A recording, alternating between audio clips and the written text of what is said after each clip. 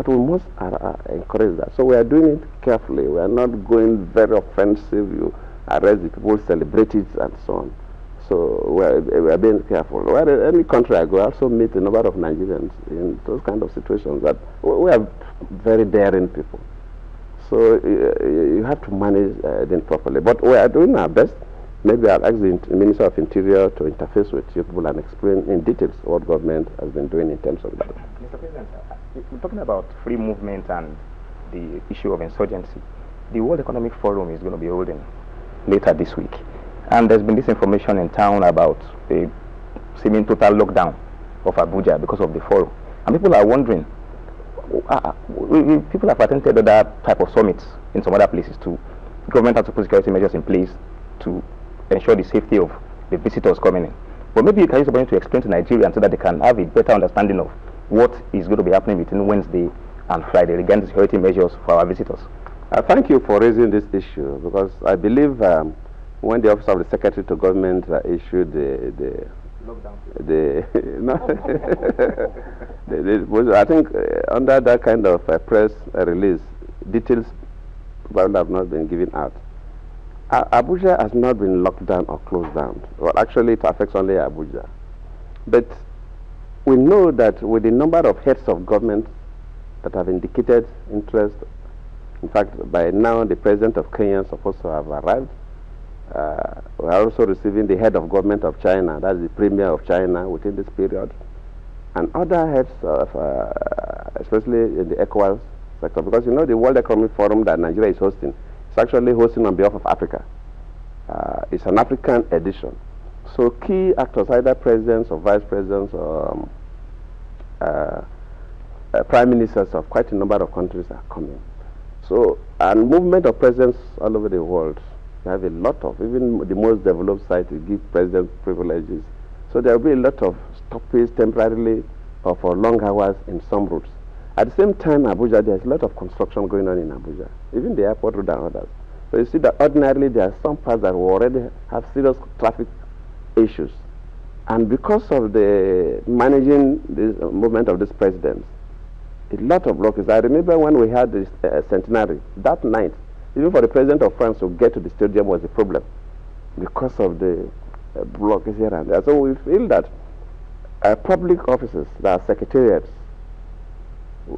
will not open for business except officers on essential services, public utilities. They must, security public utilities, they are on essential services, they must work. We also ask public schools, these schools we owned by federal government, Abuja, will all close down. But we advise that even private offices that are very busy, or where you have parents who bring people, should make sacrifice. No, in Nigeria, we make a lot of sacrifice, but at the same time, people raise a lot of issues. It's a country that people make sacrifice, no doubt about that. But when things are done, and if they are not properly explained, there is the tendency for people to raise some issues, just like you are raising. So that is to make sure that movement, we don't want to keep, somebody wants to go to the office 8 o'clock, and before you get to your office, it's 12. If your boss manages to get there before you, he'll query you. Why are you coming so late?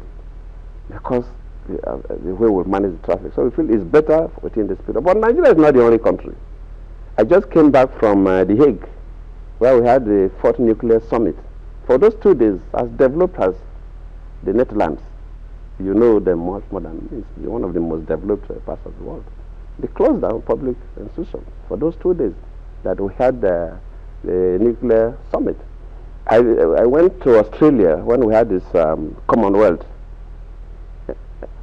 It shut down the same thing, not shutting down, but they closed public institutions and public offices and schools.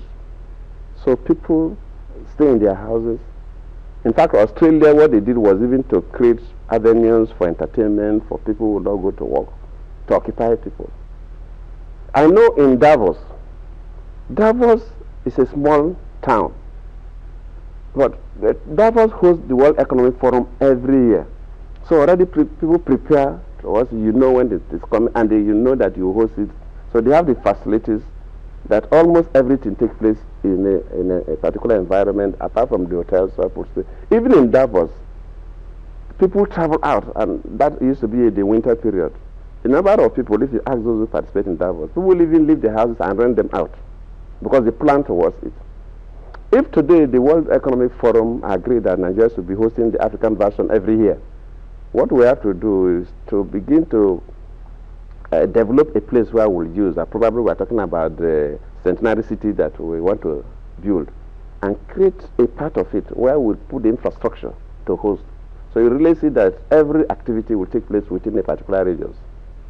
And of course, I also make sure that there are hotels there, very few hotels outside. So you'll be able to block that area and it will not affect the ordinary people. But this is one-off hosting.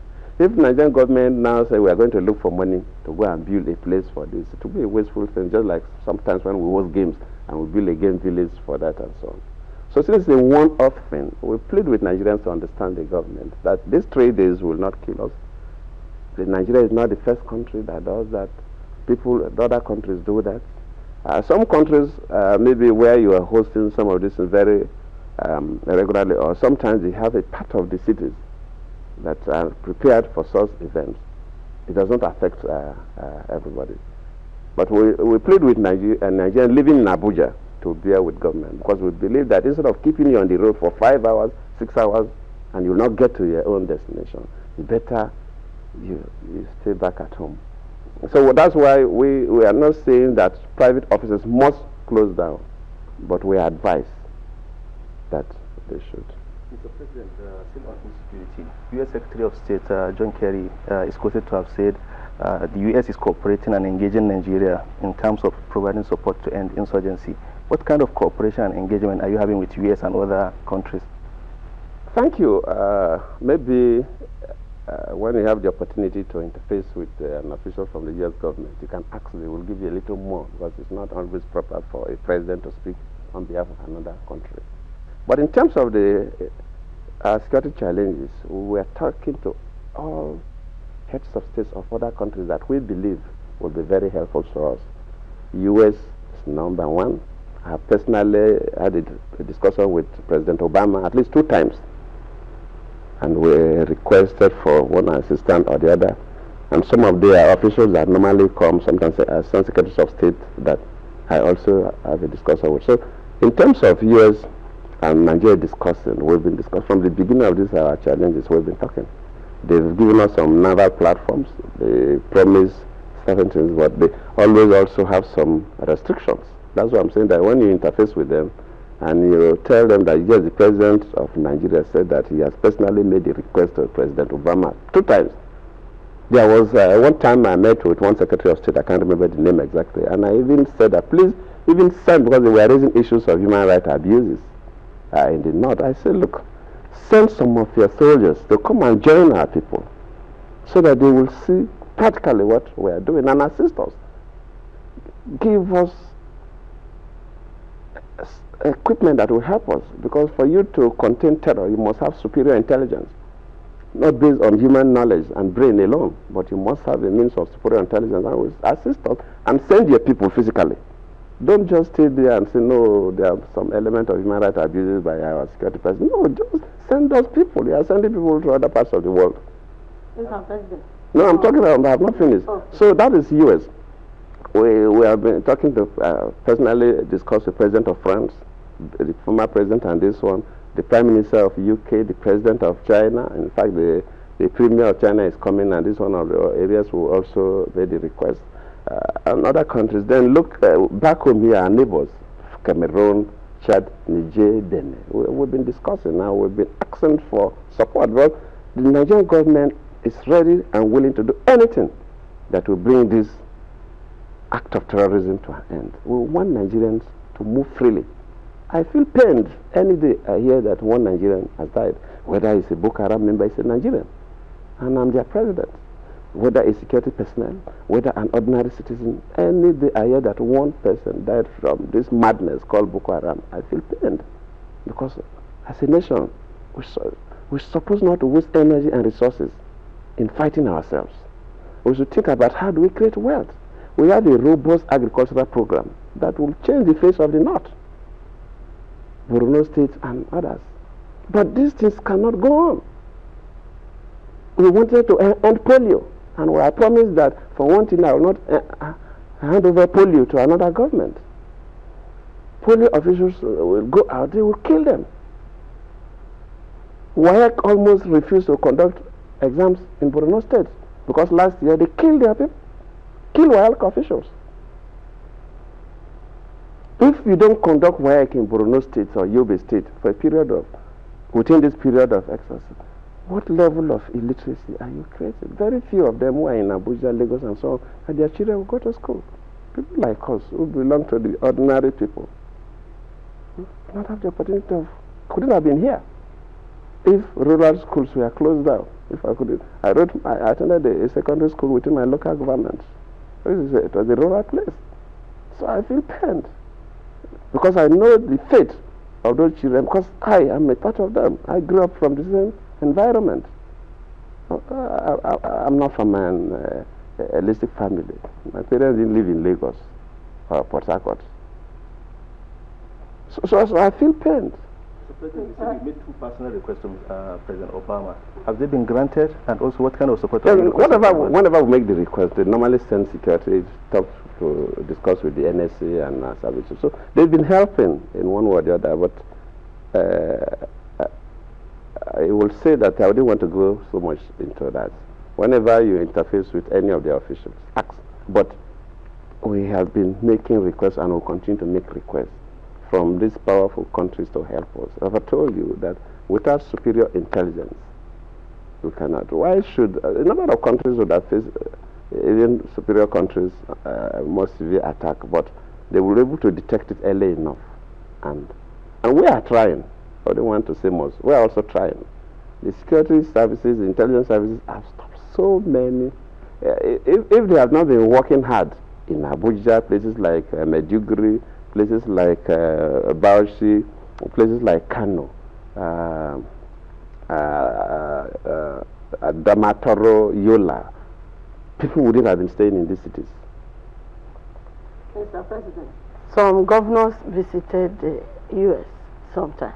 Could it be part of the partnership you are talking about? No, the visit of the visit of those governors to the U.S. had nothing to do with the partnership between Nigeria and the U.S. No, I think it's an NGO or so, but I think it's NGO that is known by the American government. No doubt about that. It's not NGO that is on their own, but it's not pure the American government. They also had a discussion with some officials of the American government. That means that the American government knew the NGOs. The federal government had no hand in that, even though our ambassador in the U.S. attended the program, but it is purely a private affair. Right, Mr. President, I know there are so many other issues to touch on, and yes, from time to time the issue of security would also come in, but yes, we're hosting the World Economic Forum on Africa, and Nigeria's economy comes into focus many times. Quite recently, there was the rebasing of the GDP. The interesting thing here is the phenomenal growth which was recorded was in the services sector. And this would not necessarily create jobs, which brings us to the vexed issue of unemployment. There are Nigerians who say, your government has talked about creating 1.6 million jobs since 2013. And they ask, where are those jobs and where is the concrete evidence of how those jobs were created? Thank you for that. I want to talk about the rebasing. I also have to thank Nigerians and also to maybe clarify some issues. When you say the economy has been rebased, some Nigerians think that overnight you move from 2 crops to 10 crops. No. It's like a farmer that has so many cattle in his farm and there are procreations going on, but you have not taken an inventory, just like a census of a country. After so many years, you now count yourself as, oh, we're 100 million, oh, we're 150 million. Before the counting, you were 150 million, but you didn't have the statistics. So you now counted it and know that you're 150 million. So the rebasing does not mean that it has added anything to us. People must know that. It's just like you have now assessed properly. Before, there are some other sectors that have been contributing to the economy of this country that were not properly captured. Even the popular Nollywood, it was not captured. Because the last time they rebased the economy, Nollywood was not a factor.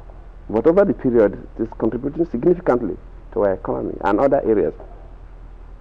if you look at it, the agri has improved from the rebates in terms of percentages and so on. But if somebody say, oh, with even the robust economy of a little more than even $500 billion, we still have unemployed people, what is happening? If you look at it within this period, we're encouraging micro, small, and medium-scale enterprises. And this is the sector that employ more people. Even if you talk about Asian tigers, that people have made a lot of wealth and reduced this unemployment situation. When I was the deputy governor of Bayelsa, I think in 2004 or so, I decided to go to Malaysia during my leave period. Not as it was not a government delegation, but I said, look, let me go and have an idea about this oil palm industry, because they came to us to collect their first seeds. Now the level they have reached, let me personally, during my private time, go to their farm, go to some of their mills and so on, and most of it are just small and medium scale. They are family businesses, let me put it that way. Most of them are family businesses. So in Nigeria, people always doubt things. But if you know that we have improved significantly in rice production, there must be farmhands that are into farming. That is employment. If you know that the Nollywood, which is not sponsored by government, when we say we have improved employment, it's not that everybody that is employed by government.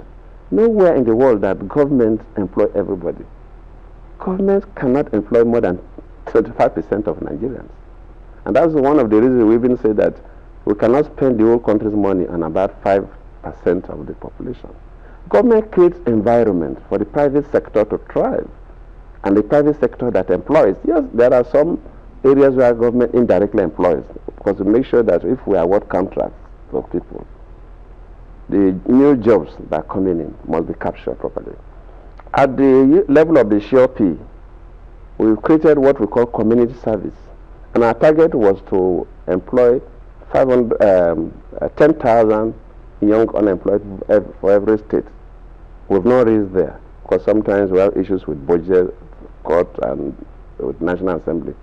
But if you go now, you see that every state, we have a number of youth employed directly through the COP program. The contractors employ. Agri, we encourage the private sector, because government does not directly get involved into agri. There was last year when we had this what we call the economic forum or so.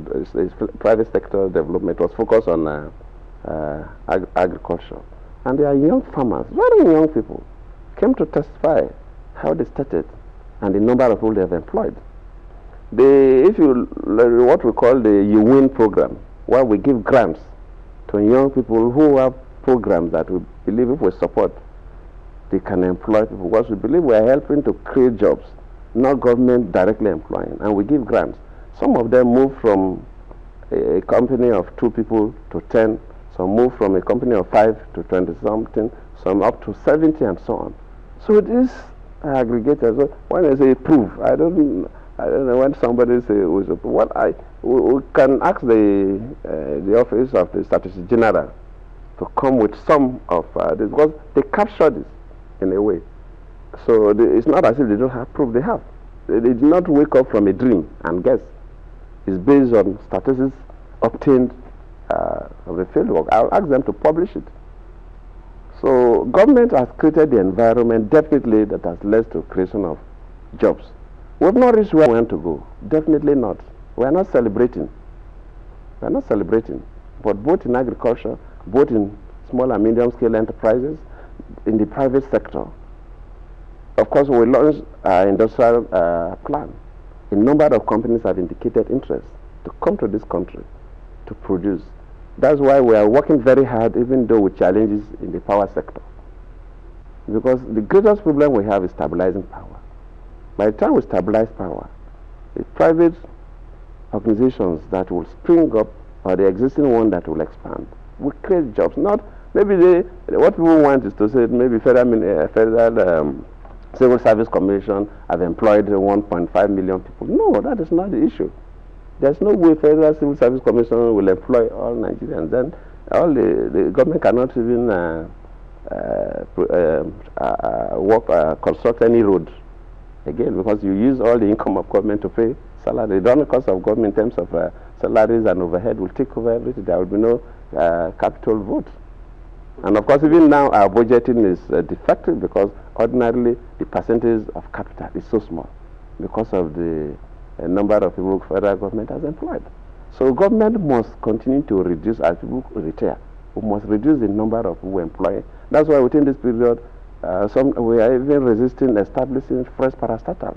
Whenever I see a bill from the National Assembly that has to do with creating a parastatal, I feel worried, I feel frustrated, because we are trying to reduce the number of people who should be receiving salaries every day, so that government should rather invest in infrastructure to enable the private sector now create the jobs that the people need. Mr. President, talking about investment, there is this excitement in the air about the World Economic Forum, the Africa version that is coming up. If you were to explain to Nigerians to actually appreciate the essence of the forum, because the excitement everywhere is for the next 4 or 5 days, that's what we'll be talking about. If you were to explain to Nigerians what the potentials are in specific terms, so that they will know that the funds going into hosting the summit is well spent, what should Nigerians be looking forward to, sir? In fact, we are quite pleased that the organizers of the World Economic Forum have agreed that Nigeria should host. Let me use this opportunity to appreciate Professor Klaus and his team. The World Economic Forum globally helps in so many areas, help countries. Even in Nigeria, it has been helping us in terms of issues of energy, issues of food, issues of health, and other related issues. And of course, you, the media people that will cover the various programs, you will appreciate it. A number of people that will be coming to Nigeria for the World Economic Forum have not been to Nigeria before. These are global businessmen and women who want to invest. And some of them now want to listen and really appreciate the potentials we have. In fact, as at this evening, because when I had a conversation with the finance minister and the supervisory coordinator of the economy, said that of course 2 people already indicated somebody about $250 million investment, and another person about $150 million investment, that they are coming for the first time, they are ready and so on. A number of people have indicated interest to come to Nigeria for one investment or the other. Yes, without the World Economic Forum, we can have investment drives that people come on their own. Countries have been coming. But this one has a global perspective, and it gives you the opportunity to address the whole world, the economic world. And some of the key players, IMF, World Bank, and others, Africa Development Bank, it gives that kind of platform for them to come and discuss about what they can do for Nigeria, what they can do for West Africa, what they can do for Africa. So even for our businessmen and women, it gives them the opportunity to know where they can even access funds, because the key actors will come and talk and you ask questions. There are different platforms where they ask questions. Heads of states and government, they will discuss about what we are doing in Africa, about our agriculture, even about our health needs, and so on. So we are going to spend some money, no doubt about that. If you're hosting the world, you must spend money. But the benefits are much more. You've just interrogated me about employment. For you to solve the employment problems of this country, you must encourage the private sector. You must encourage the private sector. For the private sector to thrive, to succeed, they must have source of funds. The greatest problem the private sector faces in Nigeria, from World Bank analysis, is source of funds. First, source of funds. Second, by infrastructure, including power. So these 2 things are key. And even in terms of the infrastructure, government is now opened, and we're encouraging the private sector to come into infrastructure. We have just privatized, and we're still privatizing the power sector. We have concluded almost the first and second phase of the power infrastructure. Also, major road networks, the wharves, the airports. So there are quite a number of areas, even in the agriculture sector. So you can't just for you to expose this to the world, you need a platform, you need a forum. And the World Economic Forum is one of the most valuable, for now, fora that any government will want to use to advertise what they have. and encourage people to come and invest. So Nigerians will benefit from it. Maximum. It is not tomorrow. It's not as if immediately after Wednesday to Friday program, the next Saturday people will start benefiting. No. It takes a gestation period. You have convinced people that yes, this is a fertile ground to come and farm. It takes them some time to take that decision, the investment decision, and begin to move down, get some local partners, or people will form for them and so on, get businesses registered and so on. So it's not as if immediately we finish on Friday, from Saturday, we'll start clapping. Mr. President, there is this complaint that even though we have foreign investors, but they again take away the money they make instead of plowing it back into the Nigerian economy. Is there a policy on ground that we encourage foreign investors to also invest in our infrastructures? Yes, some are trying. What the issue you raise is quite correct. Nigeria is one of the countries where we have no restrictions in terms of taking their profit back. There are quite a number of countries that to take profit back out of the country used to be a problem, especially countries that have the foreign reserves are very, very small. If a country foreign reserves is quite low and you allow the investors to just take their profits out, it affects the country so much. So those countries, they really money. You can invest, make your money will definitely stay there. But Nigeria is one country. Yes, our foreign reserves are not that robust. As a president of this country, I would have loved that $1 billion as our foreign reserve. The minimum I would have loved to would have been $100 billion. There are some other countries which much more. But our challenges are too much, and we're talking about 38, 40 something $billion. Yes, it's okay for us as at now, but I would have loved that we double that where possible. But because of our foreign reserves that are fairly okay, we allow that, to even encourage people to come, because a number of people are mindful about major investment in countries where they cannot take their capital to go to other places and invest, because the world is a global village. Somebody who is investing here will also want to invest in Ghana, want to invest in Australia, want to invest in this. If he has invested there and made money here, he wants to do another investment in Senegal or South Africa. He wants to move again from here to go and invest there. So I agree with you. But central bank is also doing something, but we are also mindful, because whatever we do, we have to also do, considering the fact that Nigeria is a global player. Nigeria is a leader in Africa. Now we're just talking about the biggest economy in Africa. So what some other countries are doing, Nigeria cannot afford to do because of our position in the world, because of our position in Africa. Mr. President, sit on the economy. One major problem facing Nigerian economy is corruption. You promised to set up a forensic audit on controversial missing oil money. Many Nigerians are saying they haven't heard anything about it. What is happening with the forensic audit? The missing money is now almost becoming a phenomenon in the Nigerian government. Almost every regime, there is always missing oil money. I don't want to mention regimes. There is always the story of missing oil money. As the governor of Central Bank came up and said that Nigeria lost $49.8 billion. That's approximately $50 billion. Within, I think, from the time frame he gave was about 18 months time frame between 2010, 2011, or 2011, 2012 or something. But the range of period he gave was about 18 months, not quite 24 months, and we lost $50 billion. It rattled so many people. We got calls from all over the world that the foreign aids that come into Nigeria within that 18 months period is less than 50. Sorry, the foreign aids that come into Africa within that 18 months period is less than $50 billion. So could people steal more money than the total foreign aids that come into Africa within a period of time? Even some Nigerians who have critical minds ask questions: is it possible that even the whole country are made up of thieves? But see, $50 billion is a lot of money. If you take $50 billion today, America will know it's their money. Where will you have $50 billion, for God's sake? I used to ask people, if you call the richest person, okay, Dangote celebrated as the richest person in Africa. If you ask Dangote to bring $10 billion, he may not give you $10 billion in cash. Even $5 billion would be difficult. Even the research Jews in America, the multi-billionaires in dollars, maybe drop $10 billion. I'm not sure they will give you $10 billion cash. So people mention figures that are quite frightening. Yes, a CBN governor is not an ordinary Nigerian.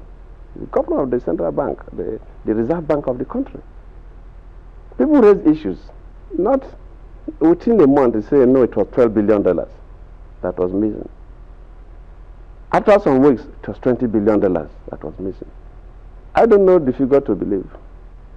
You will know. So a number of people that are talk about the terminal figure you mentioned, because the last, probably if we were still there, I could have mentioned another figure now. But because of the suspension, no other new figure has come out. But $20 billion, you ask yourself, is it easy for anybody to steal $20 billion? And people will not know. America will know, and they will tell you where the money is. I'm telling you as a journalist, go and quietly ask that. If you steal $20 billion today in Nigeria, whether one person or a group of people steal $20 billion, America will know and say, these people kept that money there. The world is so open. Why will you hide $20 billion? People cannot bring $20 billion cash to you anyway. So if you are stealing $20 billion, it must be through transfers and all kinds of networks. The Americans will say, you have kept $1 billion there, you have kept $500 million there, you have kept $2 billion. They will know. Up to this time, we are recovering stolen money from this country that people kept in different places. So the world is open, so nobody should deceive anybody. And I'm telling you that if anybody steals $20 billion, this country will know. Even if Jonathan wants to cover the day I live up, you can't even cover because it's not under my control. The global economic market is not under the control of the Nigerian government. But to answer your question directly, the audit is going on. 2, the Senate is also using consultants to look into this. At the executive level, they are also looking into it. And you have to, so they must give them time to do their clinical analysis. At the end of the day, they will tell us. If anybody takes $20 billion, of course, you will know where the money is. You must get the money. Even if it is $1 billion, even half $1 billion. Because $500 million is a lot of money. $20 billion now in this country, we will celebrate it. Still staying with the theme of missing oil money, recently there's allegation against the Minister of Petroleum embezzling public funds from private jets, and the Parliament wanted to investigate. She rushed to the court to obtain an injunction. Isn't that trying to prevent an arm of government from performing their duties? I don't think she has gone to court per se. I'm not aware that the Minister of Petroleum has gone to court to stop any investigation. But the issue of the Parliament, especially the House of Representatives and the government, is those of issues that have to be sorted out, which I even asked the Attorney General to really see how we will sort out. Because there are issues that are not clear. The Minister of Petroleum has appeared before the Parliament more than 200 times, or 200 days. In fact, some of my ministers have spent 25% of their working hours in the Parliament. No country can progress when the minister spends 24% of the days in the week appearing before Parliament. But the minister has not gone to court to stop them. I know what the information I have is that quite a number of organizations are beginning to question some of the rationale about this, the probes and probes. Sometimes you see that certain things have been politicized. Whether you like it or not, the Parliament is made up of politicians. The Parliament of any country is made up of politicians, and they play politics with whatever they have. And if you have been following the issues in Parliament, especially the House of Reps, you really see that there is more of politics than work. I had a lot of storm with them when the Security and Exchange Commission DG, they asked me to drop her. Luckily, I'm not the one who appointed her. For the petroleum minister, I appointed her. She's also from my state. So there are quite a number of issues people will raise.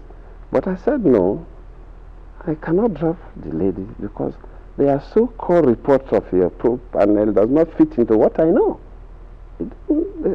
You see, the parliament of a country must also not go into what some people, I don't know how correct that language is, into parliamentary dictatorship. And I said, we try to avoid executive dictatorship. As a president, an executive president, you can do a number of things, but I must be mindful about how I use my powers.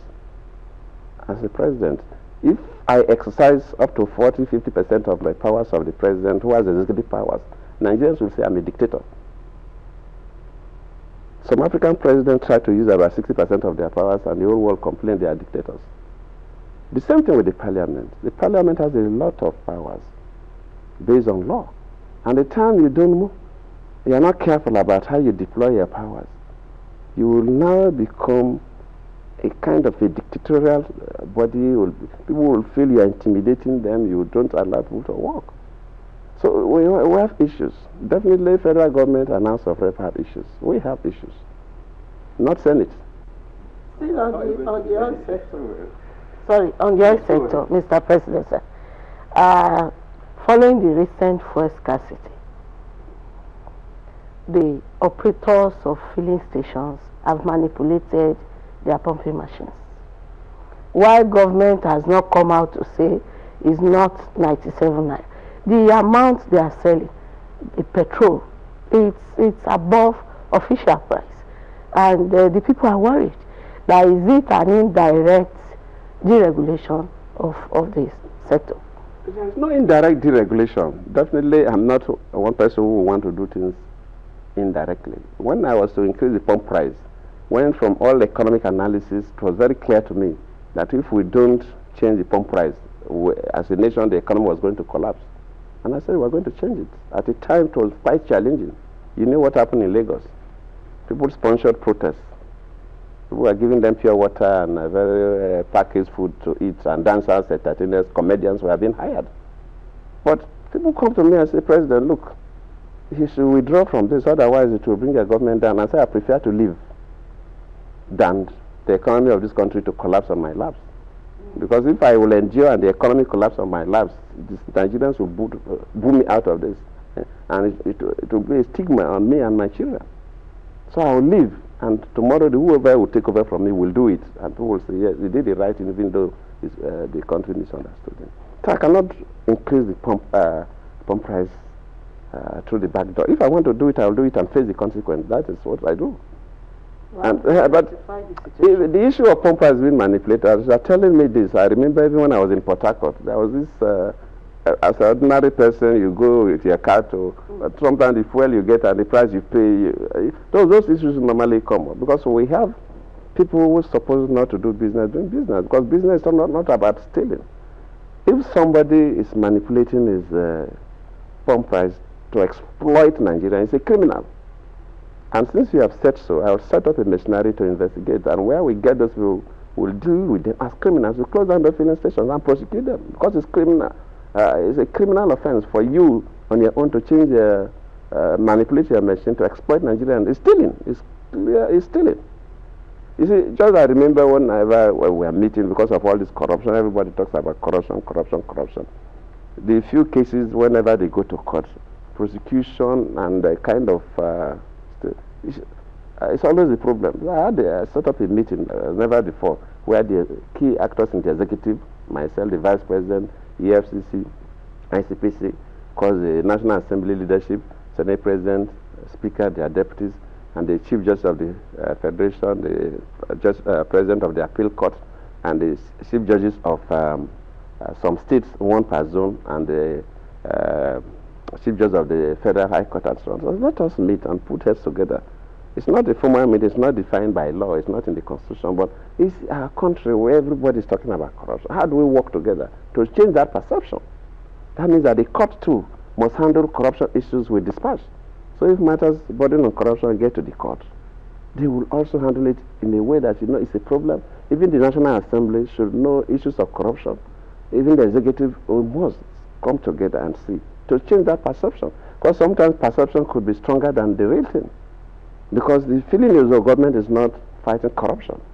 people have perception. They may refer to one or two things, oh, petroleum is this, or they refer to some few things and create perception. But I remember what the chief judge then, this is Mustafa, said, that because of this, as if that he himself was worried, the situation, oh, corruption, decided to take pains to analyze most of these case files that people talk about corruption. And then when he looked through, over 70% of them had nothing to do with corruption but common stealing, which our laws can properly capture. But you see, the word corruption is now being overused. A common thief is a corruption. So there are clear cases where somebody steals, and instead of prosecuting that as an issue of, we have thieves all over the world. They say corruption in Nigeria. The chief judge, Mustafa, said that more than 70% of those files that we talk about corruption, even some have done, even sometimes from EFCC and other agencies, that legally they are just clear cases of people who stole money.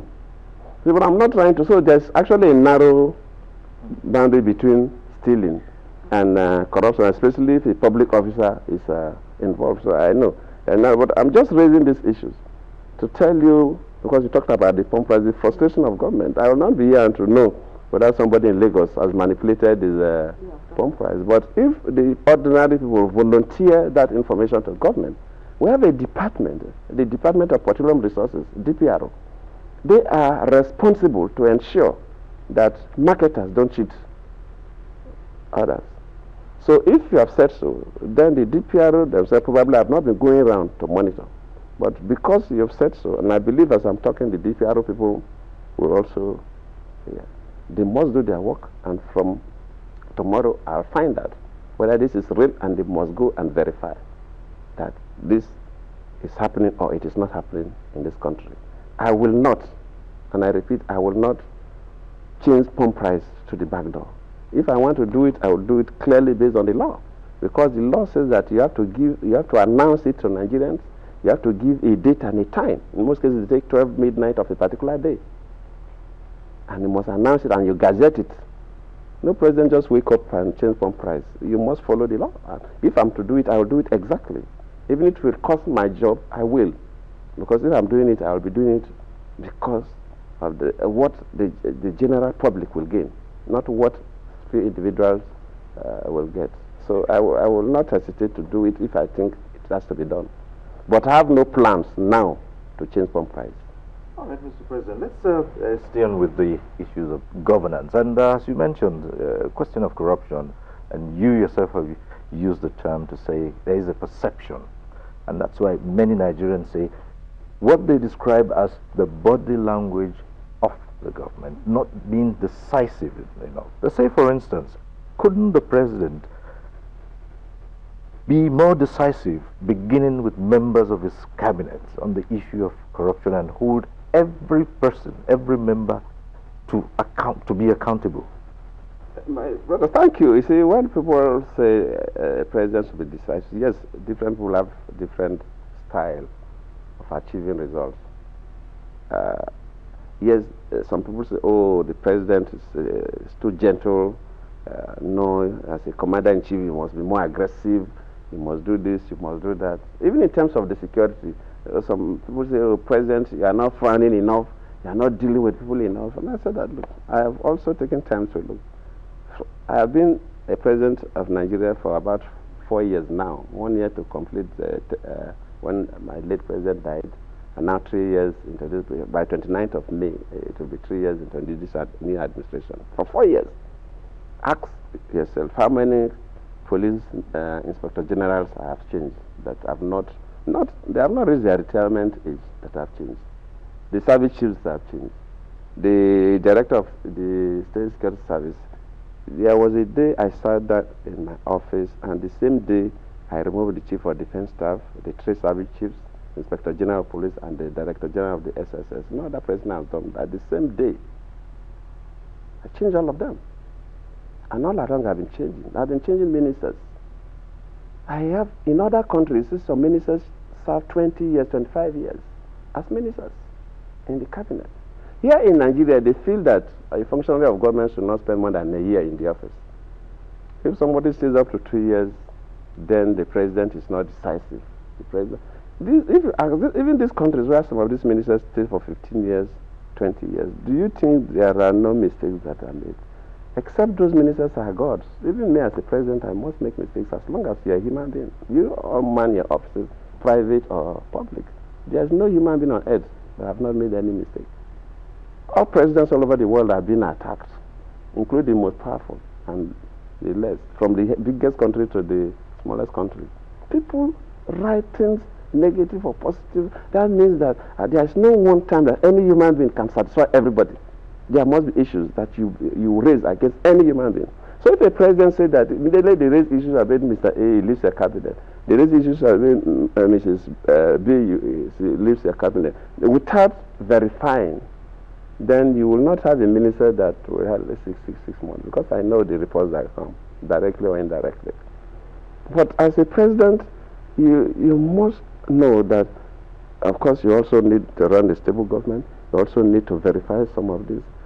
Sometimes the perception of things, and especially if some people after you, the way they will come after you from different angles, some people will even just set up a magazine or a newspaper because they want to face one human being. There is one paper that came and disappeared, one nest. From the day of that newspaper, the target was to bring government down. And in fact, it was focused on the petroleum ministry. And when they couldn't succeed, the newspaper just disappeared. So that is how vicious some people could be. So ask yourself, these countries that some ministers serve upward of 10 years, are you now saying those ministers don't make mistakes? It's only God that doesn't make mistakes. Including, which president in this world has not made mistakes? Then all presidents will resign and leave. I'm not trying to protect anybody or to conceal anybody, but I say that when things become very clear that things are not done properly, or if it is case of stealing or whatever you call corruption, most of these cases, they have not. You just mentioned to me that some people talked about jet or no jet. The Ministry of Petroleum Resources is one ministry that used to have aircraft, and they continue to have or hire, because of the activities of that ministry. Go and find out whether the arrangement they have now, the aircraft cost more than what it used to be before. They will find out. We're looking into it. But if somebody just wake up, the Minister of Petroleum hired the jet. Minister of Petroleum have always been using jets. If their own have problem, they hire. That is the ministry that always have. And so many government functionaries, both in the parliament and in the executive, I see them use private jets, not their own. Either they hire or people give them, I don't know. Which we will also look at all of them, whether in the parliament or in the executive. It's only the judiciary that they are extremely conservative people. They are very mindful about what they do. But politicians sometimes a bit not too mindful. Mr. President, maybe we look at that power sector again. When you handed over to the discos and gencos, people expected a huge difference. But it's not so. When will we share from your vision in terms of power, getting it regularly? One thing that I will promise Nigerians is that we cannot no longer go back to the days when we were generating 2,000 megawatts or so. Yes, we are not moving as fast as we ought to have moved. But one basic thing that the steps that we have taken now will lead this country to a better situation because of the privatization. I said at the beginning to move from completely public sector ownership to a private sector ownership. It's not easy for a sector like the power sector, where for now so many houses don't even have meters. So a private man trying to just estimate bills is not even acceptable. So they are making the best out of a very bad situation. We have issues of gas.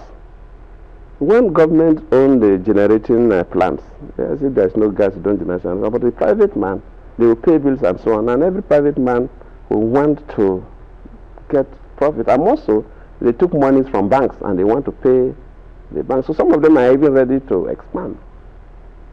And we have a limitation. So even the gas sector, we've been discussing with the petroleum ministry, we are looking for funds. And we want to see how we can get funds somewhere to invest robustly. Because private sector also are interested, but in some of this investment, government must also play a key role. 100% private sector is always difficult to get it overnight. The first problem we have is the issue of gas. So even the generating plants we have, they are not having enough gas. Then, of course, those who want to expand cannot expand because of the gas limitation. The second one is even the terms of distribution in some of these places. We are looking for money now, I think, through a loan agreement to make sure that all houses have meters. Well, the private sector that bought this, the discos, the distribution network, supposed to invest in metering these houses. But most of them borrowed money even to buy. So to go and borrow another money from it is becoming a problem. So we are looking at how do we get the meters, because people will pay back, because meters ordinarily supposed to belong to the consumer. So how do we get the money? I think World Bank and others, I can't remember exactly, but there's one of these international, either World Bank or African Development Bank is willing to give. So I can promise you that it will get better. It is slow now because of these challenges we have, but we will surely improve on it. It can never get worse than this. So President, moving to politics, we are now in May, and by May 29 it will be exactly 1 year to the expiration of your tenure. When are you going to declare whether you will seek re-election or not? Particularly with the advice from the Oba of Benin, urging you to declare. Thank you. I have always said that the issue of declaration should not even be a problem to Nigerians. It should not be a problem to Nigerians. What Nigerians should concern themselves is the issues you raise with me. How do we manage the economy of this country till 29th of May 2015? How do we manage the security of this country till 29th of May 2015? And most especially, elections are coming. How will you, as a sitting president, guarantee free and fair elections in this country? This should be the key. Whether Jonathan declares or not should not be a key factor, because now we have quite a number of political parties. But luckily, with the formation of the APC, we have two main political parties. The other political parties will find it difficult to even produce presidential candidates, while you have two giant parties. Another political party producing a president candidate who will feel that you are not even serious. They will struggle to control some states, have parliamentary positions and so on. But it's likely that PDP and APC are the people that are going to produce even the presidential candidate. APC, that is even the opposition party, have not even announced their presidential candidates, and you want PDP to the champion. PDP is the champion. The PDP, we are the person holding the belt. The cup is in our hands. The shield is with us. So we need to know the challenger. So talking about the elections, Mr. President, talk about the challenge of free and fair elections. The electoral body presented a budget of 93 billion naira for its activities this year, for the elections of next year. But the National Assembly slashed it and approved 45. And the key component of the budgetary request is about the permanent voter card and the electoral voting system. Now, would that not affect the conduct of elections next year when the electoral body's funding request has been slashed? You will agree with me that when we appointed this present INEC in 2011, in fact, we thought that we were not going to even get through. The time was so short. They came with a budget of 80-something billion that was not even in the budget. But through the cooperation of the National Assembly and the executive, well, of course, it's the executive that must provide the money. The National Assembly's duty is just to approve that you can spend that money. We look for the money. They approve that we should spend the money. Through the cooperation of the executive and National Assembly, we were able to give them what they wanted, and they did it. What I can promise Nigeria is that don't worry about budget or no budget. INEC will surely conduct the elections. And both the executive and the National Assembly will work together to see that we provide them with what is required to conduct the election. Well, Mr. President, why not putting a cap on the political issues that are being raised? We did say at the start of this program that would take in one or two questions from the social media, and people have tweeted in. And yes, so many of the tweets we have had tonight have things that you have already talked about, but there's an interesting one here from Olanrewaju Smart. It goes back to the security issue, and Olanrewaju Smart tweeted in to say grenades were found in Lagos last year. Could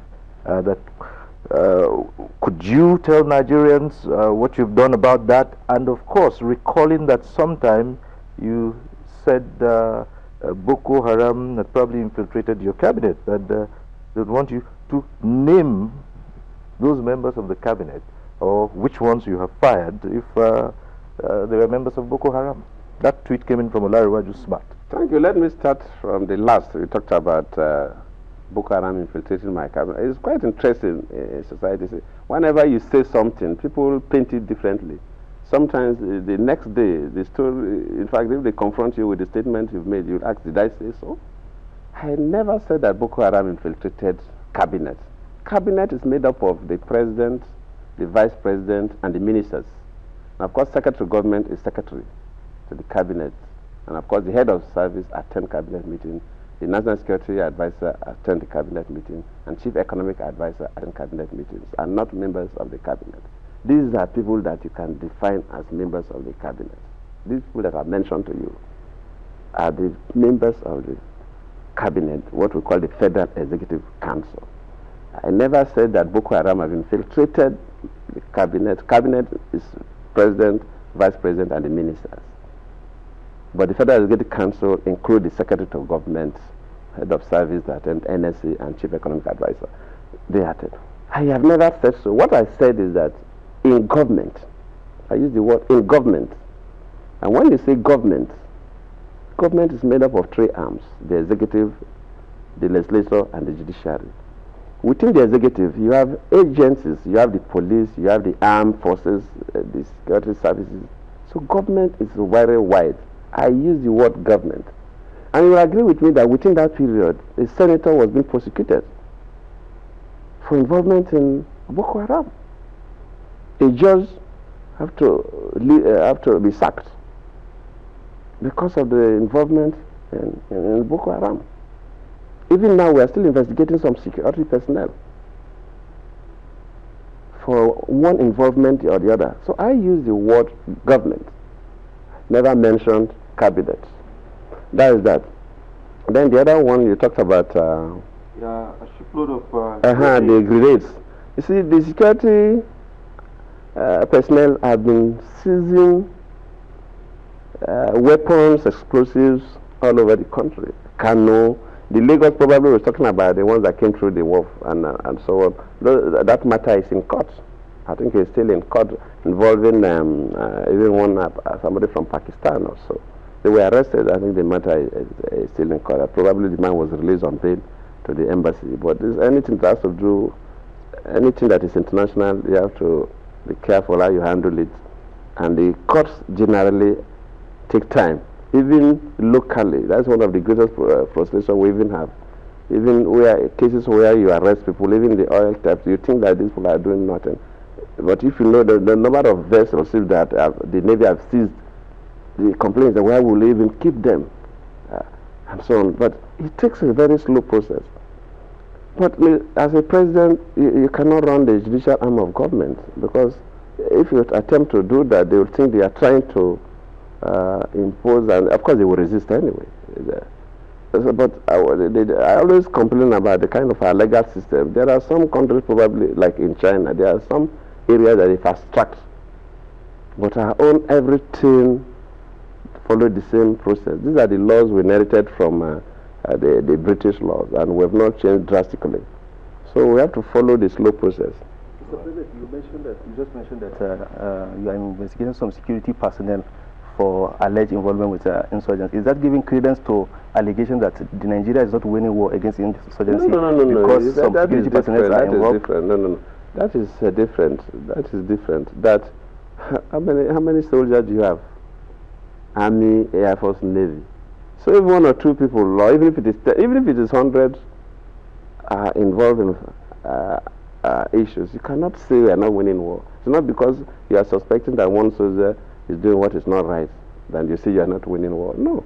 In fact, in Christian parlance, they have this, so that in every 12 we have a Judah. By I believe, Christ knew that Judah was bad, because there are some parts of the scriptures that made reference to that indicate that he even knew that Judah was helping himself with funds that were donated to the group, but he didn't even sack him. You see, so what I'm saying is that there must be some bad eggs in every basket. There must be some weevils in any basket of shrimps. But because you have one bad egg or one black leg somewhere, then you see, oh, then there's no system on earth that is good. So definitely not. Okay, Mr. President, we're fast spending time. This particular tweet will take because it doesn't go on the usual security issue. It's from Emmanuel Sunday, and this is about education, and he wants the federal government to consider including other core subjects.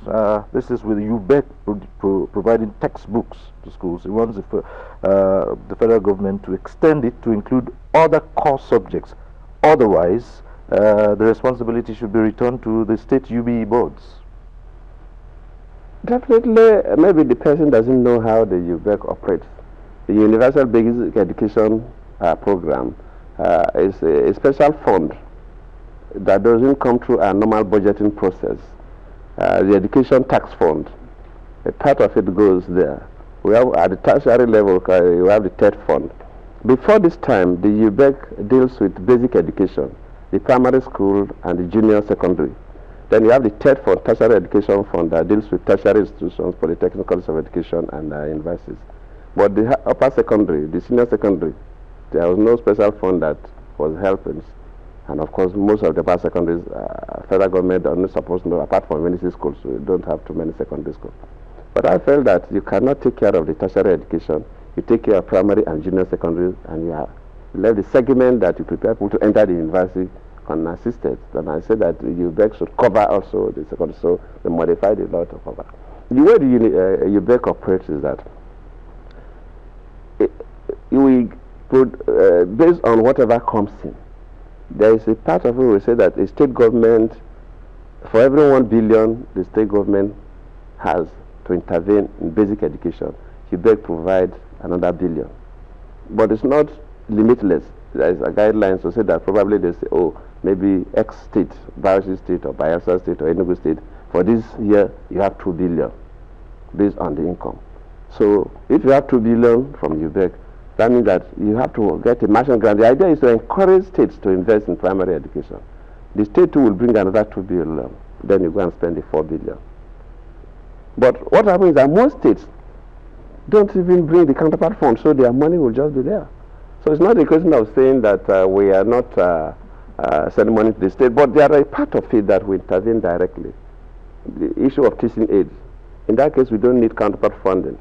We buy books about teaching aids. So if there are books that this particular person get back to him, if there are books he thinks that UBEC should buy, and we are not, let us know. I'll give the Minister of Education, so we'll buy. We'll buy it and distribute to all secondary, all the primary schools and the secondary schools in the country. I know time is Yes, so you have to. But the ASU and KWASU strike, Mr. President. The polytechnic people. Yes, it's been handled. It's quite unfortunate. It's quite unfortunate that just like we talked about security, it's only in this country where somebody will say we'll be on strike for 6 months and still get 6 months salary. When there's even an existing law that if you go on strike for 1 day, you are going on strike to demonstrate something, and you forgo your salary for that 1 day because you want to communicate to the government and the public. Party in the legislative arm of government to ensure that a mechanism is created, just as was done for you to become acting president, sir.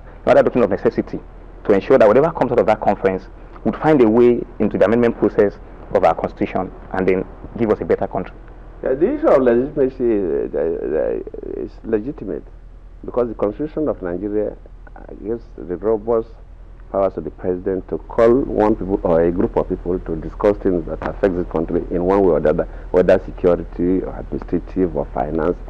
There are quite a number of bodies like that we set up to help come up with policies and programs that will help government.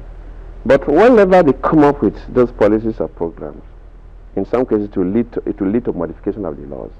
If it will lead to a modification of existing law or creation of a new law, you have to go to parliament to do that. Yes, I agree with you that maybe if you take like the Tanzanian example, Tanzania are doing a similar thing. First, there was a law to establish it. When you do that, it makes it easier, because in the first place, the law will set out the procedure and how to conclude it. But here, we looked at the whole thing and say, if we will go through the law, with the kind of parliament, especially the House of Representatives we have, you also must be mindful. As a politician, you must also know the key thing as a government, you want to succeed. If you know there's a roadblock there, how do you manage that roadblock? You cannot wait till you must approve the bump before you pass. If you need to pass through another road to solve the problem, you have to. So it's legitimate. No, there's no issue of illegality. The problem we have is that since there is no existing law, because if there's an existing law, the pathway is well defined, so it sails through easily. Since there is no existing law, which of course at the end of the day, there will be a lot of modifications in probably the constitution or some existing law. How do you get that done? That is what we have. And that's the challenge we have. It's not the issue of whether the conference is legitimate or not. No, it's legitimate. And we're also working with them. This present government is also even almost coming to an end, because after people are even asking about declaration or no declaration. That means that the government has the evening phase. So the key thing is how will the president work with the parliament to make sure that whatever we get pass through a process. And I promise Nigerians that all what we want is for all our people that we've selected to go there to agree that this is the best thing for this country. If they agree that this is the best thing for this country, the executive and the parliament cannot stop it. We'll make sure we use the ruling party is involved. And we also have other parties that are friends. And even in the opposition party, there are people who believe that the best for this country must come true. So it's not what Jonathan likes. If I influence it, it will not sail through. But if I don't influence the decision, and the conference come up with a position on anything agreed by all or majority of the delegates based on their 70% or 75%, we will push it through the parliament. That is the key thing we promise Nigerians. If we wait to get a law now, it will not come out. Well, Mr. President, no one program can take care of everything, because there are so many issues.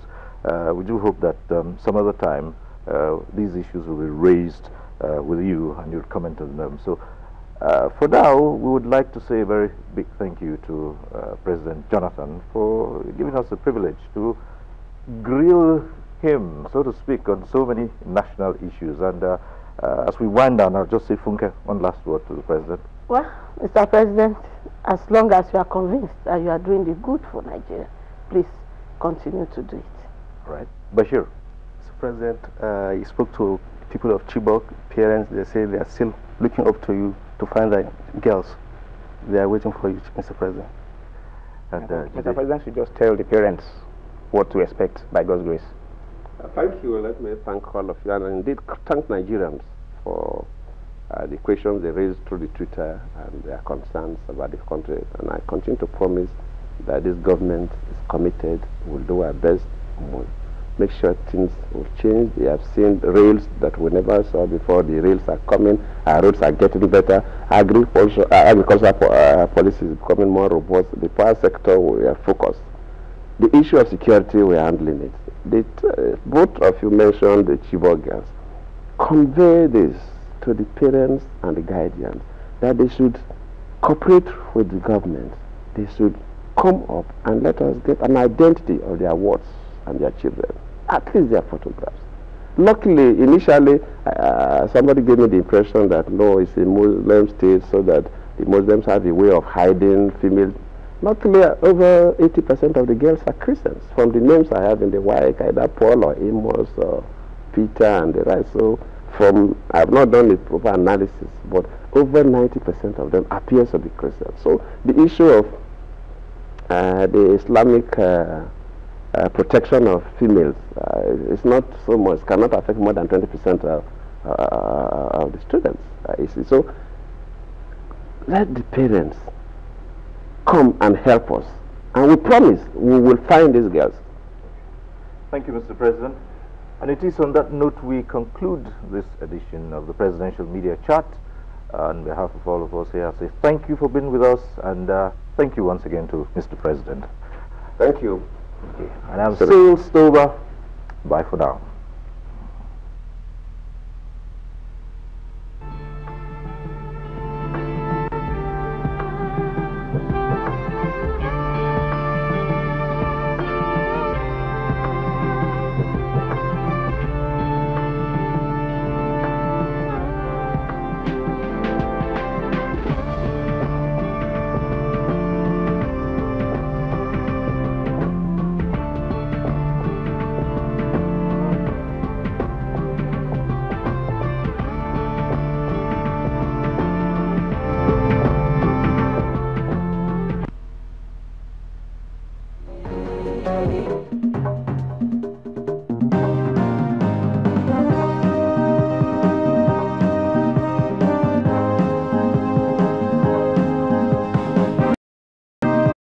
It's a shame we don't see how it can be. Oh, we need to smile at each other, reach for your brother, help one another. All we need is love. Oh, we need to honor our mother, shelter our sisters, all to existence. God's help will come from above. But first we need the love.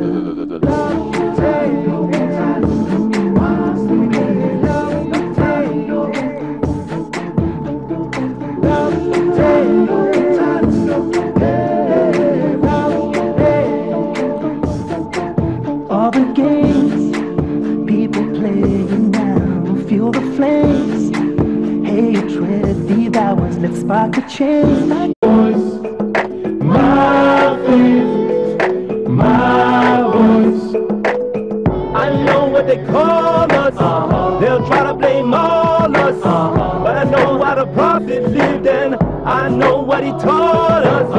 I know what they call us. They ain't trying to blame all us. I know how the prophet lived and I know what he taught us. My faith, my voice. Come on. My faith, my voice. Don't care what they say. It's my voice. My faith, my voice. This is my faith, my voice. Look.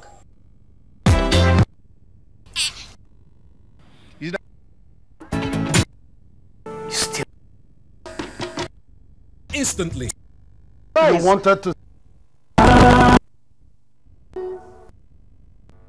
Importer, exporter, artisan or service provider, this is a great opportunity to showcase your products and services in the maiden edition of Medallion's Lagos Trade Fair 2014 in collaboration with Aulic Limited, managers of Lagos International Trade Fair Complex. First of its kind, free exhibition of wares, free entry into the venue and maximum security guaranteed. It has never happened before. There will be musical shows by top artists and comedians. Date is April 24 to May 17, 2014. Venue, Lagos International Trade Fair Ground, Lagos Badagry Expressway. Time, 9 a.m. to 12 midnight daily. For inquiries and bookings, contact Medallion Marketing Limited on 0805 102 0900 0809 639 2944. Lagos International Trade Fair Complex Secretariat on 0705 782 4301. The Nigerian Television Authority NTA, Africa's largest television network, is the official media partner for the fair. Suite and the Royal Suite, magnificent with an elegant lounge. Mealtime in a modern and cozy restaurant is a mouth-watering experience with free continental breakfast every day. But entice your palate with more delightful servings in our Chinese restaurant. At Lekki Oxford Hotels, every floor is a charming color scheme, calming nerves and reviving the spirit. Then, relax and unwind in the swimming pool or turn up in our posh gym. For all social engagement, corporate or personal, Lekki Oxford Hotels is a smart choice because we have conference banquet facilities seating 25 to 200 guests, from board meetings to social gatherings and stylish parties. Lekki Oxford Hotels, proudly managed by Thornbury, South Africa. At hospitality facilities, discover Sunfit. We offer fitness, spa and luxury accommodation. Our world-class wellness facilities boast of fully equipped gymnasium, standard tennis court, squash court, indoor and outdoor swimming pool. Sunfit offers comprehensive spa for both male and female. Our restaurant poses a wide range of international and African cuisine. Sunfit banqueting and meetings offer world-class facilities. Sunfit offers packages for corporate retreats, training, private parties, cocktail. Experience total comfort and hospitality. Sunfit International, committed to personalized service. StarTimes Extra Time promo, where 4 Toyota Yaris car must be won and 432-inch LED TVs in just 4 months. Wow! Also, 50,000 units of Video Milk can be won instantly. To win, buy a StarTimes decoder or recharge to qualify for the monthly draw. The StarTimes Extra Time promo ends 29th August 2014. Terms and conditions apply. Visit our website on www.startimes.com.ng or Facebook StarTimes Nigeria Official for more details. Introducing StarTimes Soccer Card. Recharge for 1,000 Naira and get extra free days. Go and buy. StarTimes. Enjoy digital life. Reforms into its programs for 2014-2015 academic session. Interested candidates are to obtain the forms at NTA Television College, Jos, and all NTA network centers at the cost of 5,000 Naira only. Payment should be made with bank draft in the name of NTA Television College, Jos. Completed application forms should reach the registrar, NTA Television College, Jos, on or before 25th July 2014. For more information, please call 080-37-216-725 or 080-35-941-444. Announcer, Management, NTA Television College, Jos.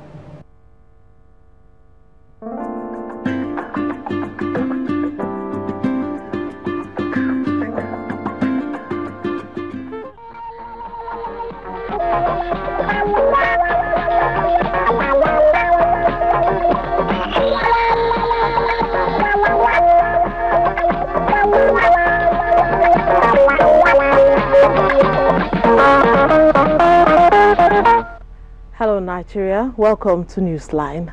My name is Becky Madujamu, and of course we have left no stone unturned to ensure that we quench your thirst for fabulous reports.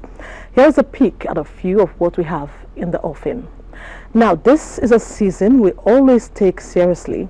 No one messes with Mother Nature's showers, but how prepared are residents of the big city, especially those who fall victim year in, year out?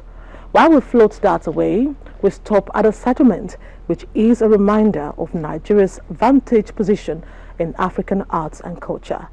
Issues to note are what obtains there now and what the way forward should be. And keeping with culture, there is a major shift in the markings on the skin in recent times. You will get a clearer picture of this in due course. Then we get to see how some distinguished Nigerians bettered the lots of their people. Someone builds a befitting abode for worshippers, while a daughter of the soil becomes a watershed for our kinsmen. In the meantime, do not miss our feature on the merits of getting married to a partner outside your place of origin, and a romantic piece on the famous 3 popular words, I love you. For a bit of reality, we examine the consequences of mob action with a view to stopping this crazy trend. There's a lot more to talk about, but I have to give way for the news tonight. Funke Oga is reading. Good to see you, Funke. Good to see you, Becky. Good evening and welcome. President Jonathan has once again given assurance that the reign of terror in Nigeria will be brought down and the abduction of Chibok schoolgirls will be surely tackled. The president stated these at the presidential media chat this Sunday in Abuja. Your big mass abduction of schoolgirls in Borno. We'd like you to take some time out and generally give us your thoughts on what's happening in the country today. Thank you, my friends. Based on your conclusion, I totally agree with you. This is trying times for this country and trying times for the world. Whenever you put on your television, your breaking news, always negative news globally. It's extremely trying times for the whole world. And as a nation, we are also having an unfair share of these challenges. But let me use this unique opportunity to thank and appreciate Nigerians for their concern and their commitment to see that as a nation, we get over these challenges. And I promise we will surely get over our challenges. Starting from the excesses of the Boko Haram, especially the last two bomb explosions in Yanya. It's quite worrisome. It's time we never expected, because the security personnel have done reasonably well. If you have the privileged information of the number of such plans against us that they've been able to frustrate, then you would appreciate them. But where you miss and one or two succeeds, and considering that lives will be lost and of course properties destroyed, definitely you'll be outraged. And Nigerians are justified if they express anger on government. But let me reassure them that we'll continue to do our best, and we'll do our best and reduce this drastically. The president also spoke on international support in tackling insurgency in the country.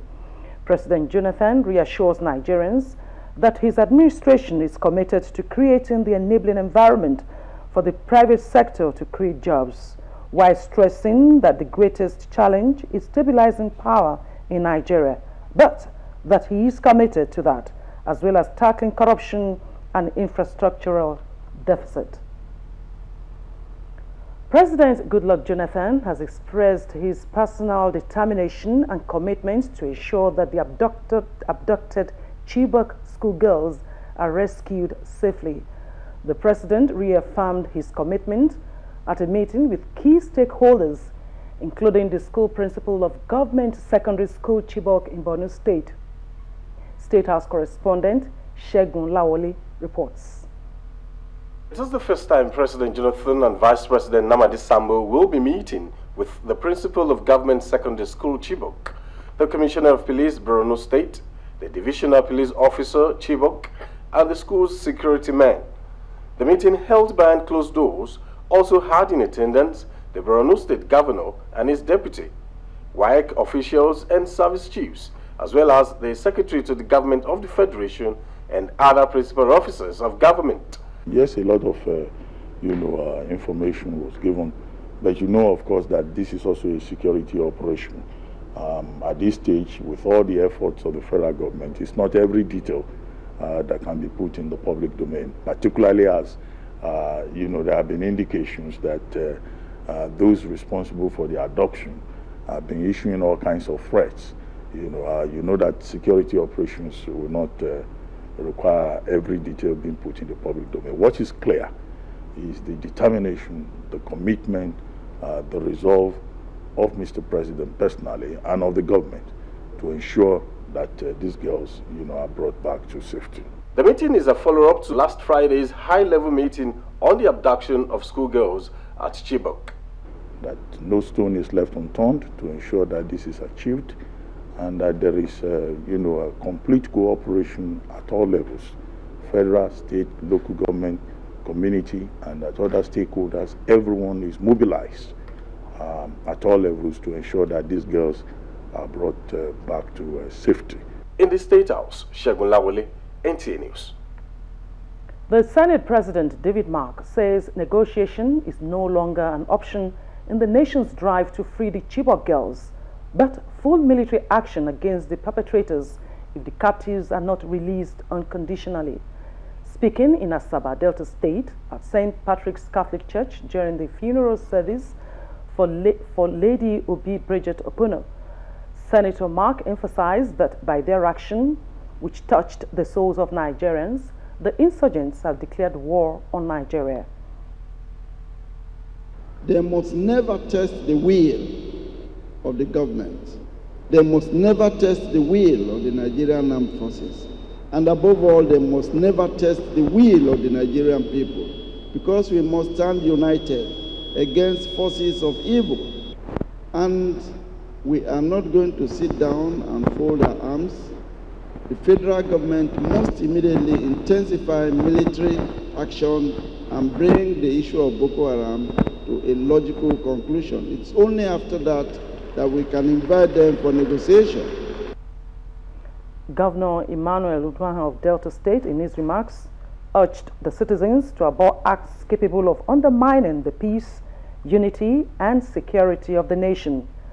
The priest of St. Patrick's Catholic Church, Reverend Father Leonard Biachi, harped on good neighborliness and peaceful coexistence as panacea to the lingering crisis.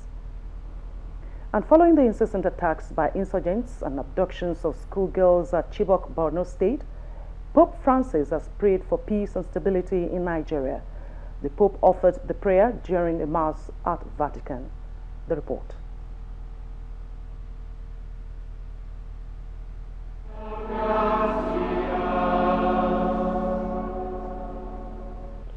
During the Mass, the Pope prayed for the eradication of poverty, diseases, conflict and war which plagues the world, especially Africa. Pope Francis III specially prayed for peace and stability in Nigeria, urging the insurgents to embrace dialogue with the Nigerian government. Et omnibus in Christo quiescentibus, locum refrigeri, lucis et pacis, ut indulgias reprecamur. The Mass was attended by more than 150,000 Catholic faithfuls, with a Nigerian family privileged to present the oblate to the Pope. The oblate is a memorial in remembrance of the finished work of Christ.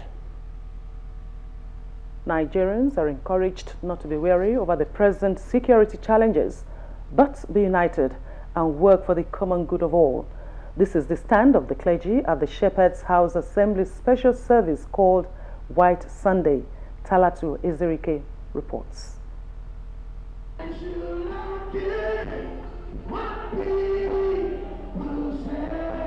In one voice, worshippers at Shepherd's House Assembly International interceded for God's mercies and healing on the nation and people.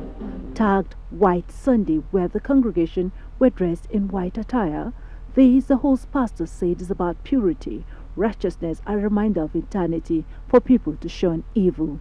He decried the increasing spate of immorality that include lesbianism, homosexuality, and even terrorism. This is a time for us to draw close to our God. Whether you're a Muslim or you're a Christian, draw close to your God. It's time for the women to arise, pray for your leaders, and pray for the nation.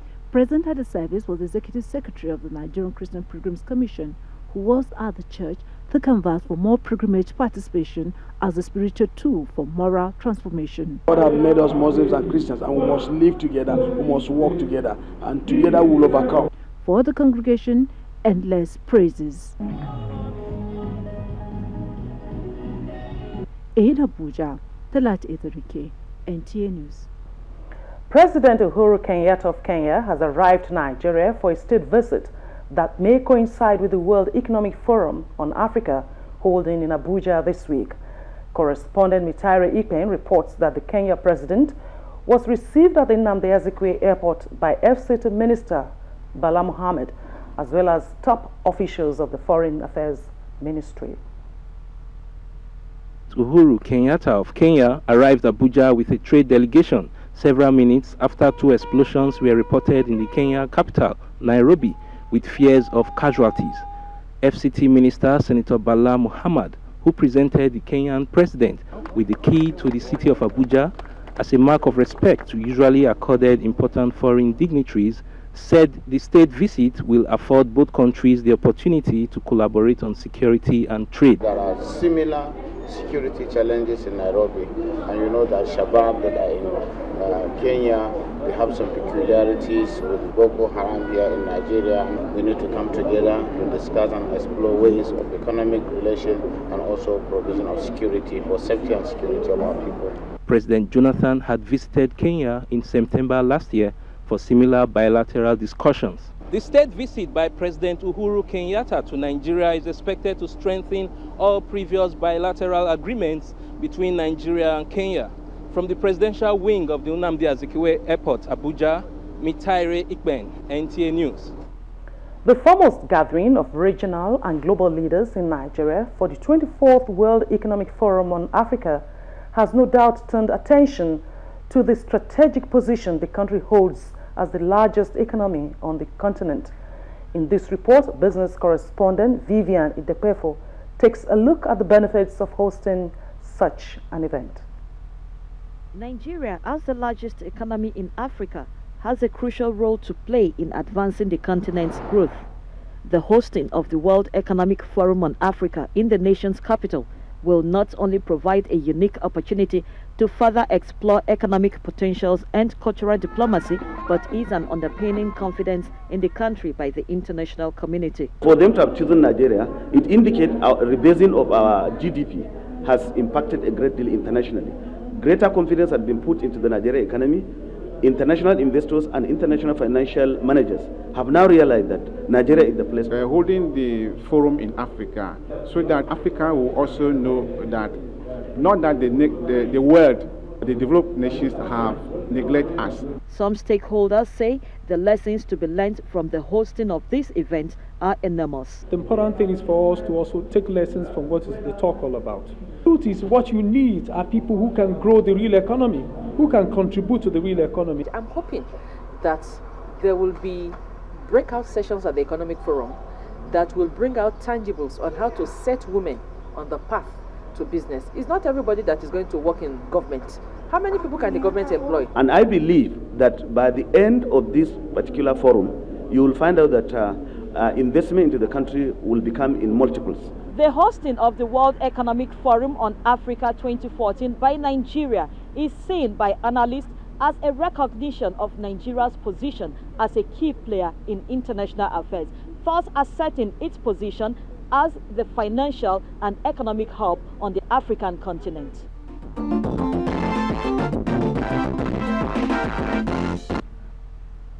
In line with the presidential directive and the desire to host a hitch-free and peaceful World Economic Forum on Africa, which takes place between 7th to 9th of May, the Inspector General of Police, Muhammad Abubakar, has directed a massive security cordon around the FCT and its environs. To this end, the Inspector General has ordered the immediate deployment of men and relevant security equipment to Abuja and the satellite towns around it, so as to ensure a safe, secure and conducive atmosphere before, during and after the World Economic Forum. A statement by the First Public Relations Officer Frank Mba says the Inspector General of Police, while appealing for the cooperation of all, assures the citizenry as well as members of the international community of adequate security. An attack by suicide bombers operating in a pickup vehicle loaded with IEDs was early Sunday fall in Damaturu, the Yobe state capital. The target of the attack has the A Division Police Command situated by the main roundabout in the heart of the town. A statement signed by Director Defense Information, Major Chris Ulukolade, said the culprit has been arrested by police personnel on duty. A total of 6 already constructed turbine containers loaded with explosives, as well as 20 liters of petrol and 11 bags of bean chaff have been recovered.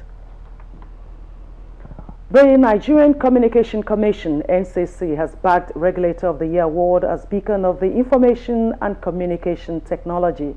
Organizers say NCC remains a regulator to beat. Ruben Okala reports. Acting over 100 million active mobile phone subscription within 12 years, it could be said that the telecom regulator, NCC, is an agency to reckon with in the international arena. it has continued to showcase Nigeria's exploits in the telecom industry outside the shores of Nigeria, including the International Telecommunication Union World Conferences. You have to have institutions that will enforce those rules and regulations, a referee on the field. And the Nigerian Communication Commission has been an exemplary regulatory authority throughout the world. The Regulator of the Year award as the beacon of ICT is the latest in the series of awards. Regulator of the Year, SEC. Of all regulators, you see that SEC can now back and bite. For the first time, we've seen a regulator sanctioning people and following up with the operators paying the fines. The Director of Public Affairs, NCC, Mr. Tony Ojobo, who received the award on behalf of the Executive Vice Chairman, pledged that NCC will remain proactive. The Commission will keep striving to ensure that we remain the best regulator of telecoms in Africa, and also ensure that Nigeria remains at the forefront. The telecommunication industry contributed significantly at the recent rebasing of the nation's gross domestic product (GDP). Ruben Okala, NT News. The Minister of Information, Mr. Labaran Mako, has expressed concern about frequent communal violence by ethnic groups in Nasarawa State. The minister made this remark while commiserating with the Abaga of Tony Chiefdom, Dr. Sylvester Ayim, over the recent communal violence in Iga. Mr. Mako condemned the incident and sued for peace. Responding, the Abaga Tony, Dr. Sylvester Ayim, who thanked the minister for the visit, called for stiff punishment for offenders to guard against impunity in the country. The minister also paid similar visits to Egon, where he preached peace, tolerance, and love among the ethnic groups in Nasarawa State. We believe we must put peace and peaceful coexistence above politics, above every other thing. It is the foundation of success, and we believe that we should allow God to prevail in all we do, in all we seek. We should put God first. And it's very important that every community should engage their neighbors in matters of peace. In his remarks, member representing Kokoma West in the Nasarawa State House of Assembly, Mr. Danladi Jatau, buttressed the call for peaceful coexistence in the state.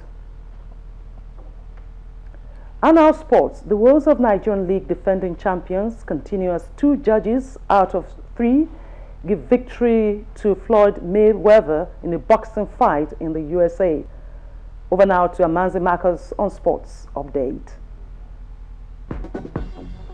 The Nigeria Professional Football League is now in week 11, but week 10 matches were decided nationwide midweek, with Kano Pillars and Heartland playing in 1-0 draw in Kano. Correspondent Ali Adamu reports that stakeholders of Kano Pillars are sad with the paltry 10 points earned by the defending league champions in 9 matches, while the technical advisor of Heartland is satisfied with the away draw. Whatever the result, let it prevail. They can come to win us, but let it be prevail like the British League, EPL. No home, no away. Home advantage is the field and your spectators, not the officiating. As the European League season gradually winds up, clubs are either celebrating titles won or crying over titles already lost.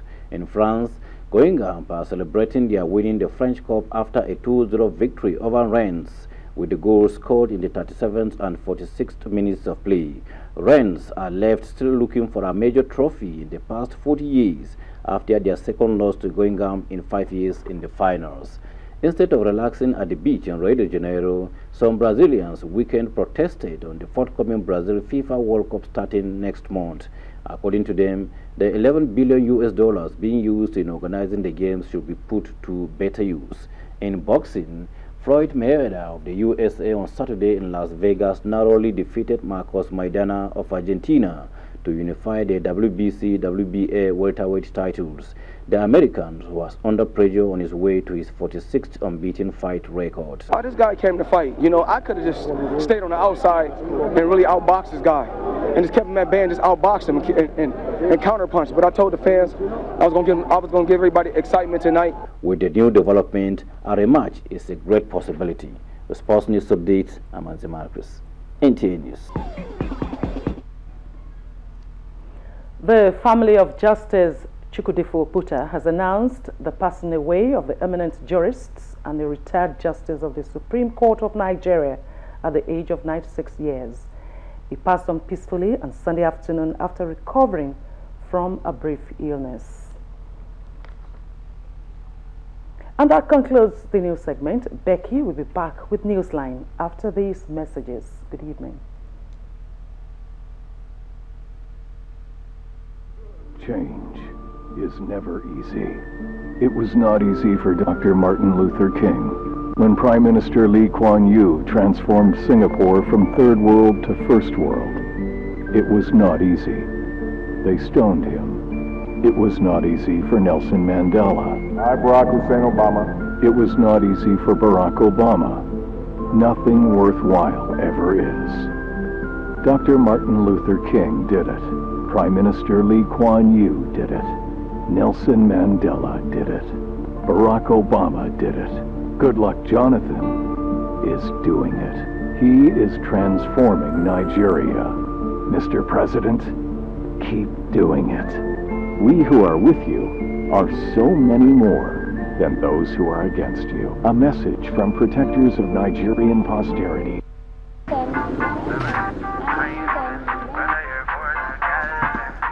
Are you a Burna Boy fan?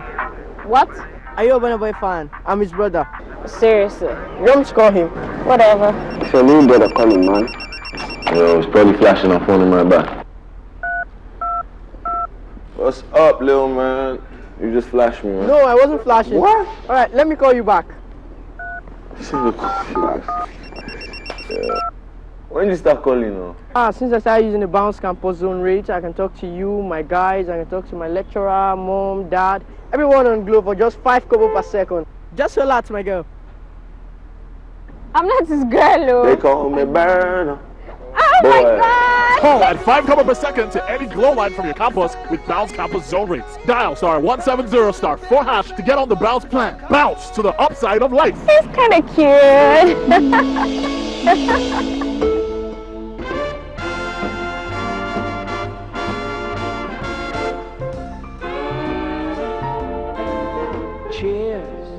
Stubborn ring around the collar, the muddiest baseball uniforms.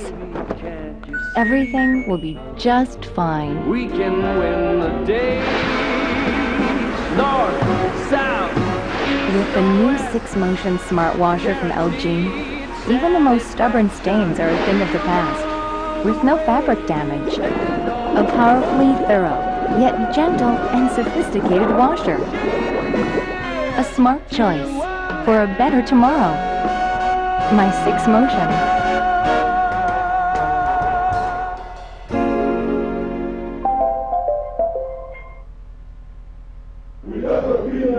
We are outside the State Court of Appeal, where a landmark judgment will be delivered today in the case of the state versus malaria.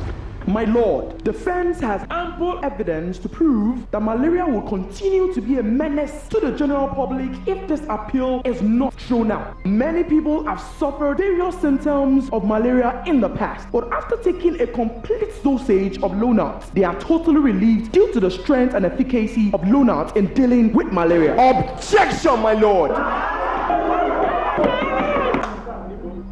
This is my judgment. Malaria is a dangerous killer, and Lonart is very effective for dealing with malaria. You have lost your appeal. Remain imprisoned in Lonart custody. Lonart, a quality product from Green Life Pharmaceuticals Limited. If symptoms persist after 3 days, consult your doctor. Ladies and gentlemen, welcome to Ghana. Please remain seated and ensure your seatbelts are fastened. You can now turn on your MTN mobile phone data to enjoy a browsing rate of 5 kobo per kilobyte with MTN One World. Thank you. Absolutely. Browse like home with MTN One World. Surfing the web from any MTN operating country costs the same like home. Enjoy affordable rates when you call and send text messages. Terms and conditions apply. MTN, everywhere you go. We've been bringing the best quality ingredients together since 1870. Here is our premium malt drink with an international appeal, full of vitality, enriched with pure vitamins and minerals. A rich blend of water, barley malt, sorghum malt, hop extracts, nourishment, and low sugar formulation. Amstel Malta, the low sugar malt drink. Be the best you can be. Welcome back. Pandemonium, agony and lamentation are some of the adjectives that best qualify the reaction of some residents of Lagos whenever it rains heavily. So far this year, the rains in Lagos have been accompanied by strong winds and thunder. In March and April, such thunderstorms caused so much havoc to buildings and other structures that left the people helpless and frustrated. Do Nigerians know what to do in the event of natural disasters? This was one of the questions on the mind of Jennifer Igwe when she went on an assessment tour of some affected areas. Rain and thunderstorms usually send shivers down the spine of Nigerians because of the damages they cause. Some residents of Umba Street in Ajegunle, under the Jeremy Felodu local government area of Lagos State, like many other parts of the megacity, are still counting their losses, licking their wounds, and gripped by fear as a result of the rainstorm that ripped off their roofs and robbed a few of the structures they live in. Augustine Chibututu and his neighbors, for instance, were with their families in their homes when the roof of a two-story building, 2 houses from where they reside, crashed into their boats. People, they were all inside when the roof landed on top of our own building and then destroyed the building, destroyed everything, fall upon the people, but luckily nobody died. Something just told me to, bend. Immediately I bent. I saw the part of the zinc entered my house straight inside.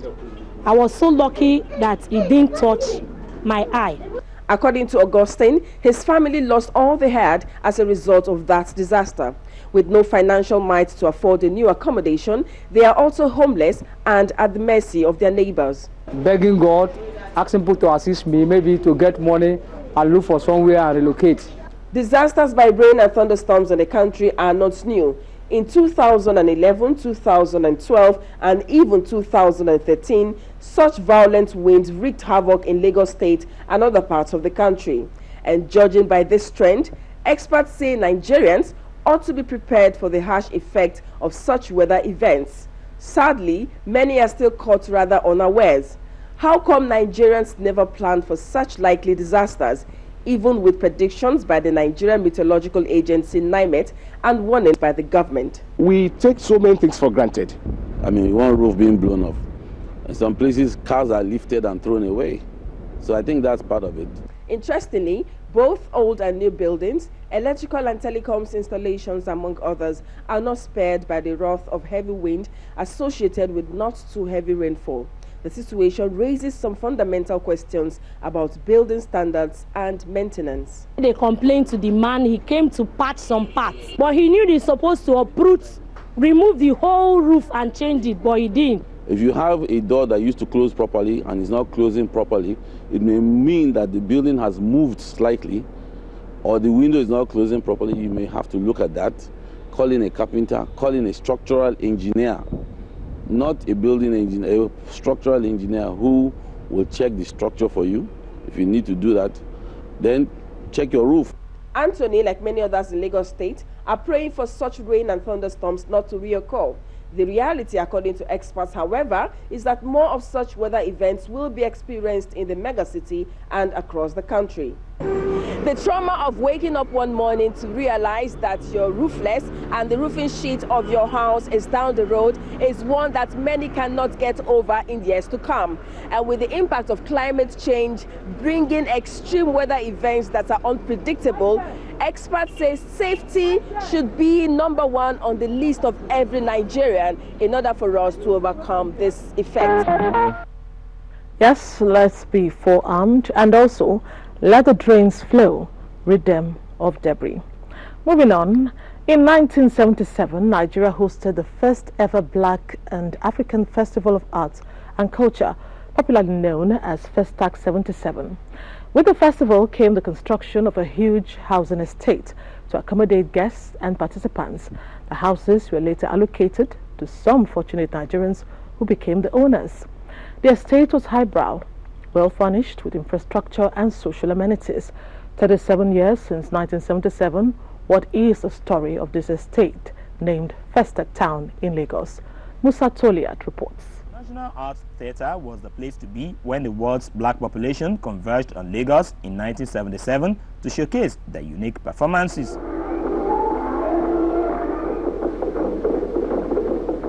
Prior to the hosting of this festival, the need to invest in an enduring housing scheme for Nigerians was a preoccupation of the military government at that time. This led to the construction of a festival town, a massive estate in Lagos comprising of 5,000 housing units and 7 major avenues to cater to the accommodation needs of the more than 45,000 visitors expected at the festival from various parts of the world. After the festival, the federal government allocated the houses and landed properties to Nigerians who participated in the ballot and won. The dream of owning a property at the exotic Festac town became a reality for them. When we came here in 1977, 78, we referred to this place as a little London. Many people were itching even to come to what they call a paradise. They call it a Nigerian paradise. Somebody like me, graduating from the slums of Mushi to Festac, is like getting into a new land. 37 years down the line, how far so far with the exotic Festac town with its well-paved roads and functional infrastructure? The fire stations, yes, we have them, but they are just by mouth. There's no light, no good road and other things. The once serene and safe community is now insecure due to unchecked influx of people with no business into the estate. You don't know where they come from. They are not our children. So if they can help us to gather those type of children and rehabilitate them. This apart, the well-planned layout of Festac town has been distorted by shanties that are sprung in every available space. Residents now face a huge problem with sewage disposal, among other challenges. We have 7 pumping stations in Festac. Unfortunately, all this broke down. Who is to be blamed for this dilapidation? Executives of the Resident Association say the Federal Housing Authority is to blame. FHA, Federal Housing Authority. It is a federal government concern. I sympathize with FHA here. A section that used to have 20 staff, 20 planners, has only 2. Efforts by Newsline to get reaction from the accused proved abortive. Festac town is located in the Amu ward of in local government area. The local government collects taxes or what is called rates from the residents. What does it do with the money? Officials of the local government declined comment, which this resident gladly offered. The local government are supposed to be doing all these things, but I can't feel the impact, so I will tell you the truth. It is on record that the federal and state governments have plans to provide affordable housing to all Nigerians. With the Festac town experience, however, what many Nigerians are asking for now is the strengthening of the Federal Housing Authority so that it can adequately maintain federal government estates across the country in order to avoid massive infrastructural decay. At the same time, they said residents should make extra efforts to ensure that they take good care of where they live. Something should be done to restore the lost glory of Festac town. The residents must join hands with government to achieve this. We've always boasted on this program about Nigeria's cultural heritage, which without a doubt is very rich.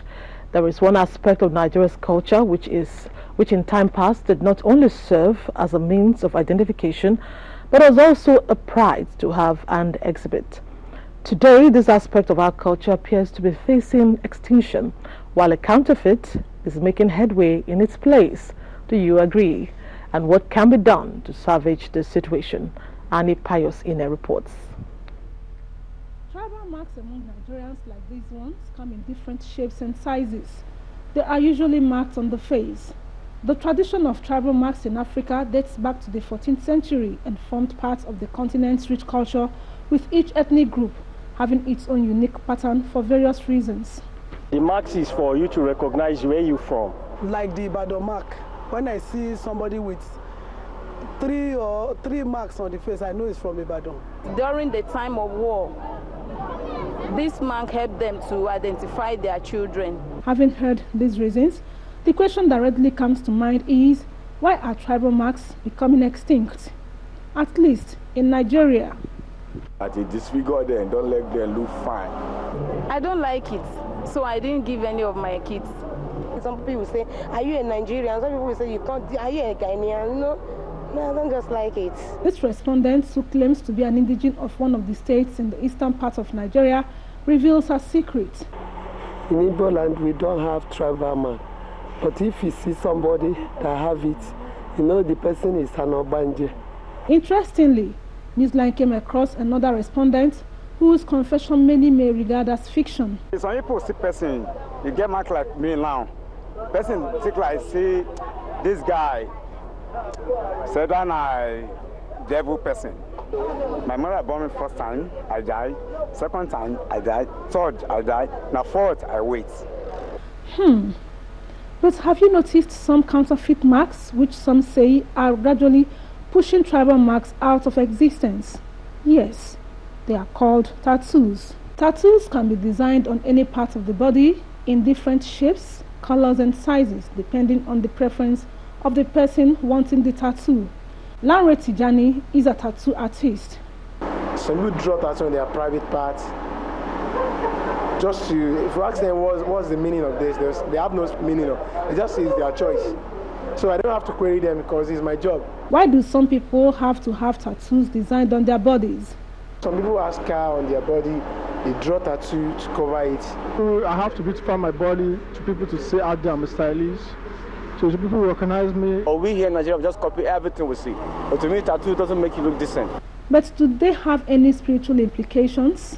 According to the Muslim rights, it's not good. It is forbidden. He stated clearly in that book of Leviticus 19:28 that we should not put anything like tattoo in any part of our body.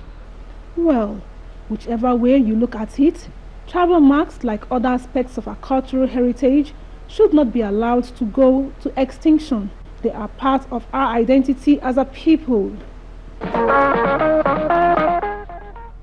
Well, as long as one is aware that a tattoo may last forever and can live with it without qualms, go ahead. But I think it's wiser to have a temporary one for starters. You never know if you will have second thoughts later. Moving on, women love to drive cars. That is the truth. They know and can operate all the accessories in the car. That is also true. Now, when the car develops a fault and breaks down in the middle of the road, the woman becomes totally confused and helpless. At that point, she realizes that she does not even know how to open the bonnet of her car. The truth is that most, if not all women, believe that maintenance of vehicles is the exclusive preserve of men. Is this true? Ifoma Ojinta in Abuja went to town to sample opinions. Most women, it is often said, care less about the maintenance of their vehicles. Women are also said to be unmindful of the need for daily routine checks of engine oil, water and tires before starting their cars. More often than not, they leave the responsibility of going to the mechanics to the men folk. Cars are like human beings. Sometimes you will just, maybe you are sick, but you go to hospital and check if something is wrong with you. You understand? You go and service the car to give the car more life, give the engine more life. NTA News visited the Apo mechanic village to clarify from the mechanics on who patronizes them the most.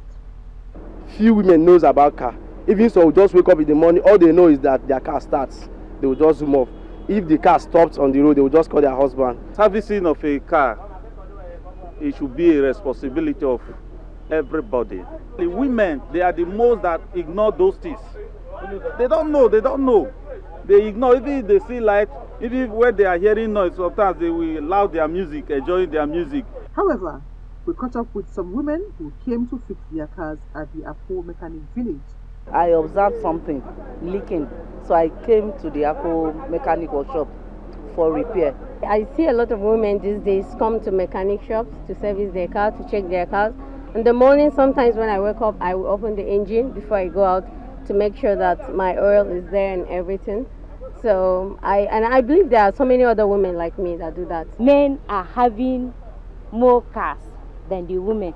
So that's why you see more men in the mechanic village or in a mechanic workshop than the women. Different strokes for different folks, one may say. However, car servicing is essential for car owners irrespective of gender for efficiency and safety.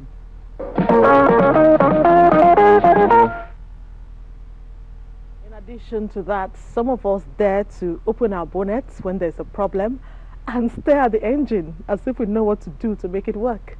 What can I say? Thank God for men. Have you ever had a headache or fever and you just go swallow an analgesic or anti-malaria tablets without prescription from a doctor or pharmacist? That is what is called self-medication. I am guilty. But the truth is, self-medication can have dire consequences. So why do people engage in self-medication, and what can the consequences be? Cecilia Okeke in Gombe has been searching for answers.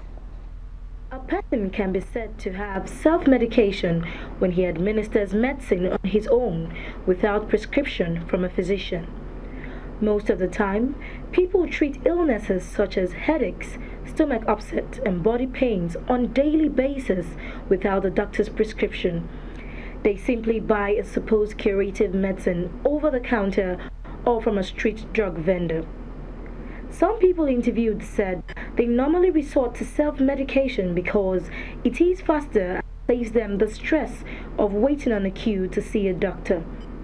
Others said they feel there is no need consulting a doctor when they know what health challenges they are suffering from.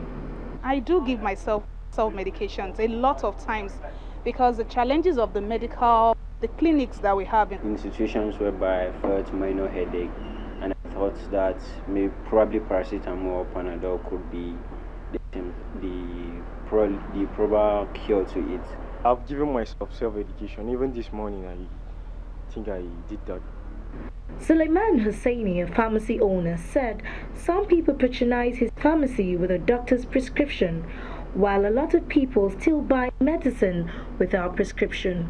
When you compare the percentage of those who came with a prescription and those who came without prescription, here where I am, those who came with a prescription are more higher than those who doesn't come with a prescription.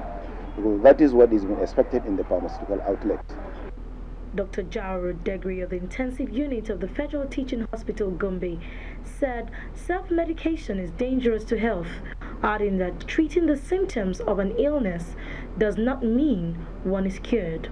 For somebody to take a drug, it means that you must have been seen, examined and diagnosed to have a condition for which you need to take that drug. Dr. Degri therefore advised people to seek medical help and prescription for treatment rather than embark on guessed treatment, which sometimes leads to death.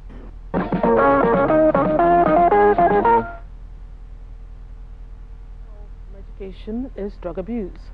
Let's stop abusing drugs. We are not doctors. A word is enough, as we know. What intertribal and inter-ethnic marriages can do for Nigeria is part of what is coming up next, and how Nigeria is being hailed abroad. Stay on the line. Let me introduce you to my guys, my crew, my friends, the gifted ones. This is Burna Boy, extremely talented, a ladies' man, and gifted. Next up, Flavor, international star, great instrumentalist, and gifted. And then Wajay, the soul diva, beautiful, an angel's voice. and gifted. And last but not least, Bez, super musician, great style, and super gifted. How do I know they're gifted? It's simple. I gave them the gift myself. With the Glow Gift Data Plan, it's easy to do and it's quick, with unlimited packages for cell phones, pads, routers, and laptops. You want to know the easiest way to get gifted? Smile, charm, but best of all, be best friends with a Glow man like me.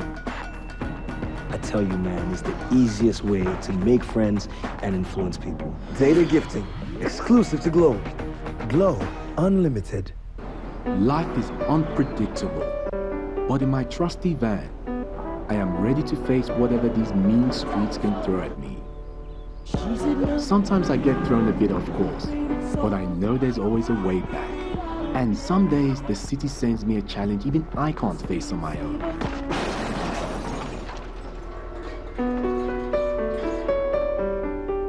And that's when I need Leadway.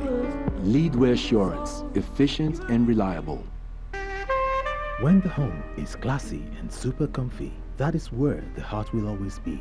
At Samvic, we make your home the best place to be.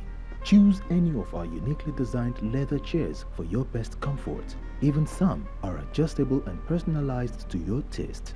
Classy dining sets in wood or glassy finishing. Elegant beds for sweetest dreams. TV stands, center tables. At Samvic, you get exquisitely designed and top-class furniture products. Come and let our experienced staff help select from this range of exotic furniture. Samvic Furnitures, 19 Sanusi Fafunwa Street, Victoria Island, Lagos. Telephone 01 3424 341, 070 4620 4859 and 070 4620 4858, or email us at samvicsfurniture@yahoo.com. Samvic Furnitures, the leader in leather. Can you see it the way that I'm feeling? The happy moments make happy days. Good always happens with Gino.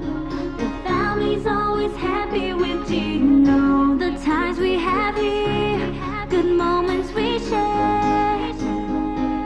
Gino truly cares.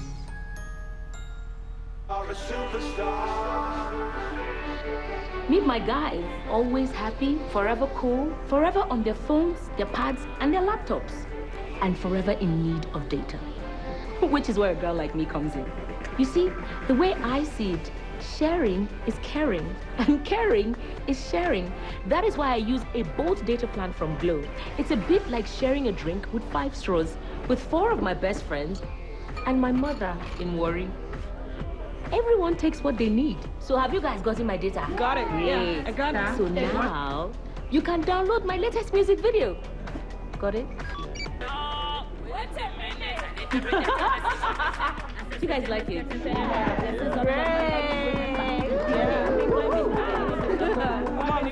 Please, let's keep the track out there. Love it. Love it. Share a Glow Bolt data plan with up to 5 friends. Glow Unlimited. Thanks for staying on the line. He made a vow to God and has kept it after years of planning. The managing director of News Agency of Nigeria, Imani Boro, has dedicated a church in his hometown in Delta State in honor of his mother, Mrs. Agnes Uwoma Ukese. Ima Okondo reports. The church goes to the United Believers Mission Pentecostals, and because she will serve as a pedestal to serve God, the inauguration and dedication was performed by the mission's General Overseer, Augustus Oraibo, a ceremony that attracted the Movo community people, chiefs, family, friends and supporters of Olorogun Imani Boro, with his senior brother Bishop Kolumba Niboro and sisters, and the site engineer. The donor tells of conceiving the project when he was senior special assistant media and publicity to then Vice President Goodluck Jonathan, and could only just complete it because of time, space and money, but has become, as it is said, all is well that ends well, as he raises a hymn in supplication to God, and that the good Jehovah blesses the good desires of all.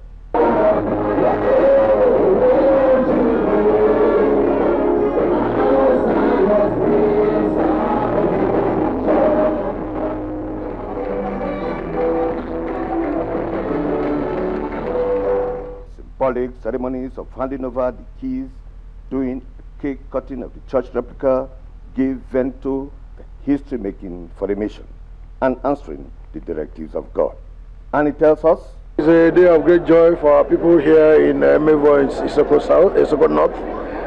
We just dedicated this chapel that God helped us and inspired us to build.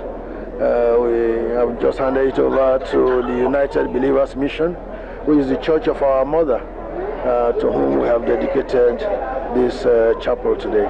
So to others who were witnesses. From what has been done today, we perceive more people will take example from him and do more to promote the work of evangelism, the work of the gospel, the work of Jesus Christ. It was a pleasant surprise when he intimated me with what God had put in his spirit to do. The Lord spoke to him. He had actually promised that he would build God a house, and his schedule was so hectic he couldn't do it.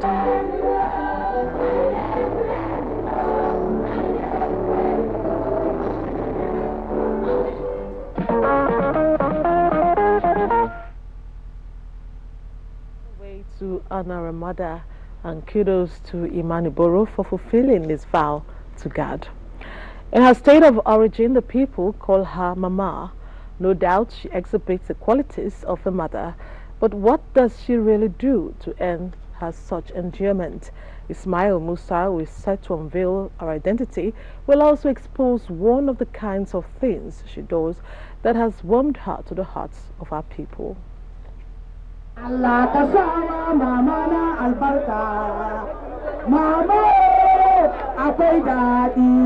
is not every day that you get to see this magnitude of people in Taraba State, except during political rallies.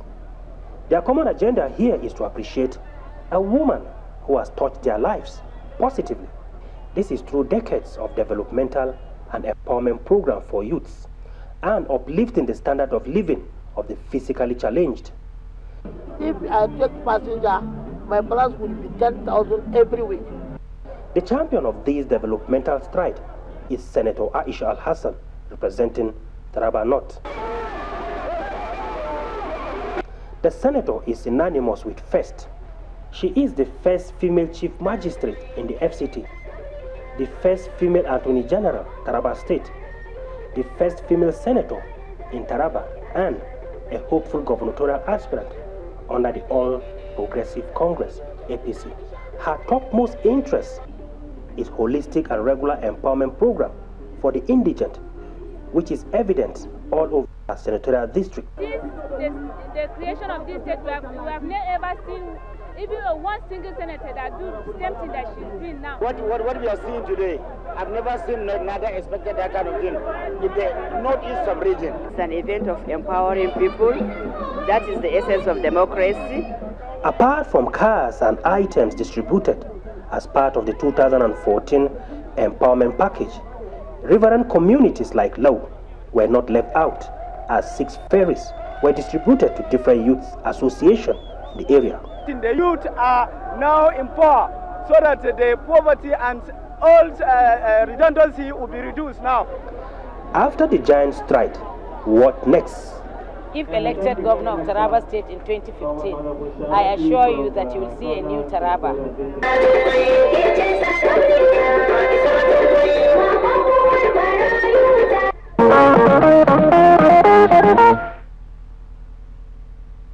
Well done to Senator Jumwe Alassane for empowering her own, a true representative. On to the next. In faraway Massachusetts in the United States of America, Nigeria is being celebrated. Adeyemi Omojola Fatoba reports that students of a liberal arts institution for women called Mount Holyoke College celebrated Nigeria's rich cultural heritage. What is most interesting, Adeyemi says, is that the performance were mostly Americans. Let's see it. There are American students with some of them from other parts of the world, but interestingly, they learned and performed the songs, the drumming and the dance in Yoruba language to the admiration of all.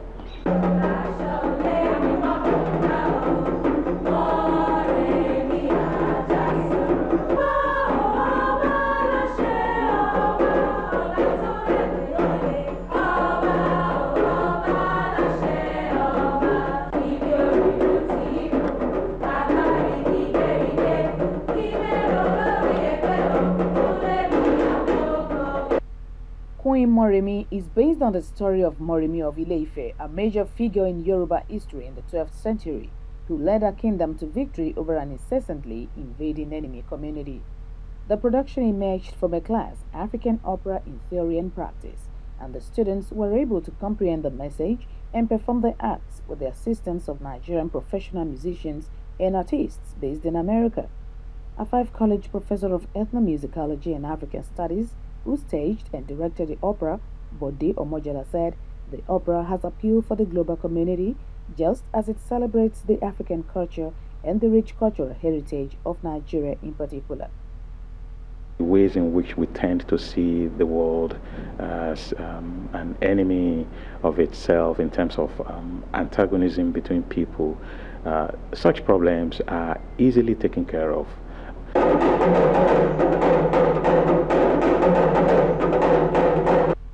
Sheila Chukwulozie and Tito Kolawole took part in the opera. As a Nigerian, you also want to find a way to sort of express yourself using the skills you learn. Learning to take, I guess, my culture more seriously and seeing that it's a craft. Alison Gramo is one of the lead singers and she sang her favorite. Mashe Dani Lejo, Kamabada Lejo, Oshuonti Abawon Pako Nikasima Won Pabo. A professor of African history, Joy Bowman, and the lighting director for the opera, Laura Dobbin, have this to say. Sing in Yoruba, dance, drum, and act all at the same time. I can't believe it. It was just amazing. I just want to know more. I want to know more and go see more theater, more music, especially listen to the music.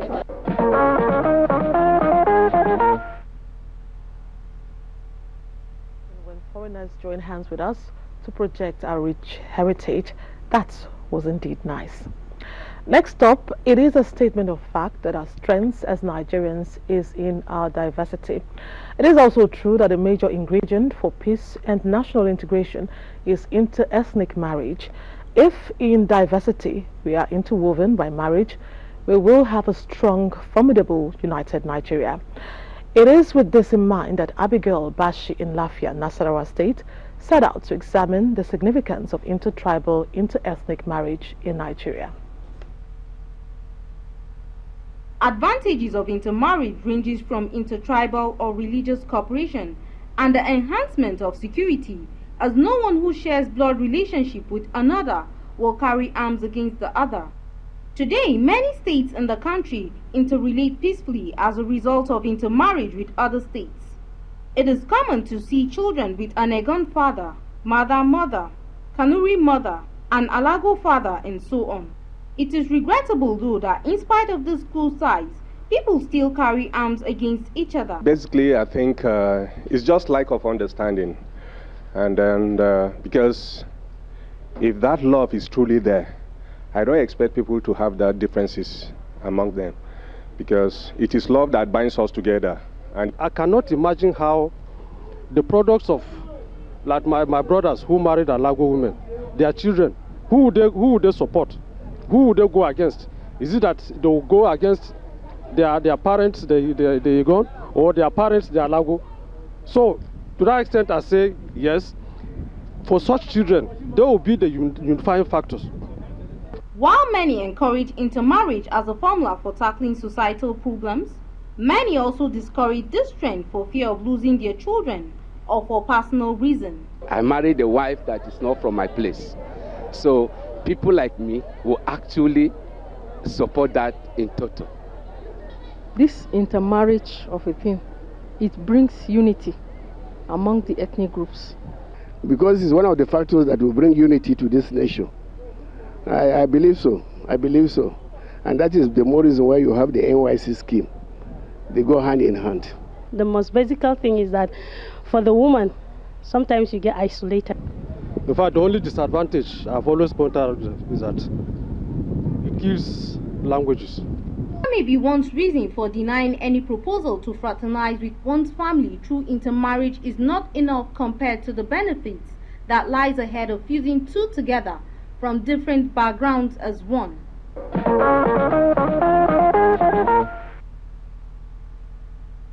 should not be an issue when it comes to love.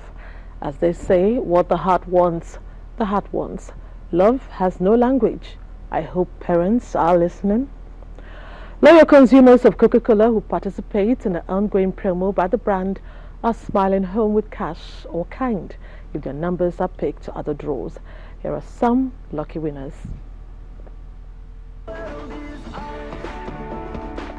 My name is Andre Blaze. Welcome to the 2014 Coca-Cola FIFA World Cup Consumer Draws. Everyone's a winner, like these guys over here can rightly tell you. Babatunde and, of course, Ido, who have both won PlayStation 3s and home theater systems, presented to them by Rohannes Rani from Flying Dove Limited. Good work, guys. Over here, we have the lovely representatives from KPMG, Ms. Olanike Olakonle, thanks for joining us, and of course, the National Lottery Regulatory Commission, Mr. Mudiaga Igbede. Mudiaga, thank you very much. So, Victor and Ido, your job today is to spin these drums first, and then take out one entry from each of the drums, totaling 6 for the first set of draws, where we're going to give 6 people an opportunity to see the World Cup.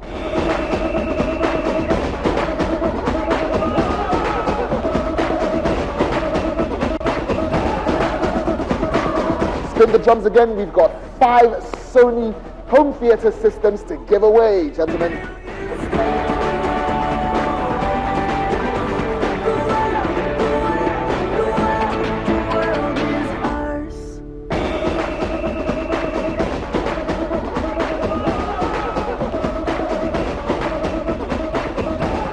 This last is for the PlayStation 3.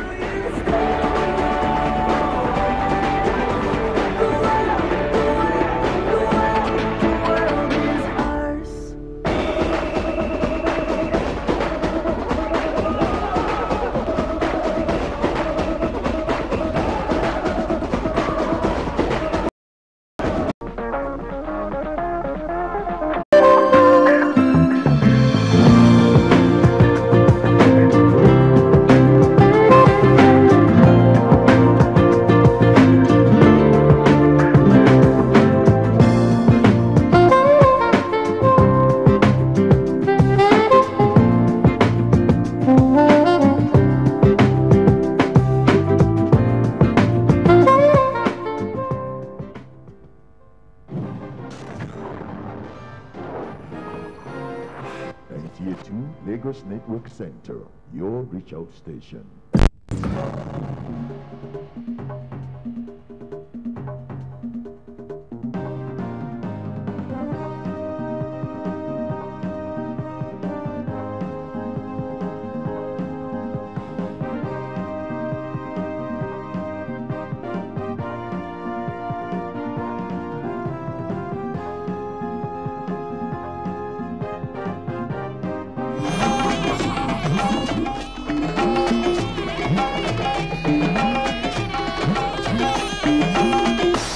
This is the network service of the NTA.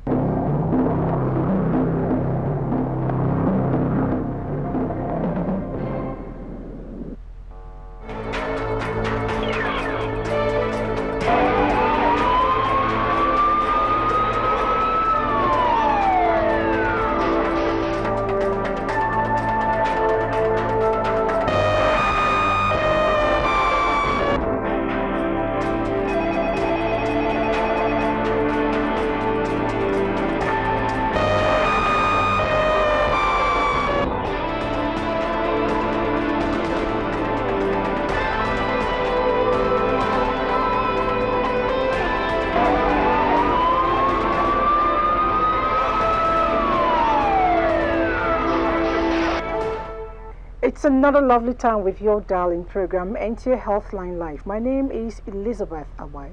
Now, a lot of times we have argued that man is what man thinks, and thinking simply means your mental state. It becomes imperative then that we make sure that our mental health is in order. That will be our focus for today, and I have specialists at the house who will be guiding us into what it takes to stay balanced upstairs, if you want to call it that. Join me as I welcome Daniela Herit. You're welcome. Thank you.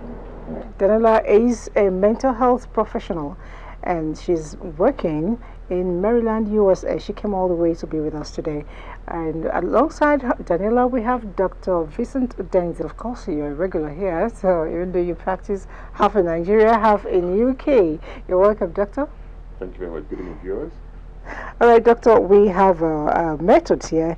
Much as we'll be talking deeply later on in the program, we have emails that came up within the week. Let's see if we can do justice to them. The first one came in from, he didn't write his name, but he says, "Good day, Doctor. Please, I would like to know if it is advisable to use cannabis in my meals, that is food, because I was told that it is medicinal and very nutritious too." Okay. Yes, cannabis does have some medicinal properties, but it's strongly advised that you do not include cannabis in your food. There are studies that have implicated cannabis in likelihood of developing a psychotic illness, especially when you smoke it. So I would suggest you do not put cannabis in your food. The big question to ask yourself is, why would you want to put cannabis in your food? What exactly are you looking for? What's happening to you for which you want to put cannabis? And if you probably see a professional and give them details of how you're feeling, you might realize that there are other medications that you might give to you to do exactly that which you're seeking, rather than putting cannabis in your food. So I would strongly advise that you do not put cannabis in your food. Okay, now, is there any time anybody can actually use cannabis for anything at all? Yeah, we do know that there are some preparations that ladies use for their hair that contain some cannabis in it, as hair for treatment of hair. But again, once it gets to the point where people start to put in their food or smoke it, it's not advisable. So I would strongly advise that he does not.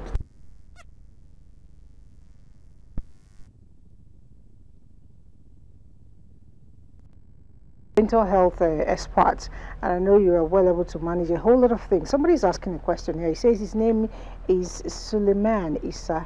He says, "I am 20 years old. How can I control anxiety?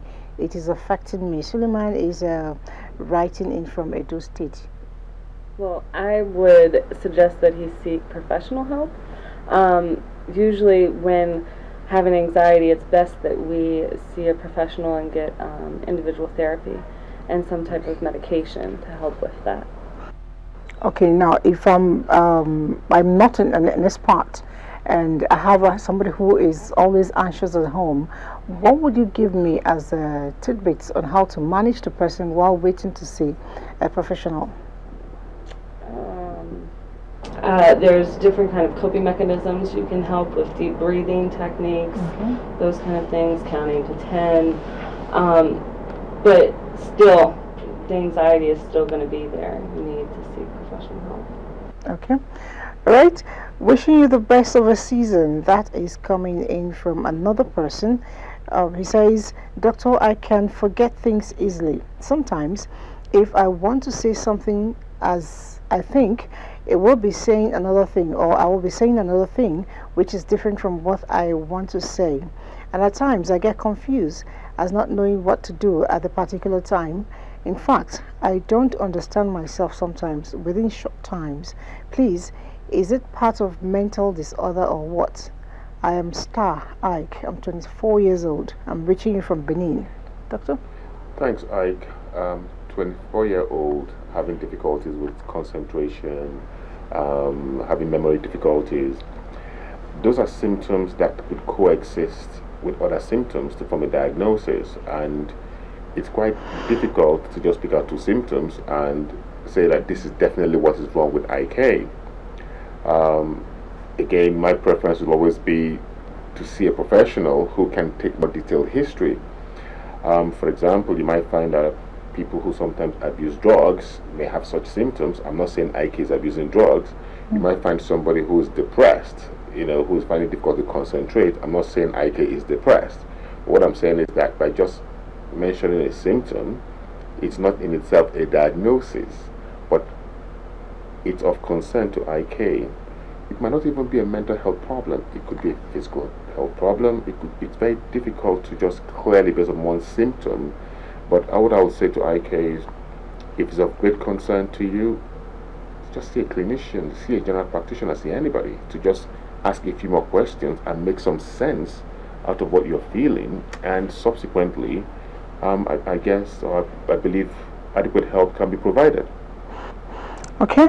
Abdullahi asked a question. He says, does vision, that is seeing the future, have anything to do with mental problems? I don't know what he means. If you're able to see, I don't know if that's the same thing as procrastination or prophecy, or I don't know. But if ability to see the future, does it have anything to do with mental health? Yes, people talk about vision in context of something quite spiritual, is linked with some religions. That is quite different from mental health symptomatology or psychopathology. You have people who have visual hallucinations, which where they see things that are not there, and that in itself is different from visions as described by certain religious, sects. What's important is if you feel it's religious, I'm sure if you speak to relevant spiritual leaders within the sect that you come from, they'll clarify if that vision you're talking about is consistent with the beliefs of the religion you belong to. Same way, if you went to a mental health professional, they would say to you if it's a vision or if it's a visual hallucination, which in itself is an illness. So any which way, it's good to speak to someone to help you clarify exactly what it is. If I'm to take that further a little bit, we do know that sometimes there's some confusion. You have people who have a mental illness but yet have experiences that suggest that they've gotten closer to God. They have special powers, and like I said to you previously in one of the programs, a good test will always be, well, if you feel, for example, that you're the son of God, if you take medication, if that belief goes away, it's probably mental illness. But if you take your medication and it's still there, then it's probably not a mental illness. So there's always a litmus test. Okay. So if you instead of getting into an argument with a psychiatrist, I always say as a test, take my medication. If it goes away, then just maybe you have an illness. Okay, that's a good one. Right? Is there any extent one can read to cause one to get mad? This is from Ezekiel Dennis. Can you read to an extent where you get mad? That's what he asked. Right. If you are studying, especially students, and you probably use psychoactive substances or stimulants to keep awake, and you're going for days and nights without sleeping, then yes, that in itself constitutes stress. And stress, if you're someone that's quite vulnerable, could predispose or trigger an illness in which you have a mental breakdown, and that in itself, yes, could be seen as a form of illness that's stress related. Okay. So, when you talk about that, it reminds me of those days in the university when people go and things like cola nuts, coffee, and all manner of things, tea with high caffeine. Can a combination of reading and drinking this stuff or taking this stuff generally lead to mental imbalance? Well, it will not happen to everyone, right? What tends to happen with a lot of people is that when you take substances that will keep you awake, it gets to a point where you could be awake, but you're not concentrating. So you're awake for hours, but you're not concentrating, you're not even absorbing. Now, if you continue to be awake for days without sleeping, then you're more likely to break down than someone who's having a good night's sleep. Some people will keep awake for a few days and get away with it and they'll be fine. Some will not. Some will break down. So that's why you find this situation where you have more breakdowns towards exam time than non-exam period for some people.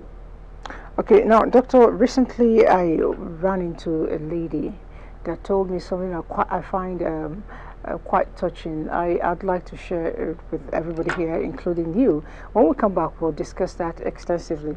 All right, let's see what Adini has to tell us about her mental health.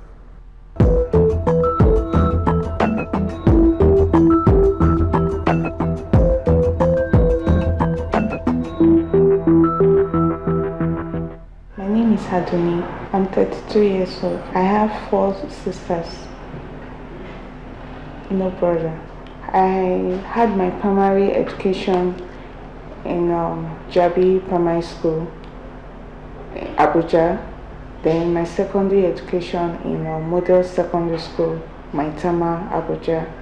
Then I went to university in Ladoke Akintola University of Technology, Ogbomoso, where I had physics, BTech, and from there I served here in Abuja at my NYC in Abuja. Presently I work at Synapse. I work in the administrative part of Synapse. One day when I was at home, I was trying to prepare for my final exams there in Lautech. So we came back for Christmas break. So I was in the room when I started hearing people talking as if I was in a marketplace. So at first I was scared because there was nobody there with me in the room. So I couldn't relate my experience with anybody. I couldn't tell my parents about it. So I kept it to myself. So it continued like that for weeks. So I thought that maybe it had to do with something spiritual. So I made up my mind that when I was going back to school, I'm going to branch in Lagos to go to MFM to see Dr. Lukoya and express the way I'm feeling to him. So I mean to conduct deliverance for me then. So when I was now going back to school, I branched in Lagos. I tried seeing him. They said he wasn't around. So I had to sleep on the street there in Lagos because I didn't know anybody till the next day. So when I got the next day, I now got money to transport myself back to school. So it continued in school. It affected me. I couldn't concentrate on my studies, my final papers. So I had some carryovers. So I had to do them. So I came back home. It was then they noticed that I'm always talking to myself, screaming as if I'm talking to people. So they decided to take me to a church. So when they took me to the church, they were praying for me there, saying that maybe I'm running mad and I have an evil spirit. So I stayed in the church for some days. So it was after that my dad now decided that maybe he should take me to the hospital. So he took me to see one Dr. Ahmed, and he diagnosed some medications for me, which I started taking.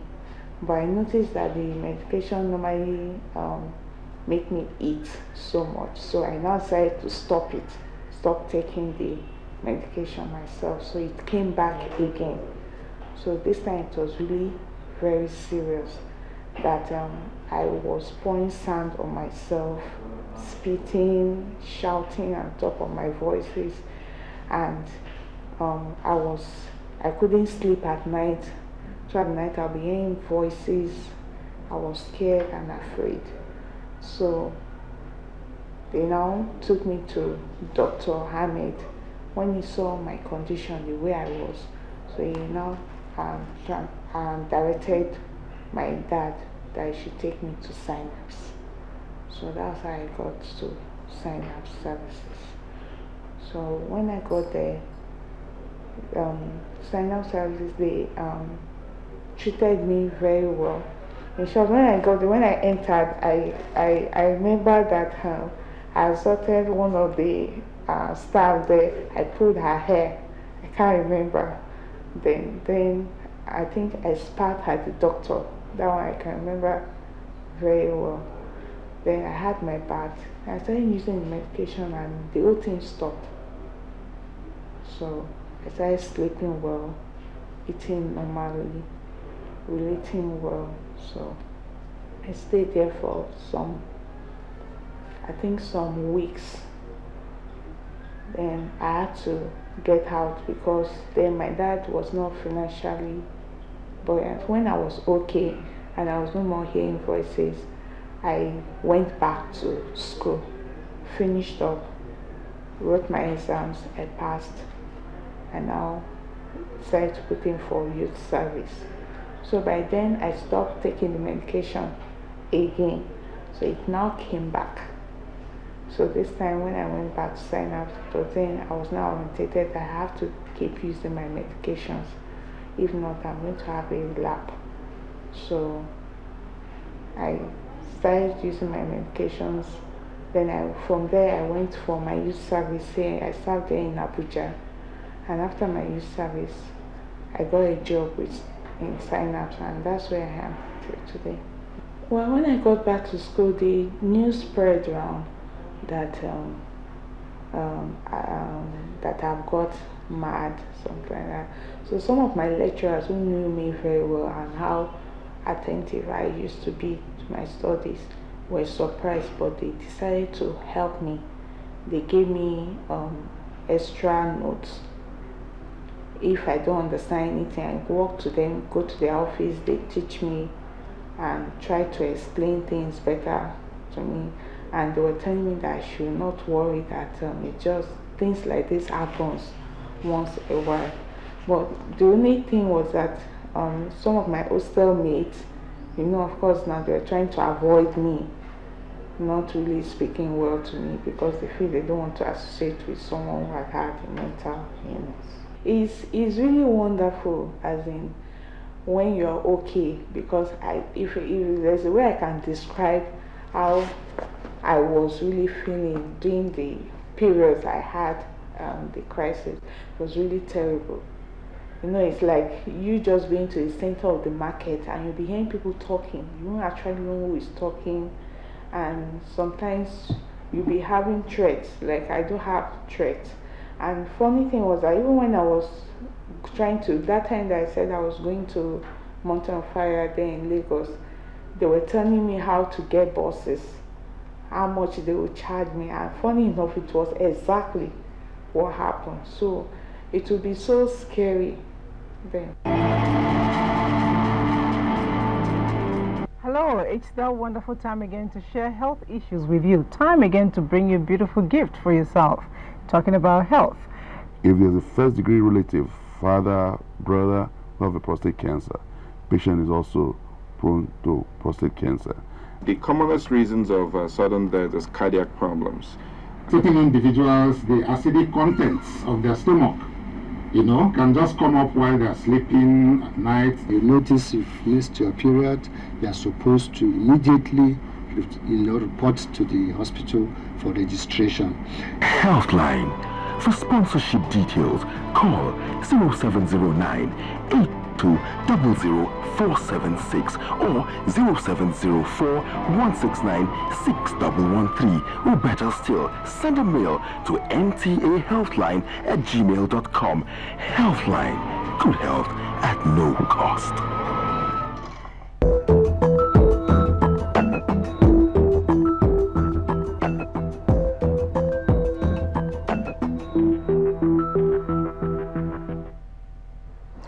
If you're just joining us, the program is NTA Healthline, and we just saw something quite sympathetic, but I tell you again, for me, I feel elated because there is solution to this. Now, Doctor, how do you manage such? There's something she actually said. Let me start on that. How do you manage, you know, with such aggressive patients when they're coming?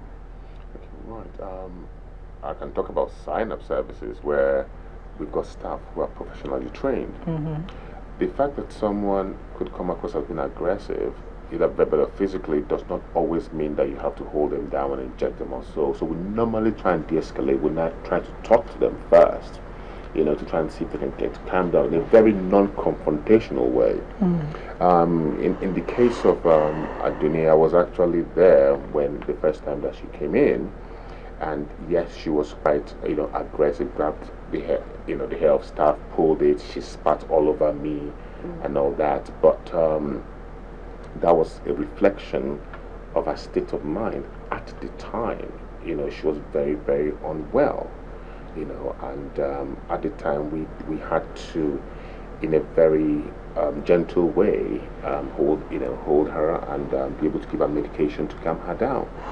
All right, now, Daniela, what do you think about Aduni's story?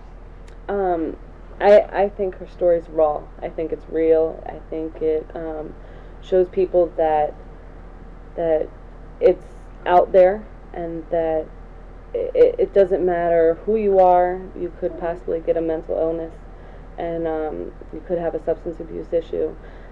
That it happens, but with treatment, you can be successful. So you can live a successful life thereafter. You know, a lot of times people, after, like her own case, when they start treatment, after a while they relapse. You know, somehow there has to be a follow-up. You practice in the U.S. How do you cope with patients like that? How do you ensure that there's no relapse when they start their treatment? You can't assure that they're gonna not relapse. I think it's actually a part of substance abuse recovery. I think that there's times that you're gonna get stressed out and maybe you'll relapse, but with the right things in place, relapse is gonna be less likely. Okay. How long have you been in Nigeria? I've been here 8 days. 8 days, okay. What have you been doing with your time? Spending a lot of time at Synapse. Okay. I have been training the staff at Synapse on an integrated approach of how to handle mental health patients and substance abuse patients.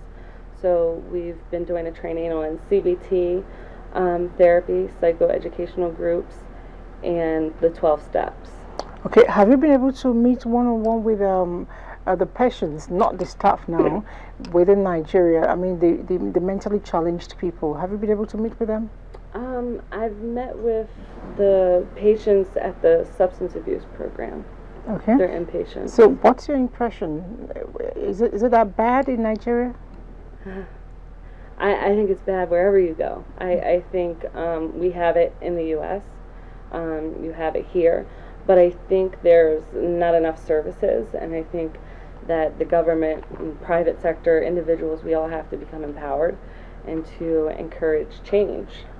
I think it's all about being educated, and I think we need to encourage people to seek help when they're having a problem. Okay, now as a mental health specialist, what are those challenges you have trying to cope or handle your patients? Challenges I have. Yeah. I think sometimes we get too involved or we care too much.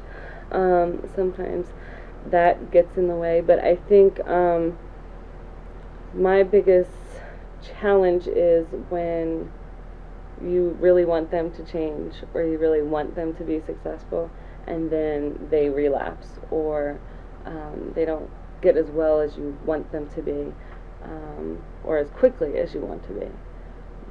But I enjoy what I do. And if I didn't, I wouldn't be doing it. Okay. Now, doctor, what usually, a lot of times this relapse issue is really a big time issue for all of us, because in my place they will tell you, you can cure somebody who is mentally challenged, but you can never really take away the murmuring. Does it mean that there's no total cure for mental ill health? Because even Aduni also mentioned that if she stops taking her drugs, you know, it gets right back. Is there no total cure? For the sake of the public, depending on the illness, we talk of this rule of third in terms of illnesses and outcome. So a third of patients will probably have an illness, get treated, and will never come back. And a third will have the illness, it will go and come back, so there'll be relapses. And the third, once you develop the illness, it just never really fully goes away, so you will always know that there was something that really happened to this person. But that's not just about mental illnesses. So let's talk about someone who's got high blood pressure. If you stop taking your medication, your blood pressure goes up and you might end up with a stroke. Same thing. With mental illness, you stop taking your medication, you have a relapse. I guess you have a whole lot of diabetes. Yes, and so it's something similar, but just taking us back to, Aduni's case. Aduni's story typifies the average person out there suffering with a mental illness. She describes being stigmatized as a result of her illness, even at school. She talked about the fact that when she took medication the first time, she got better, but stopped taking the medication. She gave 2 reasons why she stopped taking medication. One was because she was having side effects to medication. Now, something that some of our colleagues here need to do more often is to explain the side effect profile of medication to patients and to offer them a choice. So you can say to your patient, this particular medication will make you feel better, but has the side effect of making you gain weight. This one will make you feel better, but could make you be restless. So the patient can make a choice. Or more importantly, when those side effects start to come about, and it's one of the side effects you cannot live with, you can talk to your doctor to change the medication rather than stopping it. So now in this case, she started to gain weight. And that was enough reason for her to stop the medication. And she felt she was already well and would not relapse, but she did. Okay, now in case of the case of Aduni, if on the onset that those medications were presented to her, would it have been possible for you or for her to decide at the onset without a doctor actually saying, okay, this is the one you must take? Can she make that choice? Well, it's always good. Considering the state of mind she had at the time. Well, when Aduni came in, the thing was that Aduni came in a very, very severely ill state, right? So at that point, we had to give her medication to actually even sedate her, right, to calm her down because she was quite physically and verbally aggressive. But when she eventually woke up, right, we were able to have a conversation, with her, to discuss the various options. It's good practice. As you know, my primary practice remains in the United Kingdom, and every clinician is expected to explain medication and side effect to patients.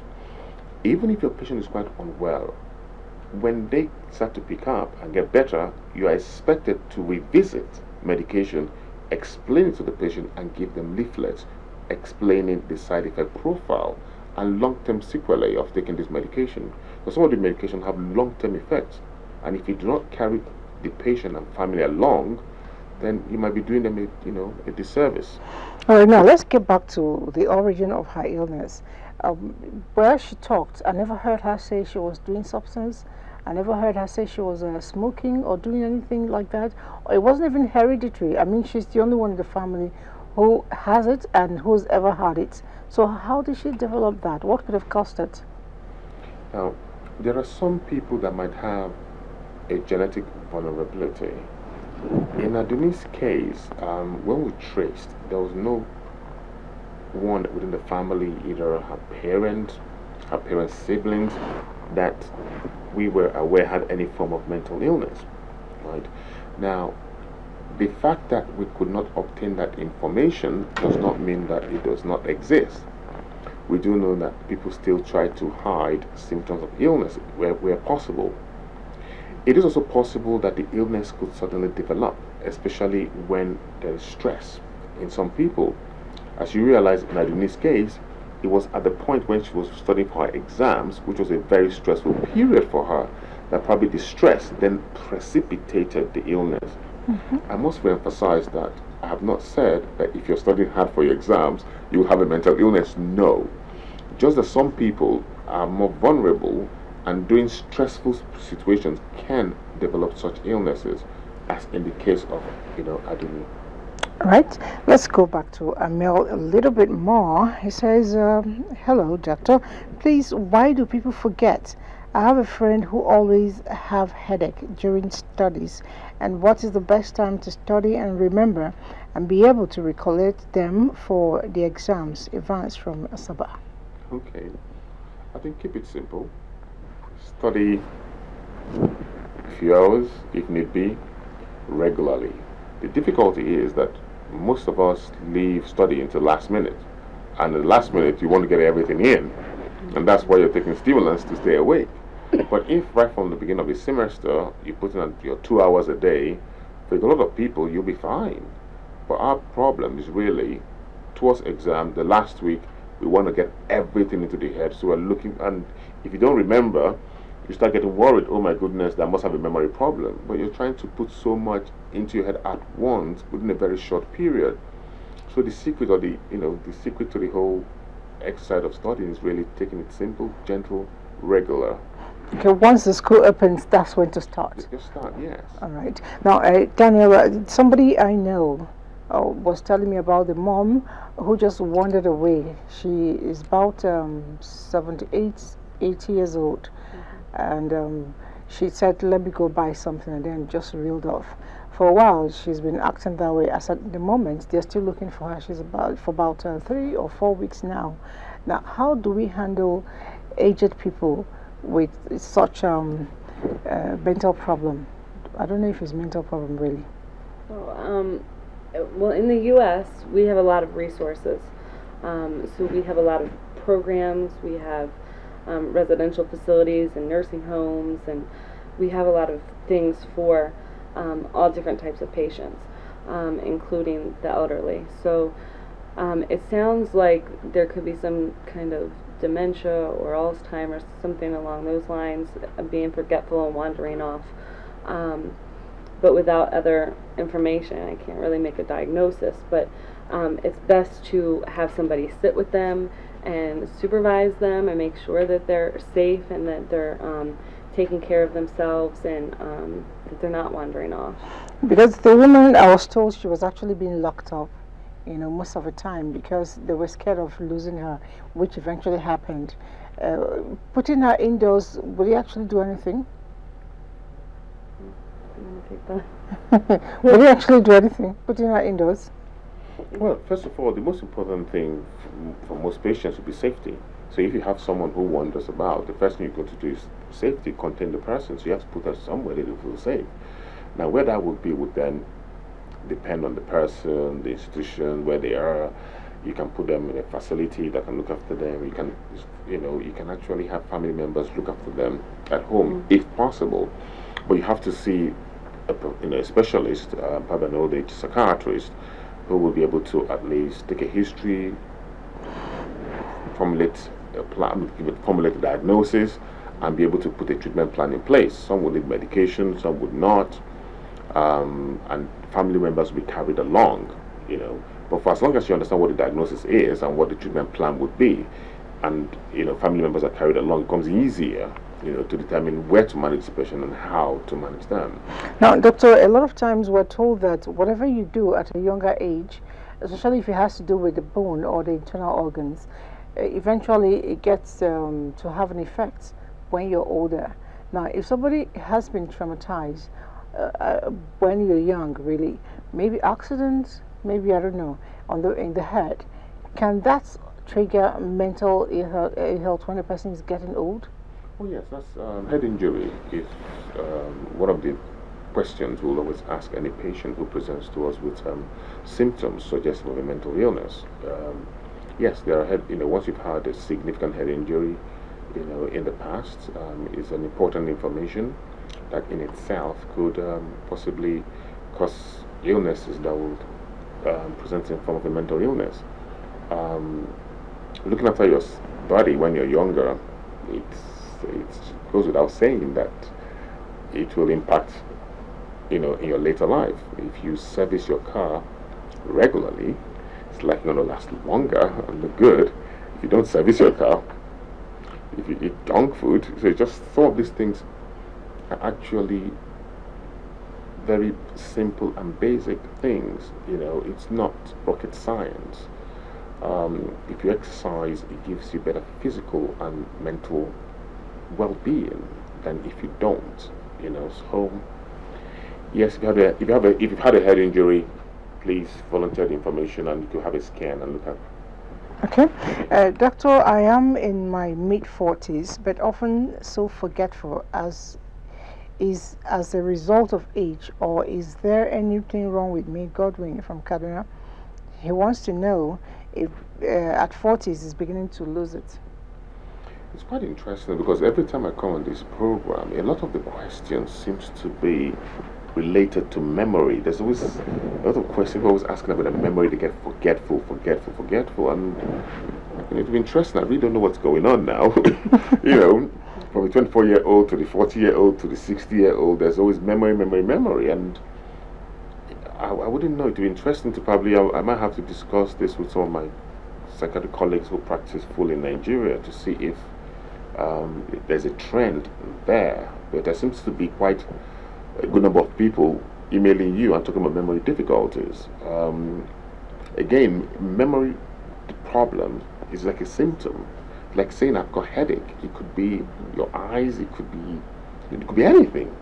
You know, so having a memory problem in itself will only suggest 30, 40 different illnesses or diagnoses. But unless you meet with a clinician, a professional, it could be a psychiatrist, it could be a general practitioner, to ask you other questions. So when you put the symptoms together, it starts to now suggest a diagnosis. You know, it could be a dementing illness, it could be, that's a bit early, it could be depression, it could be anxiety, you know, it could be that the person is just setting too much of a task for themselves, you know. So I just think once you have a memory problem or concern, it's a symptom. Yeah, just see it. Just see it. Any doctor. You know, just start with any doctor first. Let them ask you a few questions. Then it's time to form a picture. And at that point, it becomes a bit clearer if it's a mental health concern, which you see a psychiatrist or probably other specialists.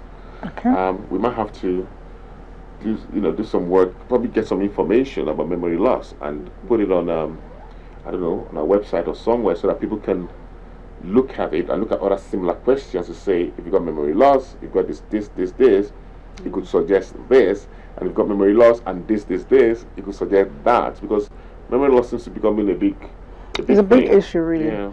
All right, Kabri says he's writing in from Oshogbo.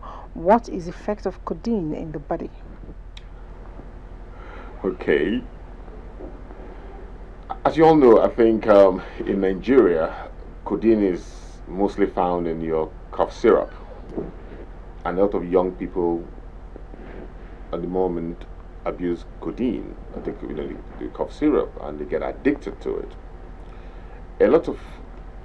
If you think of the cough syrup, primarily was meant to help you with a cough, but because it contains codeine, which is an opiate substance, you know, and when you ingest large quantities of it, you know, it alters how you feel. And after a while, your nerves get used to it, and to an extent that if you abruptly stop without taking more, you start having withdrawal symptoms. Some of them have, you know, stomach pains and all that. It doesn't necessarily give you any additional benefits, but it can be a pain when you get addicted and you want to come off it. You know, and that's where, I mean, a good number of young people who go to a rehab program are addicted to codeine and Rohypnol, and it's a big problem. And I must apologize when I said a good number of young people, because it's not just young people. We've had to, you know, rehabilitate those people in their 50s, 60s who are addicted to codeine. So it's something, a drug that you have to be aware of. When you've got friends who will say to you, just take it, it's okay, for the fun of it, make you feel good, just know that that short-term goodness over a long-term period spells addiction, you know, and you become enslaved to the medication. Right. What are the other drugs one really can get addicted to? Oh, there are a lot of them. I mean, not cannabis, not Indian herb. I mean, there's some regular everyday drugs you can get to. Some people actually do paracetamol and eventually get addicted to it. Is also a problem? Yes, pain relief medication. There are medications that doctors will prescribe normally. I'll give an example: benzodiazepine, Valium, you know, Librium. So some doctors will prescribe it to you, or some of you can get off the counter because you're not sleeping well or you're anxious. But over time, if you take it for a long period, you get addicted. You can no longer do without the medication. You know, people You also have people who, for example, have had road traffic accidents. They start taking tramadol, and after a while... Somebody actually asked about that here. We're getting there. Like, he's so addicted to tramadol. What should he do? Well, it will depend on what quantity of tramadol you're taking, and if you have access to a health professional who has some experience in drug addiction. There are people that you can actually gradually reduce the quantity you take over time, okay, and you will be weaned off the drug. There are some people that will need rehabilitation, okay. So it's going to depend on, one, how long you've been taking it, what quantity you take, why you take it, are you motivated to stop? You understand? So those type of questions will give a clearer picture as to if you need someone to support you without an admission to come off the drug, or if you will need an admission, like a rehabilitation, to help you come off the drug. Okay. Can reading or watching television about 3 straight hours a day, 3 straight hours twice a day, cause any mental problem? Ishaka. 3 straight hours twice a day, that's 6 hours of studying. Not bad. Not bad, right? Not bad at all. He also added television. So, I mean, does it have anything to do with television? No. 6 hours. Everything is all relative. You know, it's all relative. I don't know how much sleep you're having. I don't know what else you do, but in itself, without looking at everything you do, it's going to be very difficult to comment on it. But if you spend 3 hours, 6 hours a day on studying, I don't think there's a big problem with that. But it depends on what time you're doing it, how it's affecting other aspects of your life. Okay. There's usually something behind that question. So unless he makes it very clear, it's difficult to. All right. Can you elaborate more on how alcohol can cause the ailment in the question? I guess that's from what you said last week. It wants to know what alcohol has to do with mental health. Oh, alcohol in itself can be, if taken large quantities every day, you can become addicted to alcohol. You can become dependent on alcohol. When you become dependent on alcohol, after a while, you find out that you're just drinking and probably not eating. Then you get, because you're not eating, your body starts, you're not having enough nutrition to replenish. And so you start experiencing some deficiencies, like famine. So over time, you develop the dependence on alcohol, but then physically, your physical health starts to deteriorate because you're not eating as much, in some cases. Long term, on your physical health, some could have their liver affected. They have what we call a fatty liver and end up with like a cirrhotic liver. In terms of the mental health, some people will even get to a point where they develop some medical emergencies, right? Which we call it encephalopathy, but that's a bit probably not for the air now. But what's important is if you find yourself consuming large quantities of alcohol for years and you're struggling, please don't stop immediately. Seek help, because when you stop, some of you can have seizures, and you can have seizures in a very dangerous place that will put you at a significant risk. So if you've been consuming alcohol and you find out that whenever you want to stop, you have withdrawal symptoms, you're struggling, don't just stop on your own. Speak to a professional to support you in stopping, because it can be quite dangerous. Okay. Daniela, how would you handle such a person who is an alcoholic? Well, I would first, you would do your intervention, so you would get them to come into the program, and then you would do detox. So you would detox them off of the alcohol, so they would no longer be using the alcohol, and then you would do an intervention. So the intervention would be individual therapy, group therapy, where they have support from other people in the program. It makes them feel like they have some kind of family and that they're not the only one with the problem. I would do cognitive behavioral therapy along with psychoeducational groups, kind of give them information about alcohol, the effects of it, and how it's affecting their brain, along with 12 steps. Okay, in your experience working where you work, is it easy for people to just come out and identify themselves as alcoholic? Where I work, yes. I think it's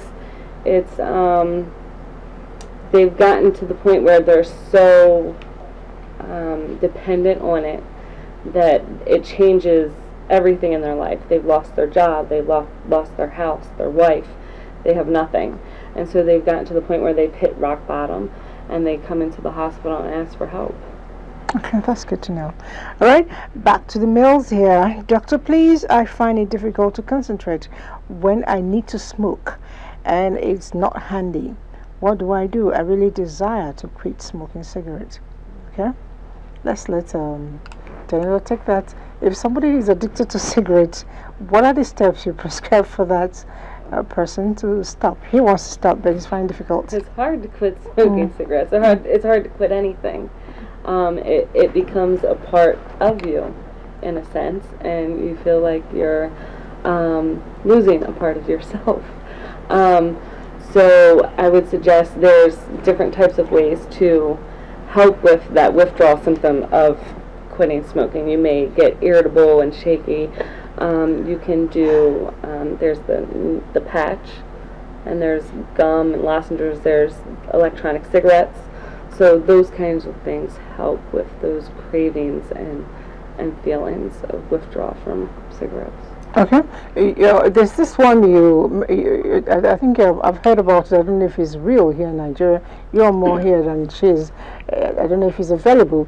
The non-nicotine cigarette, is it possible to get that? Yes. Does it help? Well, it's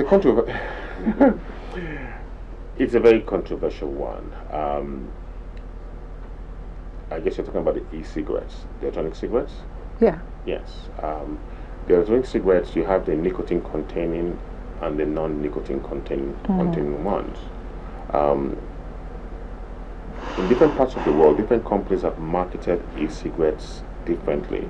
Some have marketed it as a healthier choice to smoking because it contains less toxins than your regular cigarettes. Some have tried to market it as something they can use in smoke cessation. If you look at some of the websites developed by patients, some patients recognize that they can use it in smoke cessation. But it's actually a very controversial, topic because there are a lot of interest groups looking at e-cigarettes for different reasons, and I wouldn't want to stimulate that controversy on air, but I can comfortably say that there are people who have found it quite beneficial and they've been able to use it to come off smoking. Okay, but for you to make very strong statements like that, you need to carry out research, get a significant number of people and be able to write on that paper to now say, yes, there's clear evidence, rather than case studies where individuals keep saying, oh, I quit because I was using e-cigarettes, and that's normally not very strong scientific evidence. In the hospital where I work in the UK now, we're actually able to, we're looking at giving patients electronic cigarettes as an alternative, because people come into hospital to sometimes get treatment for their mental illness, not to stop smoking. So sometimes they feel that, well, you have no right to make me to stop smoking simply because I came into hospital to get treatment for my mental health. So you always have to find a way of balancing people's rights. But smoking ordinary cigarette, can it also cause mental ill health? No. Okay. Smoke ordinary cigarettes in itself, no. Of course, people get many addiction from the nicotine itself. That's why they kind of use it. But if I'm to actually add to one of the things that Danielle mentioned, there's a new product that could actually help you knock off your craving for nicotine for cigarettes. And it's a new medication. So if I have people, once you're determined, you see healthcare professionals who are aware of it, they will definitely be able to give that medication over a short period, and your craving for cigarettes will just go away. Does it have any side effect? all medications have side effects, but the side effect is nothing to worry about. It's commonly used in a lot of primary care centers in the UK now, and we also have it available in sign-up, so it's a good medication. Okay. All right. Victoria or Veronica Aldo ask, can depression make a person not to see her monthly period? I'm not aware of that in terms of depression causing you not to see your period. You have to be depressed to a point where you've probably done other things that will make you not see your period, but a direct link between, oh, I'm depressed, my period stops, I'm unaware of that. Are you? No. Okay.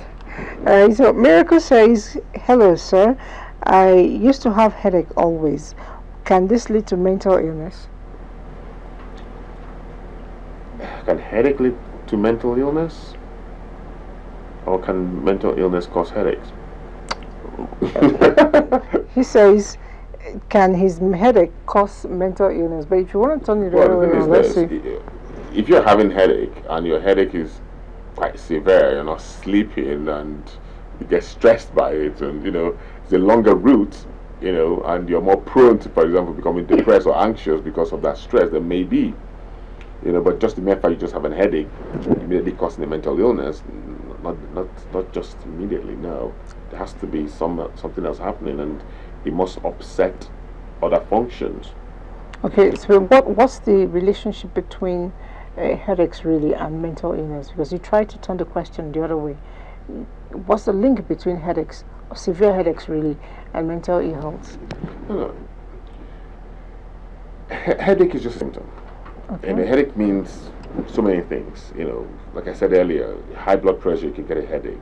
You have a problem with your eyes, you can get a headache. An ear infection gives you a headache. You don't sleep at night, it gives you a headache. So many things can cause headache, right? Now, headache can be part of, when you're stressed, you could experience headache. That stress can precipitate an illness. So, for someone who is more prone to developing a depressive illness, or who's more prone to probably having a relapse in the bipolar illness, stress can precipitate the illness. Stress can cause headache. So when that stress comes and gives you headache, and the same stress can precipitate your depression, you may not make a link between the headache and the illness, but actually what you need to be looking at is the stress which causes the headache.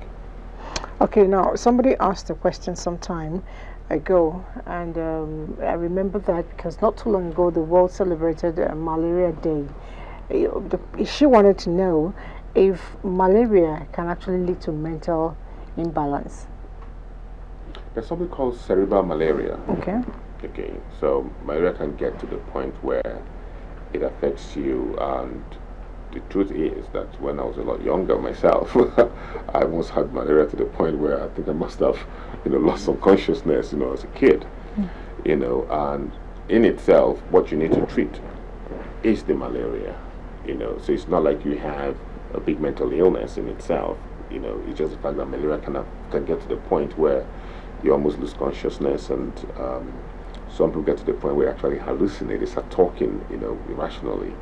And it's quite bad, but with good treatment they just get well, and it's a consequence of the malaria itself rather than a new mental illness. So I wouldn't say that they have a mental illness in itself, it's just that they have malaria, which has been quite severe and presented with symptoms that suggest an illness, but you have to primarily treat the malaria and you'll be fine. Okay. Hello, NTA Healthline. I'm used to having serious headaches once in a while, that when it comes I feel like dying, and it's the only option. And after taking some painkiller medication and sleeping, it goes away. And when I study, I feel so empty, but when I go to the exam hall, they come back. And after exam, I feel so empty. How do one quit smoking and drinking habits? This is from Young Boss. That's what he calls himself. Young Boss. Okay, hi Young Boss. Okay, that's a long question. Yeah. Now, if you, I think last bit, which is how do you quit smoking and drinking habits? Smoking and drinking habits. First thing is your willpower. Do you really want to do it? Young boss, if you want to, then half of the problem is solved. You now have to look at how bad is it. Okay, is it bad enough that you can just do it on your own, or is it that you need help? If you need help, then you just need to contact a mental health professional who will assess you and form an opinion of how bad it is and be able to tell you what your options would be, and then you can work the program, you know, at that time. And the other part of the question, he says he goes to exam feeling empty. Sometimes what tends to happen is this: we put a lot of pressure on ourselves. So if you read, say, 20 pages, you kind of have this feeling that you expect the 20 pages to be like a manuscript right in front of you, right? And it's not always there. You've read information, it's somewhere in you, and yes, what happens is whenever you then get into the exam hall and the right question is asked, that it triggers and the information starts to flow and you can write properly. You know, sometimes that performance anxiety where we put so much pressure on ourselves, you know, you want to remember everything that second, you know, then you feel, oh my goodness, everything I've read I've forgotten. But when exam time comes, everything starts to come back. It's just because you've done your work and at the right time, under the right environment and the right trigger, which is the exam questions, the information will start to come out again. So that's perfectly normal. All right, we'll take another break. When we come back, we'll be tidying up. But for now, let's just take a quick break. Maybe find out what it takes to manage depression.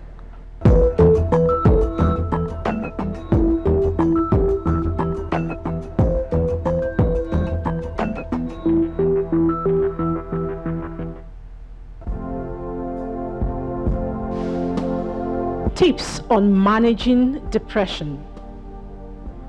1. Do not expect too much from yourself too soon, as this will only accentuate feelings of failure.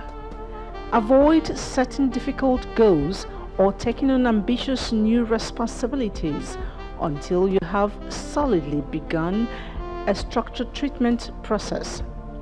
2. Break large tasks into small ones.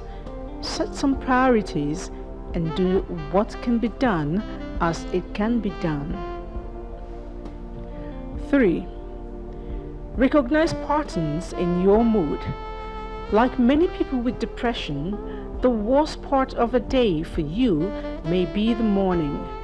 Try to arrange your schedule accordingly so that the demands are the least in the morning. For example, you may want to shift your meetings to midday or the afternoon. 4. Participate in activities that may make you feel better. Try exercising, going to a movie or a ball game, or participating in church or social activities. At a minimum, such activities may distract you from the way you feel and allow the day to pass more quickly. 5. You may feel like spending all day in bed, but do not. While a change in duration, quality and timing of sleep is a core feature of depression, a reversal in sleep cycle, such as sleeping during the daytime hours and staying awake at night, can prolong recovery. Give others permission to wake you up in the morning, but schedule appointments that force you to get out of the house before 11 a.m. Do this scheduling the night before. Waiting until the morning to decide what you will be doing ensures you will not do anything. 6. Don't get upset if your mood is not greatly improved right away. Feeling better takes time. Do not feel crushed if after you started getting better, you find yourself backsliding. Sometimes the road to recovery is like a roller coaster ride. 7. People around you may notice improvement in you before you do. You may still feel just as depressed inside, but some of the outer manifestation of depression may be receding. 8. Try not to make major life decisions such as changing jobs or getting married or divorce without consulting others who know you well and who have a more objective view of your situation. 9. Do not expect to snap out of your depression on your own by an exercise of willpower. This rarely happens. Many churches and communities have depression support groups. Connect with people who understand depression and the recovery process. 10. Remind yourself that your negative thinking is part of depression and will disappear as depression responds to treatment.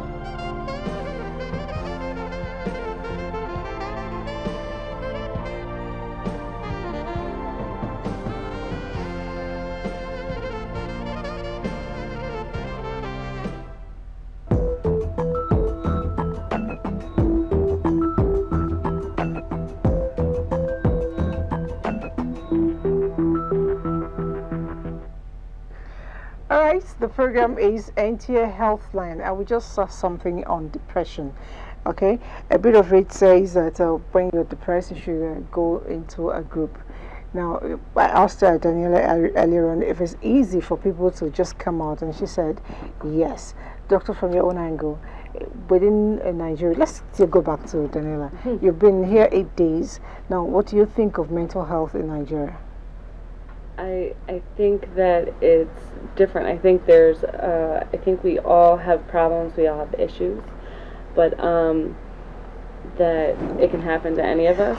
But here in Nigeria, I feel there, and I mean everywhere, there is a stigma attached to mental illness and substance abuse. But here I find it more, and I don't know if that's possibly because of lack of knowledge or education about it and awareness about it, and the lack of resources that are available. Okay, how have you been able to impact on people while you're here? How to open up and accept people who are mentally challenged? I mean, it's not a death sentence. It's like any other disease, just like Doctor said. What have you been able to do to bring back to Nigeria to impact on people, people you've been training for a while?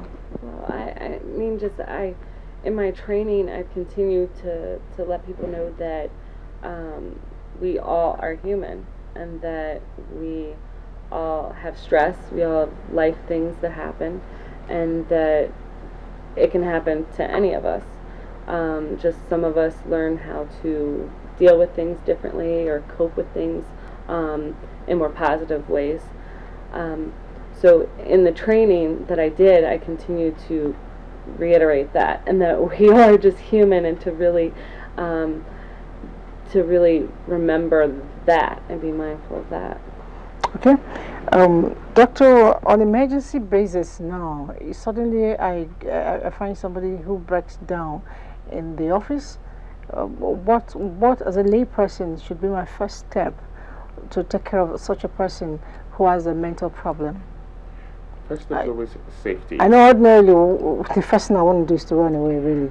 So what's the first thing I should do? There's always safety of the individual and safety of people and property around them. Mm-hmm. Okay. Anyone who you find who breaks down, sometimes they're not even aware of what's happening to them, and it's always to try and sometimes, as much as you're scared, sometimes they are scared too. Really? Yes. And because sometimes they're not sure what's happening to them. You heard Adoni speak earlier. She said she was hearing voices. She thought it was in the marketplace.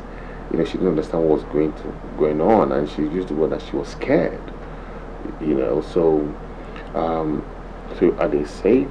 People are really safe? Can we get that person to a hospital? The nearest hospital or the nearest emergency center will be the best thing to do. And once you get them to a health facility, then the clinicians there will take it up from there. Sometimes it's quite an interesting one that you might find people having to restrain or hold patients themselves and then seek help. because sometimes mental illness, someone could break down in such a way that their first reaction is to run. You understand? They hit the streets, you know, and if you know that's about to happen, you can sometimes contain the person, hold them back, you know, and then seek help, get them to the nearest facility, and they will be attended to. All right, now if we have somebody who has been mentally challenged, treated just like Aduni has been, and working in environment, what are those triggers that can break her down again? And how do we monitor her to ensure that she doesn't break down?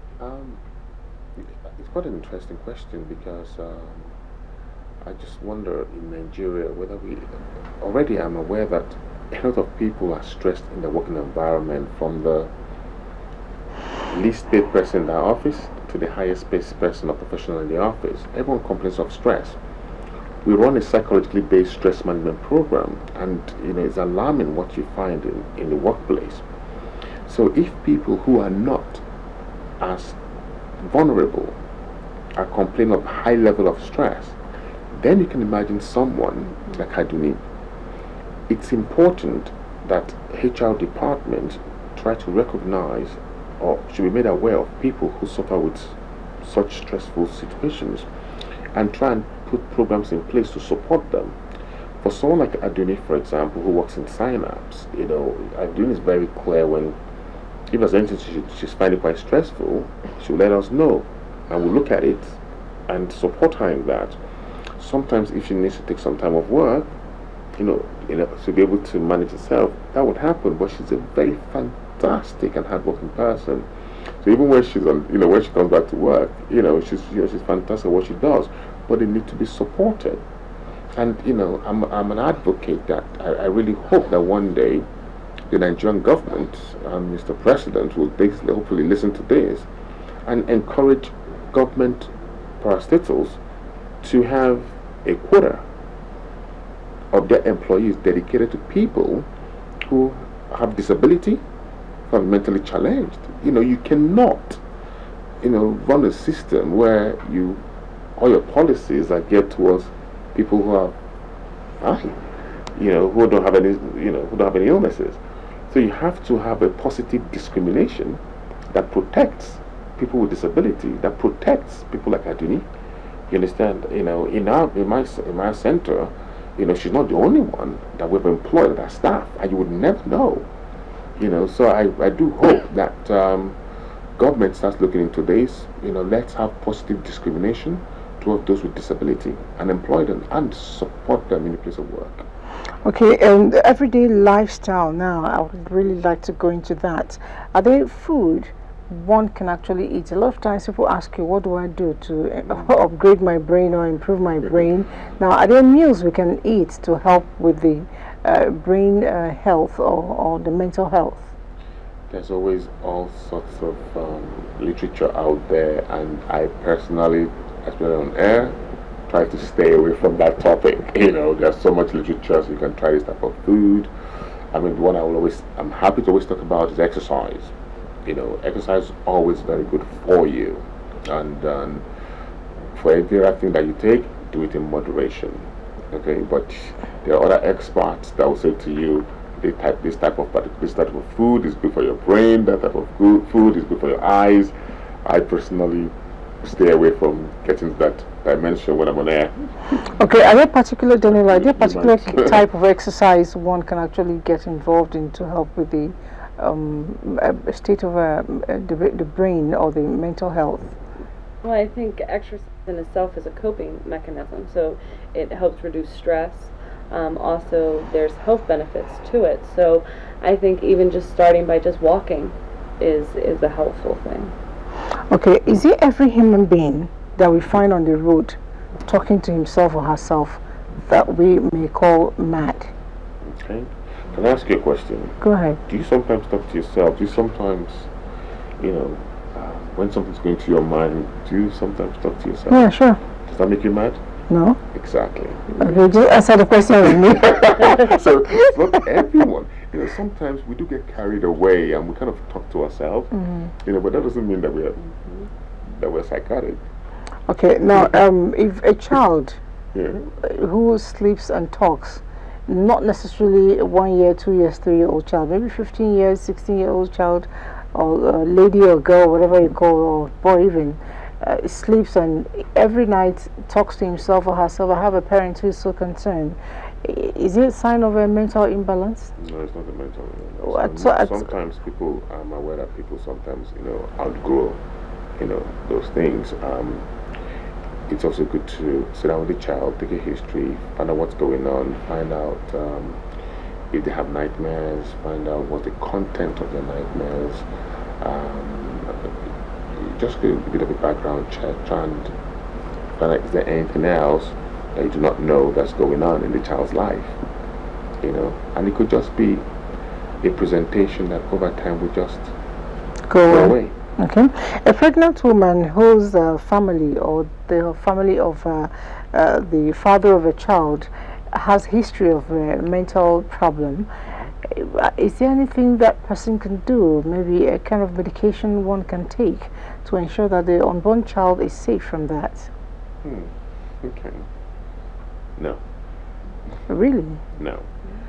The fact that your father has got a mental illness does not mean that you will have a mental illness. Okay.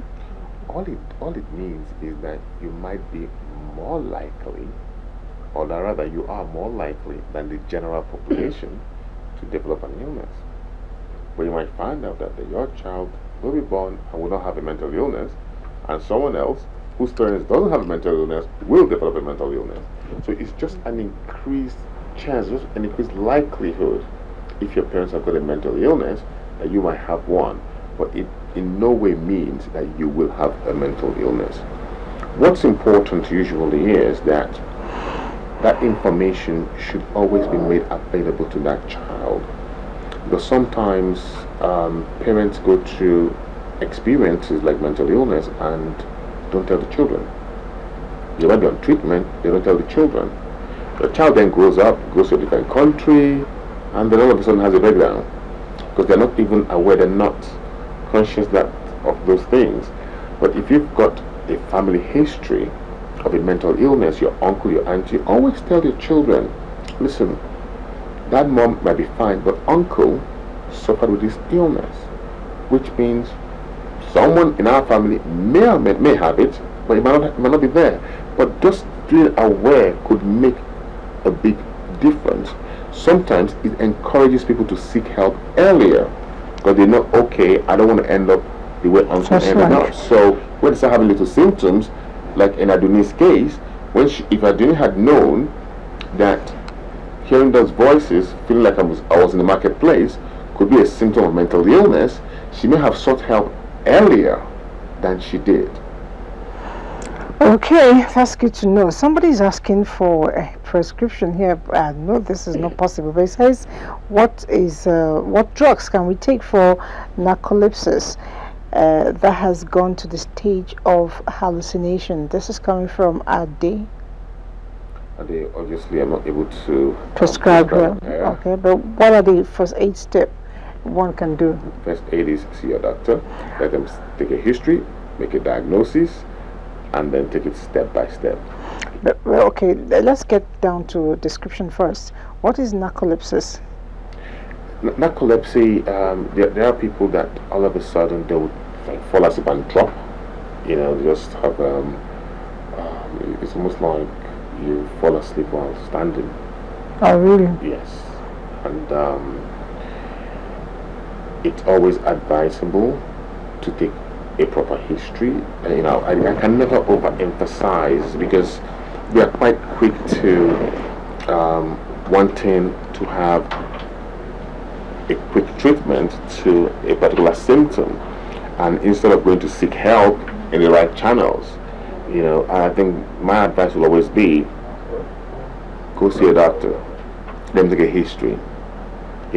I wonder who told you had narcolepsy. Is it something your doctor told you? Is it something you read up on the internet? Are you sure you have narcolepsy? Do you understand? And I'm quite keen on suggesting to people to go and see professionals so that you're getting the right diagnosis and the right treatment plan.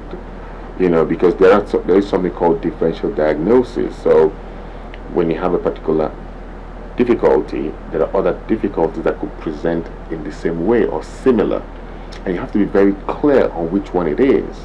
And that's why you need to talk to someone to be clear and say to you, like, this is exactly what you have, so you can get the right treatment. Because if you're getting the wrong treatment because you got the diagnosis wrong, then you might keep thinking, oh my goodness, which medication will I take now? It's not working.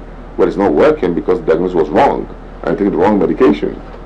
Okay, my time is almost up. I'll go back to Daniela. Daniela, you've been here for a while.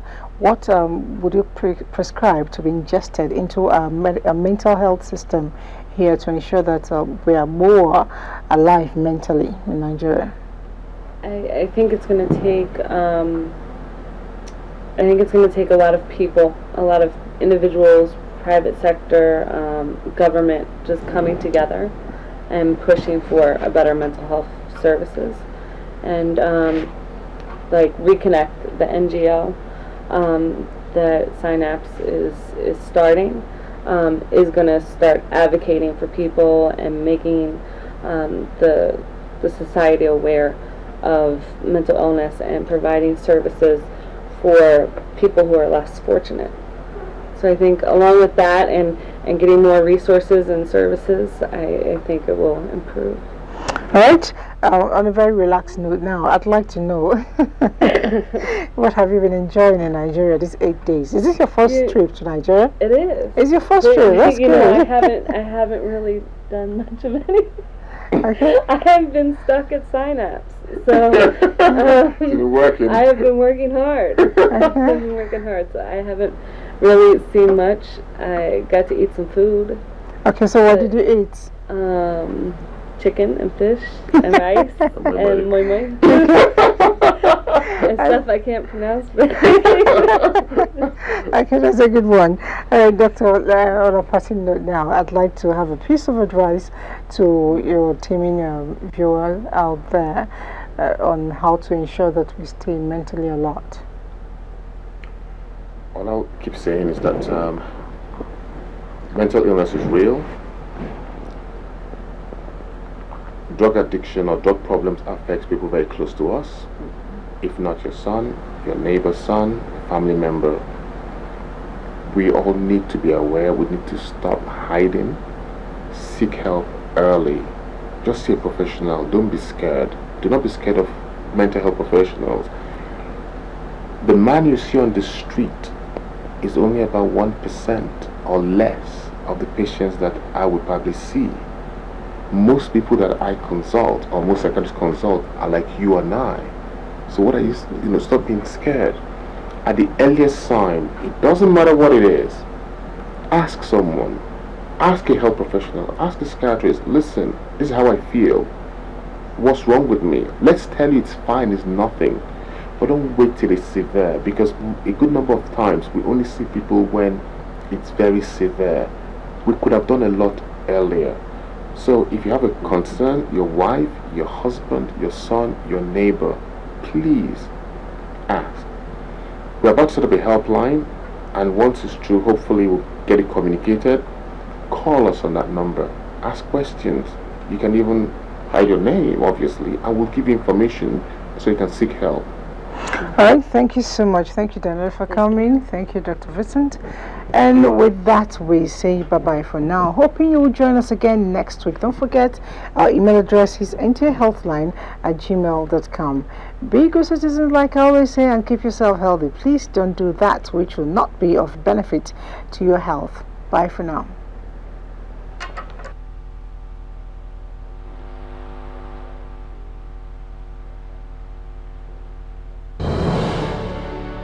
It's up to us, all of us.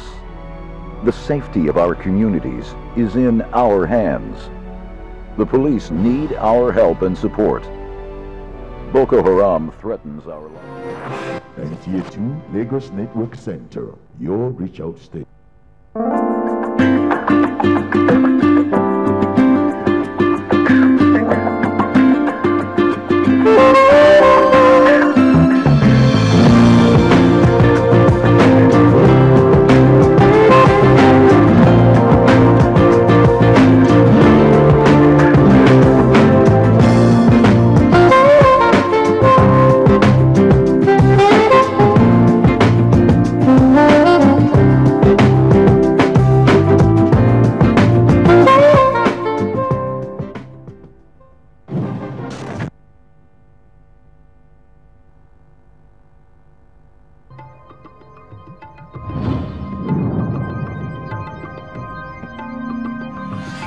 NTA2 Lagos Network Center, your reach out station.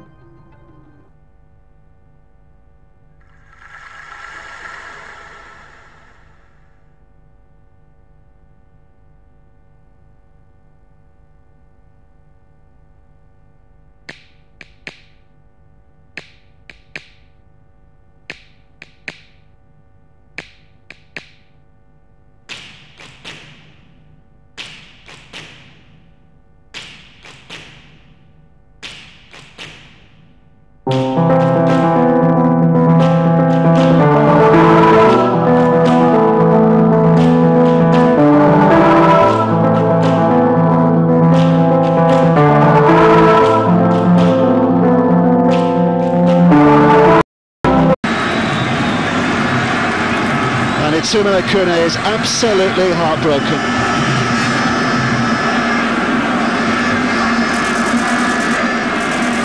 Pereira all forlorn.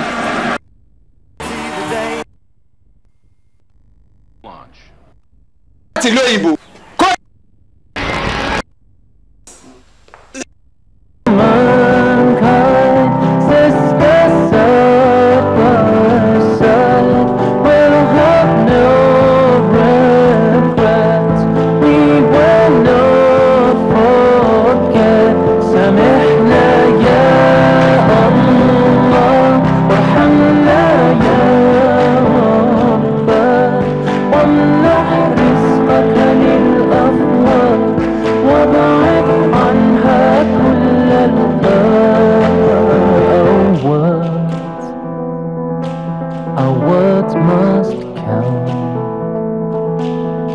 Hunger will not wait for promises we made.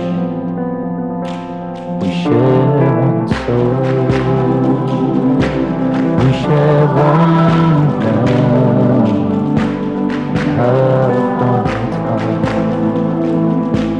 to understand. We are one humankind, brothers side by side. We'll have no regrets, we will not forget. We are one humankind, sisters side by side. We'll have no regrets, we will not forget. سامحنا يا الله وارحمنا يا رب وامنح رزقك للأفواه وابعد عنها كل الآه. Sisi binadamu wa roho moja, sisi binadamu wa nchi moja, sisi binadamu moja kwa roho moja, nchi moja, sisi binadamu. Kwa roho moja, sisi binadamu. Kwa nchi moja, sisi binadamu. Kwa nisa moja, kwa roho moja, nisa moja. Our words must count. Hunger will not wait for promises we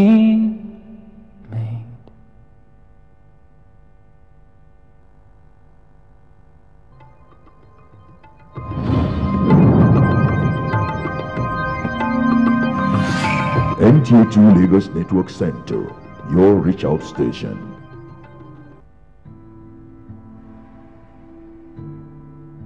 لوقتيش بدهم الإسرائيليين يضلهم عادلين فينا هيك؟ لوقتيش؟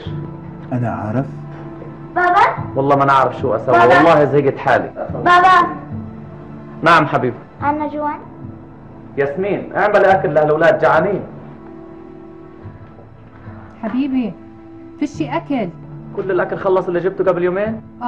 ولا دكانة فيها أكل. والله؟ صار له أسبوع الطرق مسكرة، إسرائيل سكرت كل الطرق. شو بدي أسوي؟ شو بدنا نسوي؟ بعيني الله، هلا بطلع كمان أدور كمان مرة، إن شاء الله نلاقي، إن شاء الله. ادعي لي ادعي لي يا حاج، ادعي لي إن شاء الله. إن شاء الله. يلا سلام عليكم. السلام عليكم. بابا. نعم حبيبي. أجي معك؟ لا يا يوسف خليك في الدار، دير بالك على أختك وعلى عمك ها؟ أنا بجيب أكل ولا باجي على طول، ماشي؟ يلا السلام عليكم.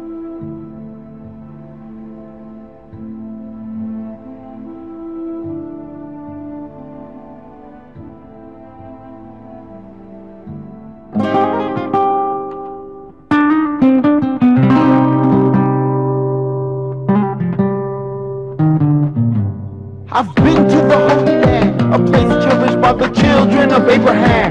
But this bloodshed and carnage don't understand. Some reach ahead, find a star in the night sky. Freedom will come, Palestine, we hear it worldwide. I see you creeping over the border, so eager to take a life. Guns are blazing, you bring the horror. Tell me how you sleep at night. Children screaming, no tomorrow. That's how they live their lives. Hope still burning, freedom will come. Everything's gonna be alright. No matter how you try, you'll never kill a whole burning bright deep inside. You may take their lives, but you'll never kill a voice rising up. Freedom will come, Palestine. As a father buries his child, you say she deserved to die, but ain't nobody buying your lies. How can you say it's right? Demolition of homes and minds. In the eyes of a world gone blind, the revolution ain't televised. In the streets with the blood and the dust, you will hear they cry. No matter how you try, you'll never kill a whole burning bright deep inside. You may take their lives, but you'll never kill a voice rising up, saying freedom will come, Palestine. Yeah, living conditions vicious, electricity missing, villages pillaged, mothers and children innocent victims, indigenous however treated as if they were the foreigner and criminal for showing resistance. Freedom limited by an occupant position, inhibited transmission from humanitarians. This is just the beginning of these horrific incidents. Innocence disregarded, so bombs drop, kill and injure. Tell me how hypocritical is it to receive reparations for the crimes committed against you, only to turn around and do the same type of atrocities done to you. Face the truth, justice will win through, and we all will answer for what we do. No oppression never lasts, stand firm, hold fast to your faith. Let us pray, Palestine will find freer days. No matter how you try, you'll never kill a whole burning bright deep inside. You may take their lives, but you never kill a voice rising up, saying freedom will come, Palestine. Freedom will come, Palestine. Freedom will come, Palestine. Freedom will come, Palestine. Freedom will come, Palestine. Freedom will come, Palestine. Freedom will come, Palestine. Freedom will come, Palestine.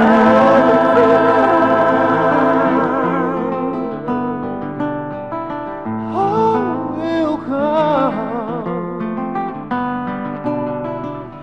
You will be here soon. Don't you know we'll be here soon?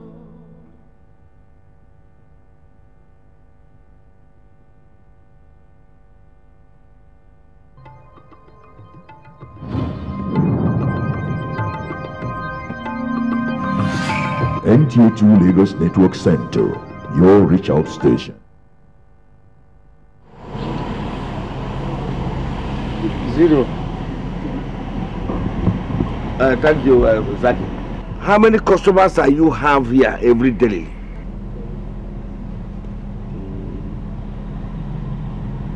Chief, will they get up to 40 customers and above? 40? Yes, sir. How many do you have today?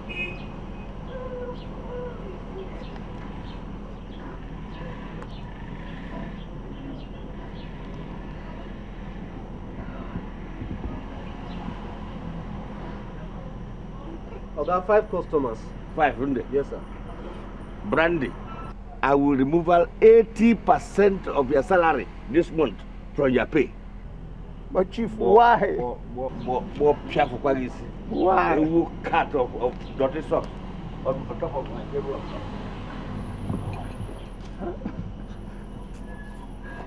Oh. Dundee United. What didn't happen now? What's the qualms? Huh? Exactly. Are these socks dirty?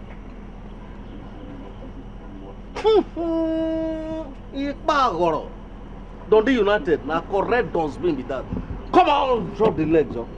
You are a joker. If you know what is good for you now, run, go beg Chief. Begging is not in my dictionary. So what is there for your dictionary? Huh? An eye for an eye. Nose for a nose. Dundee United. Brandy. 20%. See your life.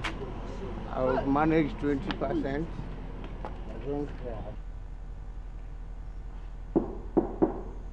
Yes, stand here. Andy, Yes. what brings you here today? Business. Business, Ke? Where is the business? Dandy, don't come. Okay, I dey come. Wait, I dey come.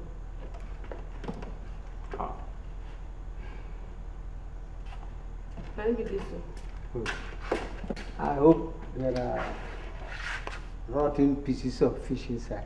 It's plenty now. Plenty inside. Bruno, Dandy. Like a ritualist den. So we have these all over the country. Taking a look at all of this together in summation, are our religious leaders doing enough? It's because we are speaking English and we are in an English kind of new form of life. Otherwise, if we go back to our culture, such things don't happen. Because when you are leaving out to go to work, the father will talk to you. Now you're lying out with true power.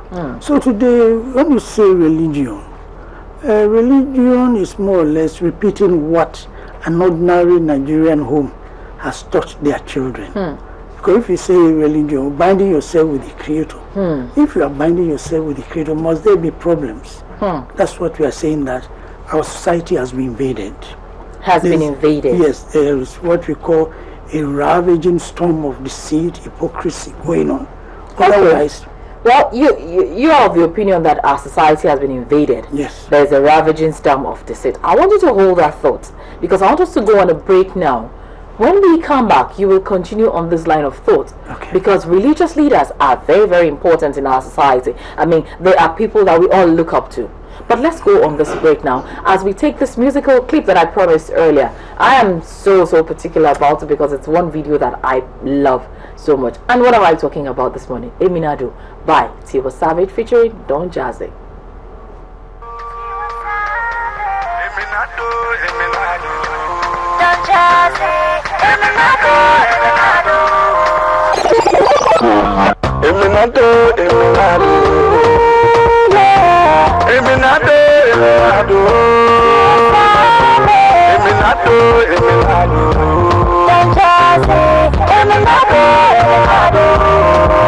So I said, what do you want from the bank? I just got in the bank, and I got money to throw it. So everybody, rocking the body for me. Keep rocking the body for me. Show me your love. Open the door. I'll leave you begging for more. Oh my baby, carry me like a baby. I don't know what you did to me, but I'll never leave you. Eminado, Eminado. Eminado, Eminado. I'll be your African Bobby. Eminado, Eminado.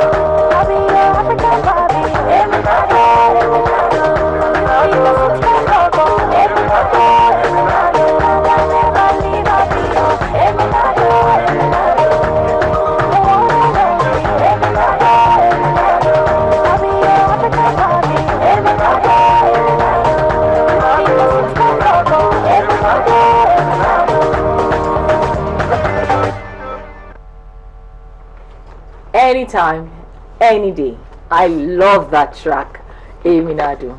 That was Eminado by Tiwa Savage featuring the Don himself, Don Jazzy. The show is still morning, right? And we're glad you're here, staying tuned to us. We've been discussing about the security situation in the country, the challenges that we've been having, and trying to look for ways, that we can move forward. Because do not forget, Nigeria is indeed a great nation, and we, majority of us, are good people. And I still have with me in the studios the world teacher, Satguru Maraji. You were talking about, religion before we went on that break. So let's, go on. The role of our religious leaders. Yes. Well, it's like maybe we have been preparing this soup called Nigeria, and it has not been so. Okay. Let's include others. The church, the Muslims. What about the traditionalists? The traditionalists. They need to be brought in. Are they not brought into the scheme of things in Nigeria? Because I know that, those are the three major modes of worship that are recognized in this country. Islam, Christianity, and, the traditional modes of worship. When they are sharing the cake, they don't care about the traditional. Is this about sharing the cake? Oh, yes. It's just a call for duty. They need to be embraced. They need to be called in. I mean, here we are. A Nigerian, a Yoruba man will use an atari to stop the rain. And they say no, because it's fetish. Why not? Let us try him. Let us try them. And so when you say religion is more or less like something that even hasn't worked in Europe. In China, we can see the wars even in Iraq and all that. So what needs to be done is to put religion behind. Let us face it. Let us work out. Let's sit down. Get the experts. Those who want to do the right things, to sit down and work it out and talk to the leaders. Look, this is Nigeria. This is where we are going. This is what you have to give. You have to give, because Nigerian project must succeed. You cannot just hold on to you that, okay, I'm this, I'm that. No. Let us all sit down. And that is what even the confab is all about. Yes. So people think that the confab will not, so it will succeed, for sure. And whatever they decide is binding. Why? Because it was created by a legitimate government, a government we elected. It's quite different from military, who broke the country into pieces because they were not able to lead. This time around, we are not going to break. We need to give peace a chance by putting down things and we follow it. Anybody who messes up should be brought to book. Like those people I mentioned, I refer to, who made such inflammatory statements. Yes.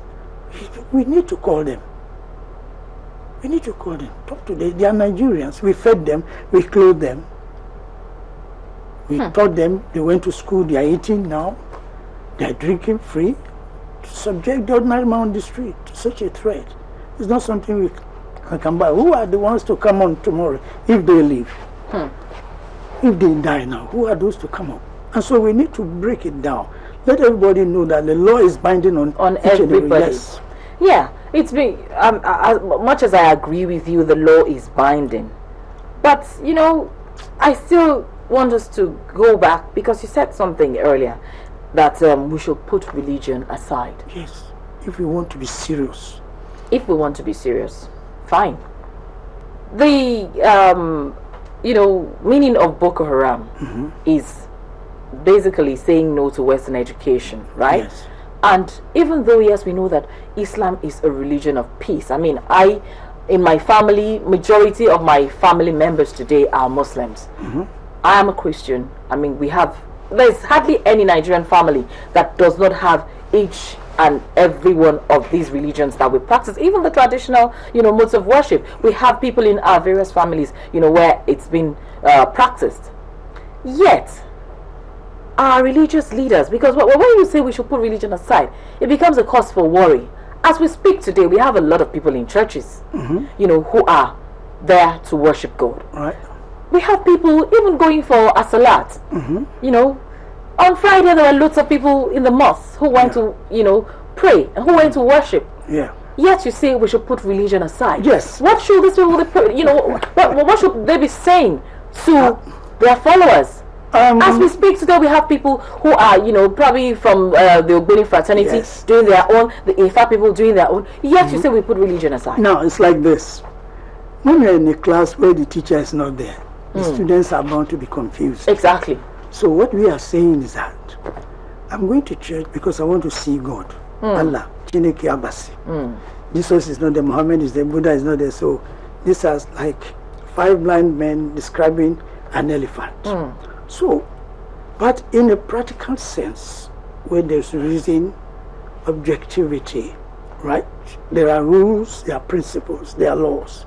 In governance, in science, in technology. That is what should be important. Not you telling me God said, when in fact what is on ground is pepper and tomato to make soup. What has God to say in this respect? Let us use the laws. And the law now is that we are Nigerians. We have agreed to be together. We must love each other. If you say oil derivation should be 20% or resource control, let them control. Where there is a buoyancy in economic activity, we all move there. All we need is law to accept. And because the religion has not played its part, that's why people are fighting over positions, material things, want to dominate here and there. And today we are blessed. There's somebody like you here talking. There's somebody like me here talking.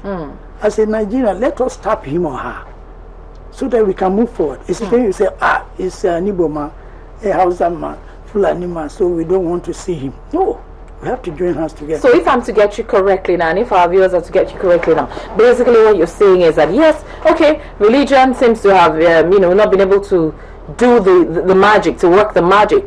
We all should come back and sit down together as one, regardless of our religious inclinations, regardless of our tribes and our ethnicities, right? We should sit down together and talk as one. We are real. Religion is still imagining that, Jesus is somewhere in Galalope or Muhammad is somewhere in Amsterdam. No, but here we are dealing with human realities. Okay, as we begin to round off the discussion, I mustn't let you go without speaking to you about our preparations for the World Cup.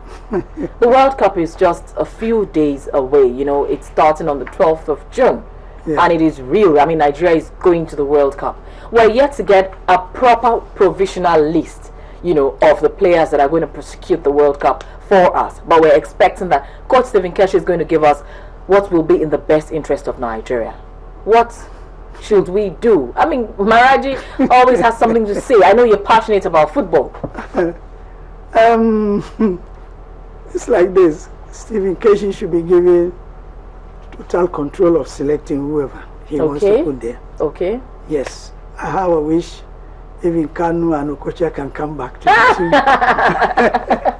That would be wonderful. Yes. Now, I've given my conditions. Okay. And it's a recommendation. Okay. First, they have changed the colors of the jersey. We didn't want Alauru there, blue, because blue is mermaid. Now, what they have to do is to please listen by making sure that the allowances are given. Okay. At the right time. Okay. They should not allow them to go drinking here and there because it's a national assignment for special people. If they realize what they are about to undergo now, they will really thank their stars that there are billions of people walking on the planet who don't have this kind of opportunity. And it's something that will put their name on the sands of time. So they should be allowed, and then their families. The families can be around, but they should not be allowed to where they are until after the tournament. Okay. And of course, like I said the other day, on the field, the supporters, there's a song. Give us more goals, give us more goals, give us more goals. Maraji, you are the one. All right. All right. So those are the advices that you have for the people in authority. Yes. And if I'm to take, quickly go through it, you said Keshi should be given a free hand to make his choice on the players that will prosecute the World Cup. Allowances should be paid as and when due. No drinking, no smoking, no womanizing, of course. And on families, yes, you can, families can support, but from a distance, right? From a distance. And of course, we should sing, and sing, give us more goals. Remember the AFCON. Yes. You asked me here. Yes, I remember. I've donated the cup. The same way. Okay, so that's my job. How far? Finally, the last question: how far is Nigeria going at the World Cup? Oh, well, let's give the peace a chance. We will get there.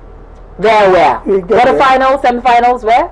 We want to bring the cup home. Okay, we want to bring the cup home. All right. At least, Mr. President, this is it. You have won the World Cup. Fantastic. And indeed, of course, it is possible for us to do that. Thank you very much, Satguru Maraji, for shedding so much light, on the way to go and how we can ensure that this country remains a united one for all of us. Thank you so much for being a part of the show this morning. My blessings. The show is still Morning Ride, and we've been talking about issues bordering on national security, peace, love and unity, and of course taking a look at our preparations to the World Cup, which is just about 3-4 weeks away from now.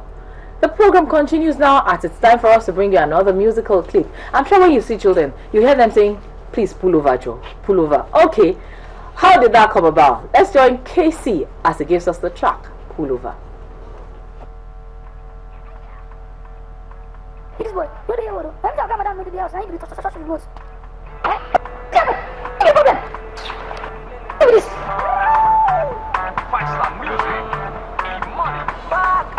Look at this. Can I go? Let down. Drop local. Go. Still beat on the beat. Yaga.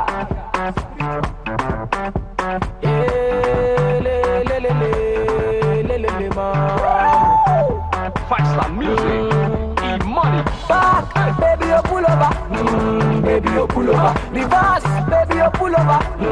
Baby, you pull over. Show me your particular, baby, pull over. Baby, you pull over. In a light, baby, you pull over. Baby, you pull over. Back, baby, you pull over. Baby, you pull over. Reverse, baby, you pull over. Baby, you pull over. Show me your particular, baby, pull over. Baby, you pull over. In a light, baby, you pull over. Baby, you pull over. If in a man, they make me they follow your lane. I like how you did. I want make you follow me play. If in a man, they make me they follow your lane.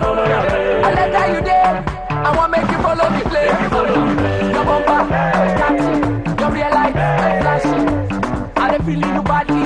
You they making me want to go naughty.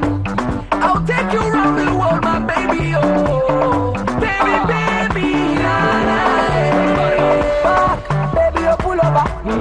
Baby, you pull over. Reverse, baby, you pull over. Baby, you pull over. Show me your particular, baby, pull over. Baby, you pull over. In a light, baby, you pull over. Baby, you pull over. Back, baby, you pull over. Show me what you got. Baby, you pull over. Reverse, baby, you pull over. Baby, you pull over. Show me your particular, baby, pull over. Baby, you pull over. In a light, baby, you pull over. Baby, you pull over. I be you no like to dance.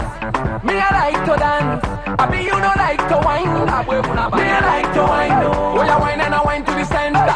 You know say we there for your matter. Oh, you tell all your friends like Casey. I whiskey them up while I'm not so. Your bumper, catching, your real light, flashing. I don't feel you badly. You they making me want to go naughty. I'll take you around. Okay, I was still enjoying the pullover there, but my producer says it's enough of pullover for this morning. Alright, and that's the size, of our program for this beautiful, beautiful Sunday morning.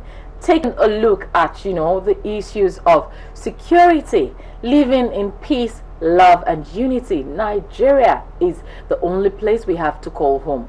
We must, as much as possible, ensure that we all live together as one. And where there is peace, every other good thing, falls into place. Where there is love, every other good thing falls into place. And that has been the thrust of the show today. We urge you to please go out there, have a good week ahead of you, having it at the back of your mind that security is the duty of you and I. You must be security conscious. I must be security conscious. Where you see any strange objects, any strange faces around, please, get in touch with the necessary authorities so that something can be done about it. But do not forget, remain your brother's keeper, remain your sister's keeper.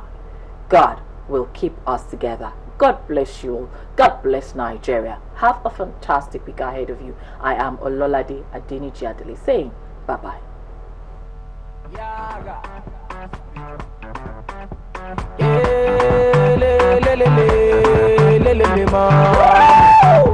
Five-star music, E-money. Back, baby, you pull over. Baby, you pull over. Reverse, baby, you pull over. Baby, you pull over. Show me your particular, baby, pull over. Baby, you pull over. In a light.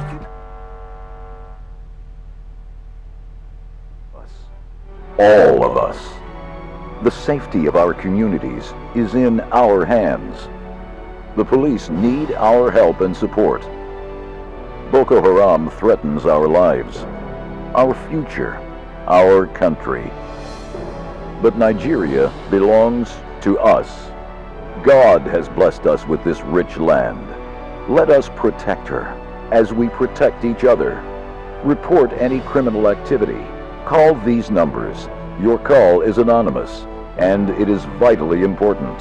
Your support so far has been critical. Continuing it will make all the difference between a Nigeria of the fearful and a Nigeria of the free. Protect each other, for we are not terrorists. We are Nigerians. A message from the State Security Service.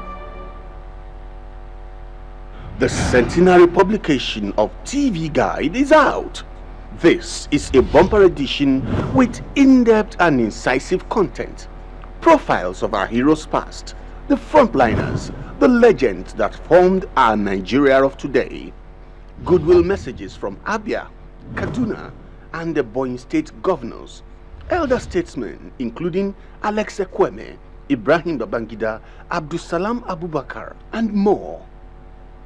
This edition also features trends, sports, and sights of nature. TV Guide, your indispensable companion. Available in all NTA stations nationwide. For further inquiries, contact Head Corporate Affairs, NTA Area 11, or call 0807 766 3513, 0703 982 6305.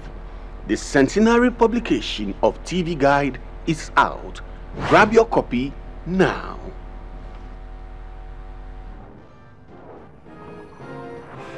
NTA2 Lagos Network Center, your reach out station.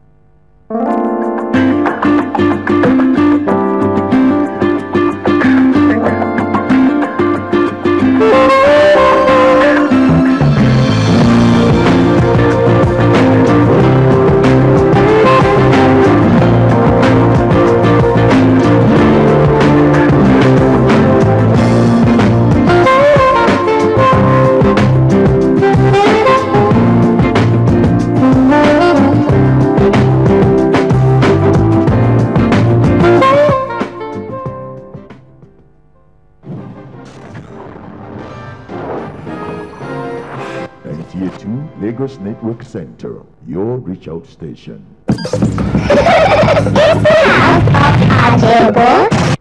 Get this guy. Why just get this guy number? We need to knock maga this guy. Make me call him.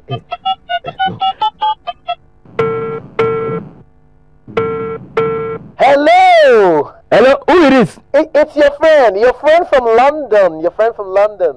Which of them? Because I get many friends for London. Oh, come on, guess. Chinedu. Exactly, Chinedu. Hey, Chinedu, how far now? What's up? How that side? Oh, my brother. We are hustling to make some dollars so that I can send to you and you can also send to me. So how is Lagos? Oh boy, Nigeria do. Oh boy, Chinedu, I don't know what they happen to our family now. It's like they curse on our family. As I talk to you now, last 2 weeks I see your mama for road. She dey waka like who wonder. I believe say by now self she go not die. As I talk to you now self, your papa every way for last week. Oh boy, the roof come out, knock your papa for leg. They carry and go Igbobi. Oh boy, they thought say they no fit do anything for your papa because your papa get diabetes joint. What? As I talk to you now, Chinedu, the one way they pay me, say that your brother with the smoke, go follow bad boy smoke. In head knock. As I talk to you now, this psychiatric nothing they fit do about that. If he die for DSF. The one where they pay me, your brother Chidi. Hey, Chidi go where they bury people. He go drink and then knock and jazz. As I they talk to you now, your brother don't run mental. Jesus. The one where they pay me by your sister, Amina go come up belle for hospital. As I they talk to you, so as he come out the belle, now there they die yo. No. No. All these things you have said, it will never happen to my family in Jesus' name. It don't happen to your family already now. No, I am not Chinedu. No. No, na Chinedu. It don't happen to your family already. No, please. I'm a 419, please. I'm not in London. I'm in Surulere. You know, it's everything. You don't be Chinedu. You be Chinedu. True to God. No. I wanted to be Chinedu before, but with all these things you have said, no, God forbid, it cannot be me. No. I'm in Surulere. I'm not Chinedu. My name is Ibuku Chibuzo. Take your courses back. God forbid. Idiot. For them man burn your credit night. You define who you go knock maga. You no go find work. Fool. Thank you.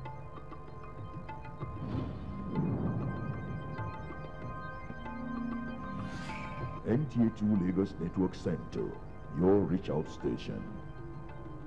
This is the Hero Factory, where the bravest, most advanced heroes in the galaxy are built, customized with unique weapons and technology for any mission, no matter where it takes them. When vile, wretched villains strike, the most powerful force against evil is ready. Hero Factory. We build heroes. While on a routine mission, Rocco discovered that Professor Aldous Witch had transformed himself into the evil witch doctor. The heroes were deployed to the planet Quatros, but soon discovered the lush planet had become dangerously savage. Stormer dispatched 2 rookie heroes with their hero teams to apprehend the witch doctor at the Quaza Temple. But time is running out for our heroes, and the witch doctor's plans could destroy the planet and all its inhabitants forever.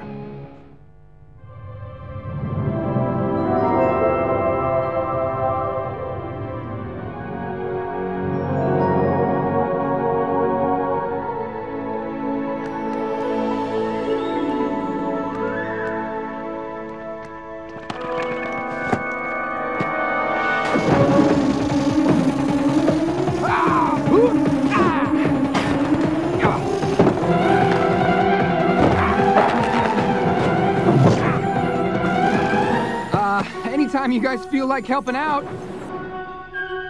Oh no, after you.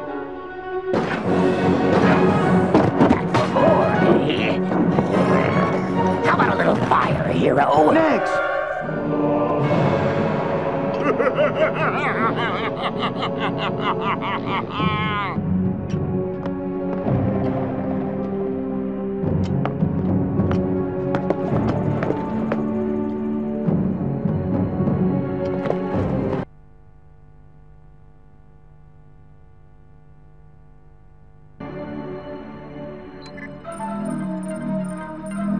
Sending these back to Sid. See if they can decipher them. Working on it. Seems the temple was built by an ancient civilization at the exact focal point of the Quaza, which they believed, quite rightly, was the lifeblood of the planet. If you can drop enough Quaza through the top of the temple, returning it to Quatros' core, you should be able to stop the planet from breaking apart. Should? Doesn't fill me with confidence. These hieroglyphics aren't exactly Heropedia. I mean, it's all we can do. Or else Quatros, the animals, and all of you are finished. When you put it that way. What are you doing? Hurry up, you lazy ape! Once he finishes loading this, I'll finally leave this rotting jungle planet, and I will show them all the true power of the Quaza! My Quaza theories are too radical, they said. That much Quaza doesn't exist, they said. You can't harness that kind of power, they said. You are crazy, they said. They were wrong. And now Makuro and his heroes will pay the ultimate price for banishing me. With all of this Quaza, I'll build the most powerful army in the world.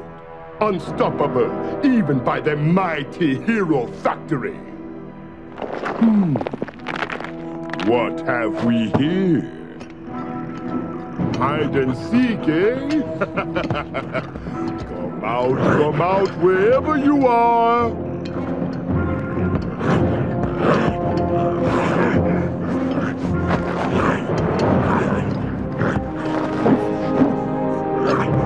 I need to buy us some time. Wait, kid!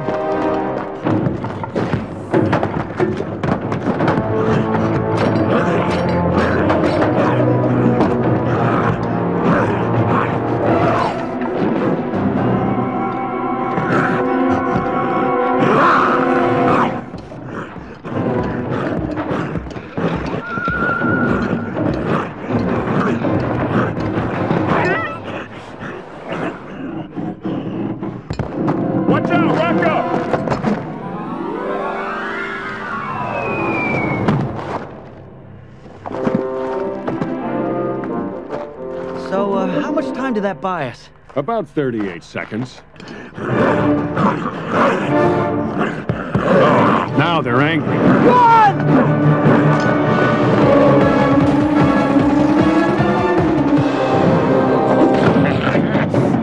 This is just like herding cattle back home. We gotta get rid of these pests. Yeah, they're really beginning to bug me. Got you now. Where's a good exterminator when you need one? Oh, yeah. Nice one, Ferno. Next! You're next. I believe my claw can take my weight for exactly 22 seconds. So, help?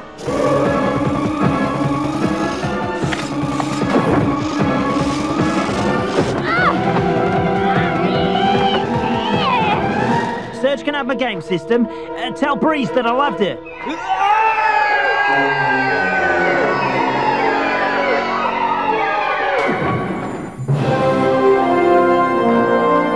Oh, that is quite a load next. So, just an idea. Maybe we lay off the upgrades for a while. You're stuck between a scorpion and a hard place.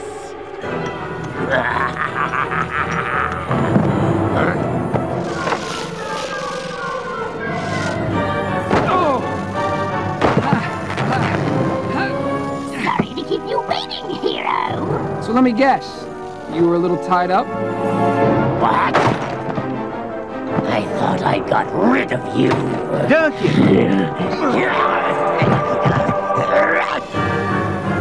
Hey, Stringer. Remember the old Roboball Hyper Punch? Remember? I taught you that move. Then dig fast. Batter up.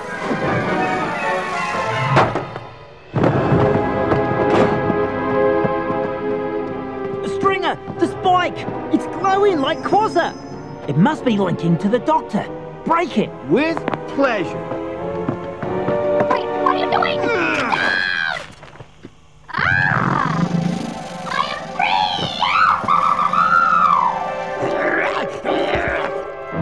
You're not through with me yet. Next. How can we beat it? Oh, we can't! It's just too strong! I refuse to believe that. Listen, guys, all we gotta do...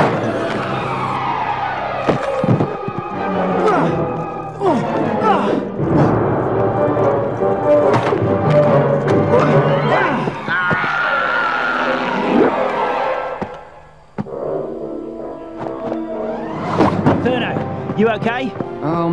My jets aren't working.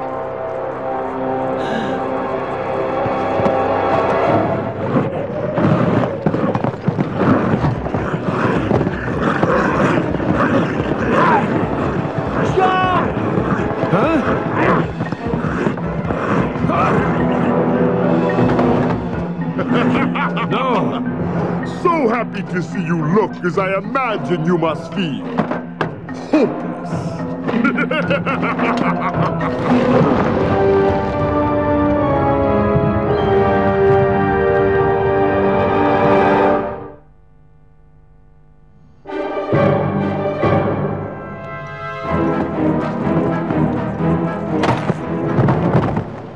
Say goodbye, boys. We can't take him on alone. Even an army couldn't put me down. Furno, what's taking so long? Rocca and Volk have been captured. We've got to get them out of there. If he takes them with him... We'll never get them back. Lock in on my position. Done. Come on, guys. I've got a plan. We've got to get to the temple right now. This is your plan? Running? A hero never runs without a reason.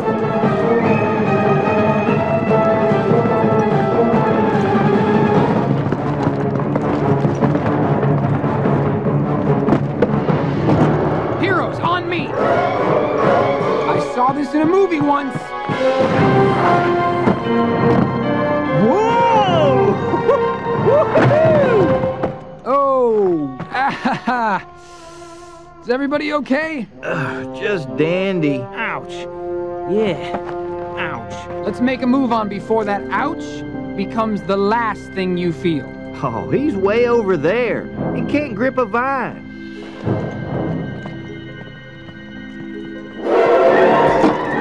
I'm back. Let's go, go, go!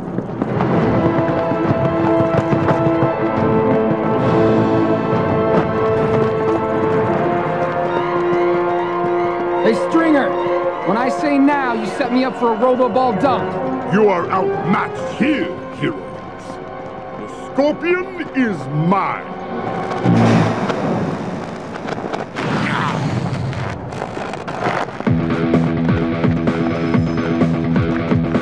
Now! Coming up.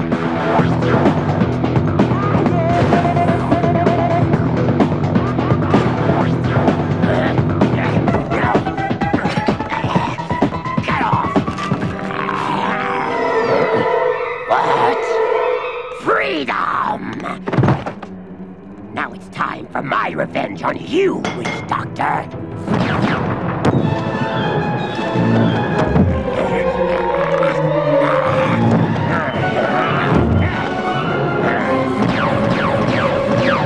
You get the crate, I'll get the Quaza.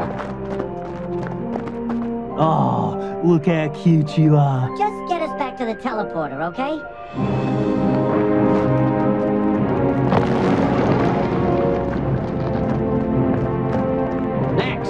Wait up! Sir? Down here, 7 o'clock. A little help? Need a lift?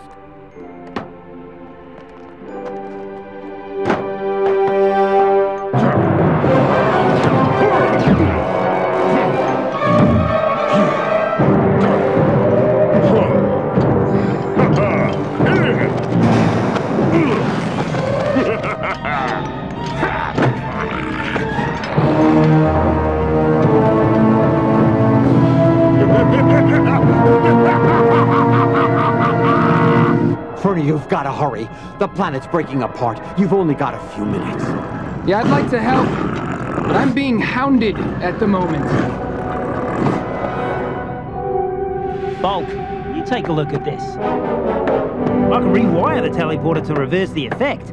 We need a power source. Which we can get by connecting the cores. I could create enough of a quasi energy link to reverse the effects of the jump.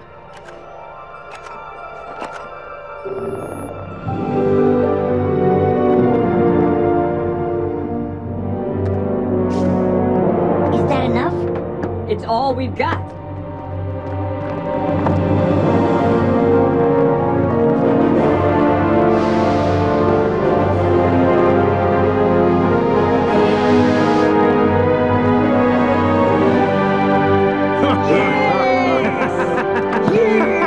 Come on, heroes.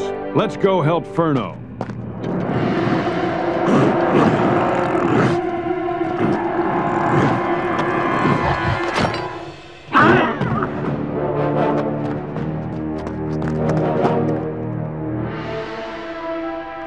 Next, Bulk, you take on the Gorillafant. Stringer, we'll get the Scorpion.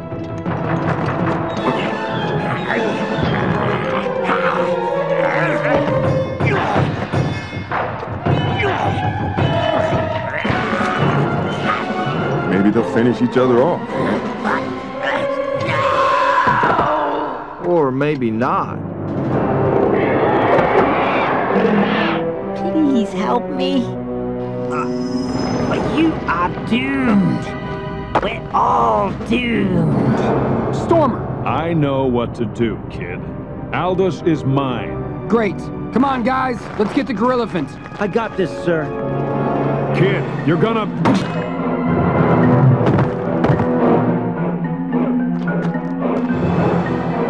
Nice to see you, Preston. Wish I could say the same.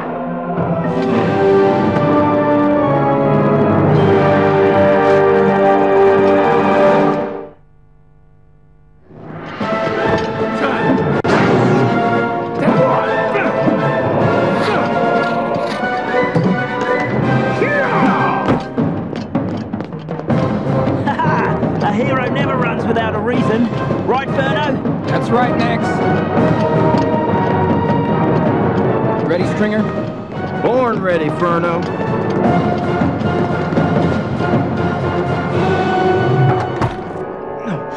Sorry to drop in on you. No! Oh! Whoa!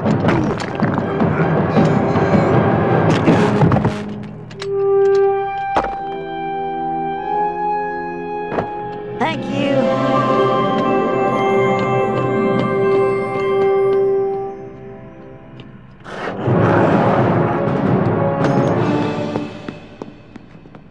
Raka, what are you doing here? I need to help Stormer. I've got to figure out how I can beat the Witch Doctor. No hero can do it alone. Alright, he's just too powerful. Even Stormer can't beat the Witch Doctor without some help. That's right. We're a team. Then let's get out there right now and help. Wait, hear me out. We could attack the Witch Doctor together, but he'll be ready for us. He knows how we fight. Now it's time for us to show him something unexpected. Something that he can't beat. Yeah, I'm listening. Okay. These ancient armor pieces are just what we need to create a secret weapon. Next, I'm gonna need your triage kit for this.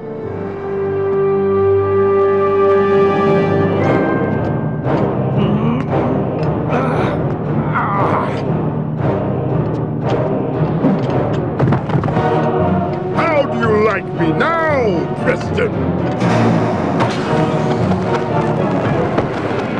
Quasar should be used to help people. Hey, Doc!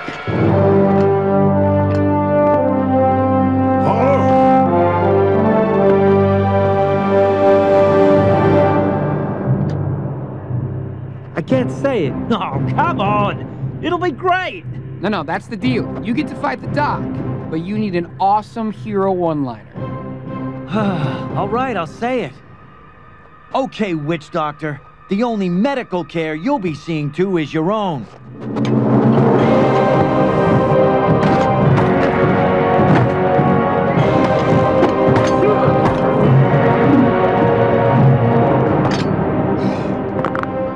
That was good. Good. I thought this was going to be too easy.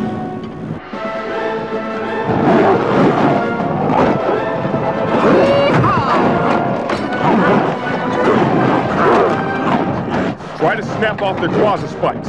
Oh, easier said than done. It's like trying to hug a porcupine.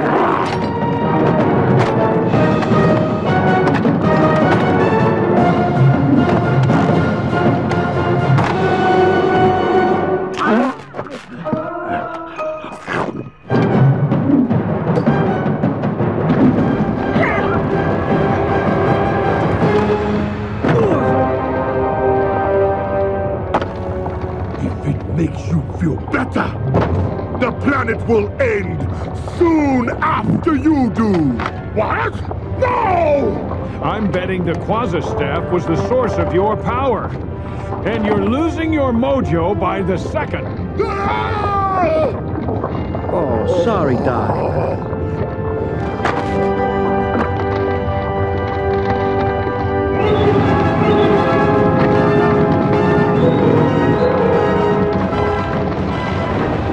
Let's get back to the ship. There's no time. I estimate 90 seconds till complete planetary breakdown. You need to return the Quasar now. Hey, I'm trying.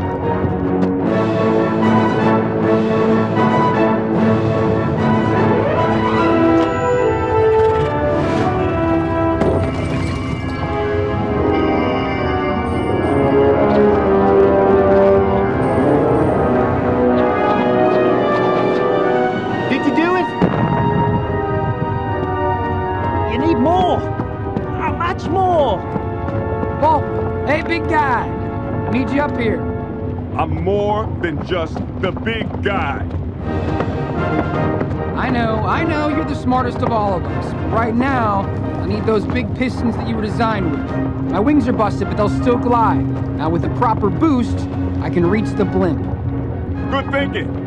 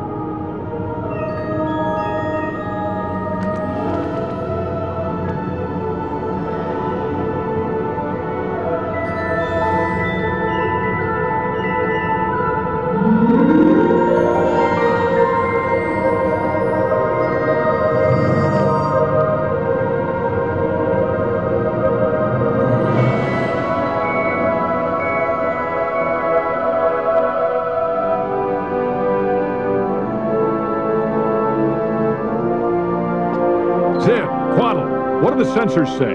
Quatros is regaining density. Form. The damage is reversing. This is amazing.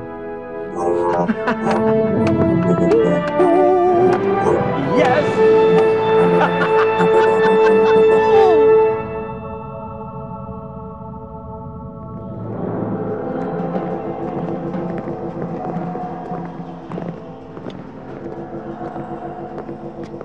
You both presented yourselves admirably, as heroes should.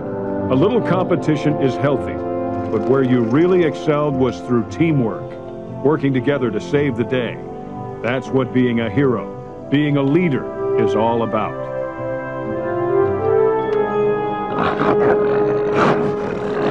Furno, you didn't mess up out there. You put aside any personal glory for the good of the team. You're learning, slowly but surely. Good job. What about me? I did some stuff too. Whoa! Huh? Huh? Come on! Hey! Whoa! Okay, I like you too. Okay. Yeah. Oh man, these upgrades are waterproof, right? It tickles.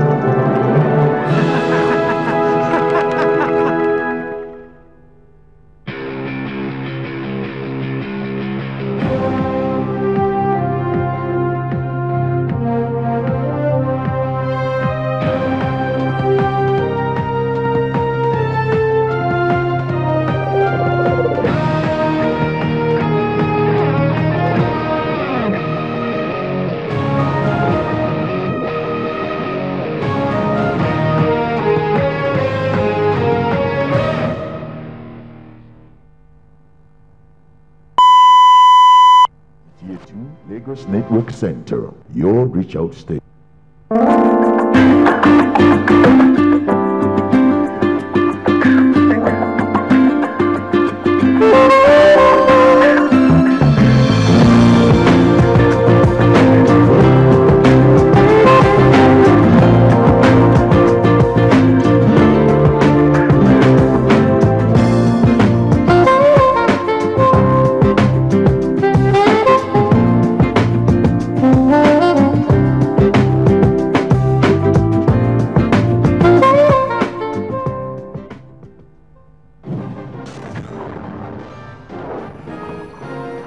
NTA2 Lagos Network Center, your reach out station.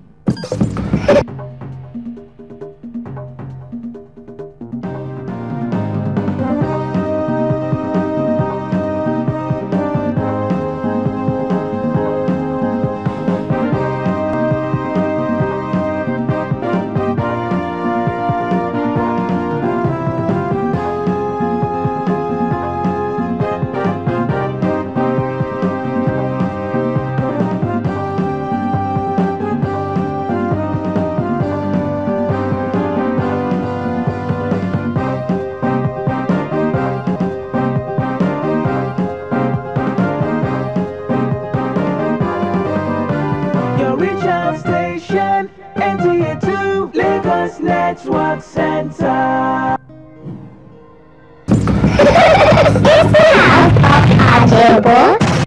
Get this guy. Why just get this guy number? We need to knock maga this guy. Make me call him.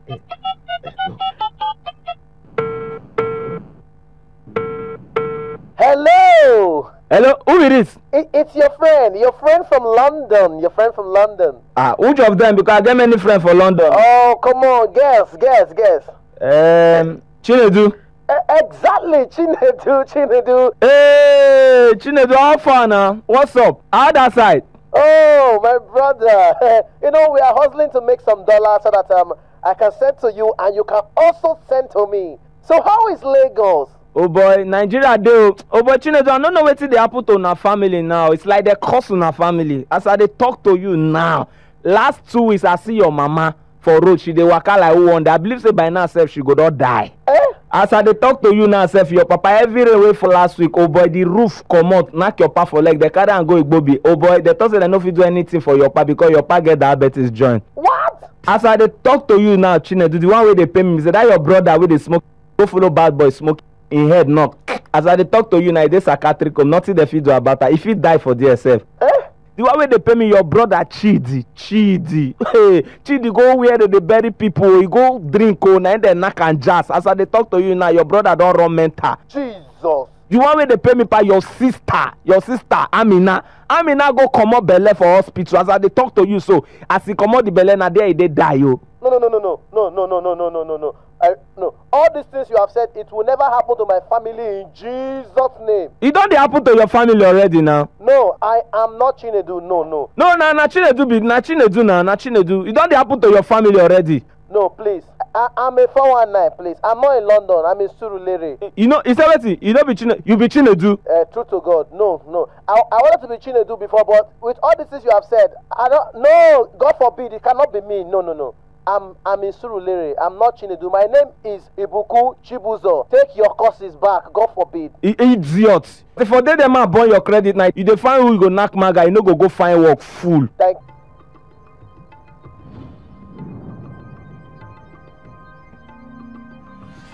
NTA2 Lagos Network Center, your reach out station.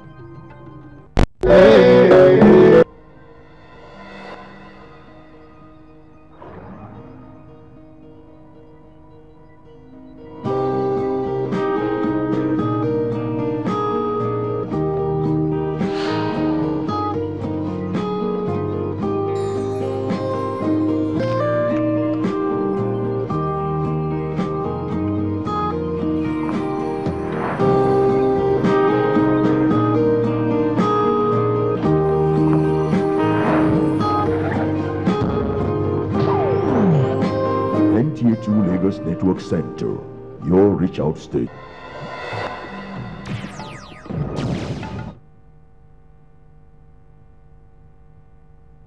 Are you thinking of a lucrative small-scale business?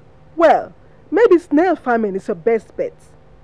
I spent a day at the flower house in Ikorodu with Dr. Adebowale, who is a snail farmer, and I learned a lot. He runs the business from the comfort of his home. What do you really do at this corner?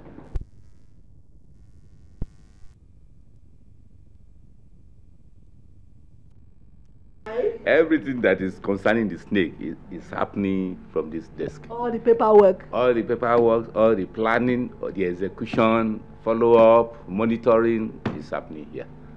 Yes. What you just see me doing now, I've just taken the records for the week. I asked to know what it will take a starter like me to own a snail farm. If you want to do snail farming, it takes longer time for you to achieve a standard paddock. We call it paddock. What we are seeing here is paddock. You know, we have to dig the ground down and then concrete the whole floor under. Then you mold your blocks and set your block from all the angles up, and then you fill it with concrete.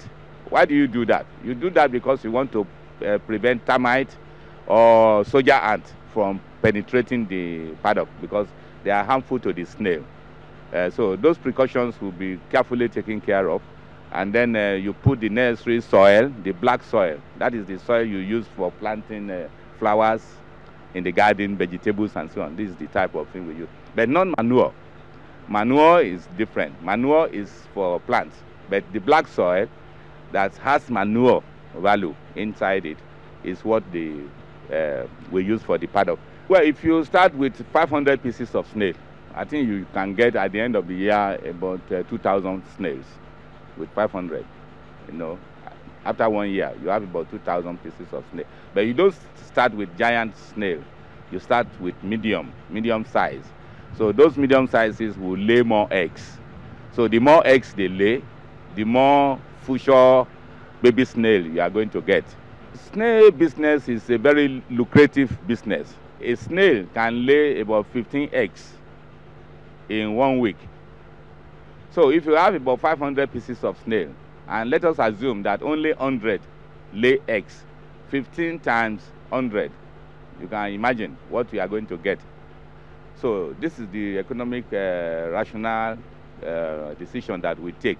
But if you start with 500 pieces of snail, you cannot earn income now.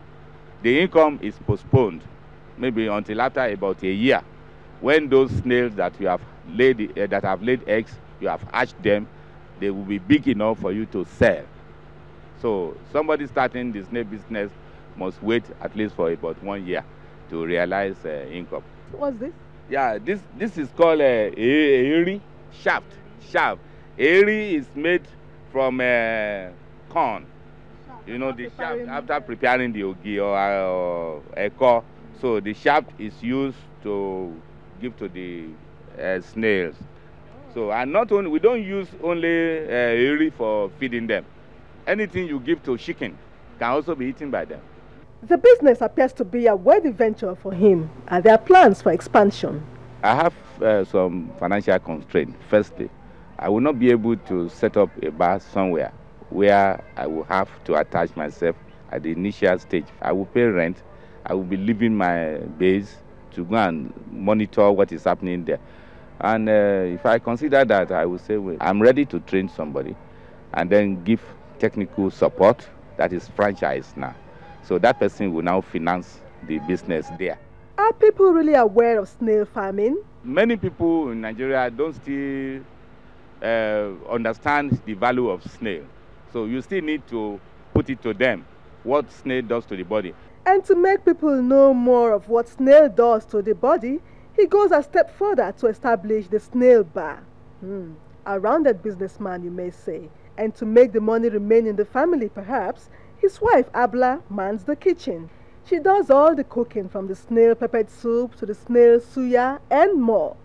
It may interest you to know that Dr. Adebowale spent 15 years in Germany and one day realized that northeast, west or south, home is the best. And people call you doctor, and now doctor in the farm. Is that what you are? What kind of a doctor? I've become doctor of snail farming. Well, actually, like I said earlier, so I read economics, I did marketing at my master level, and then for PhD I did risk management. Wrap it all up so nicely and neatly. We thank you for your company. Taking off today from Lagos is food for thought. And what is food for thought about? Something that you will need to meditate upon for the rest of the day. So, let's see it.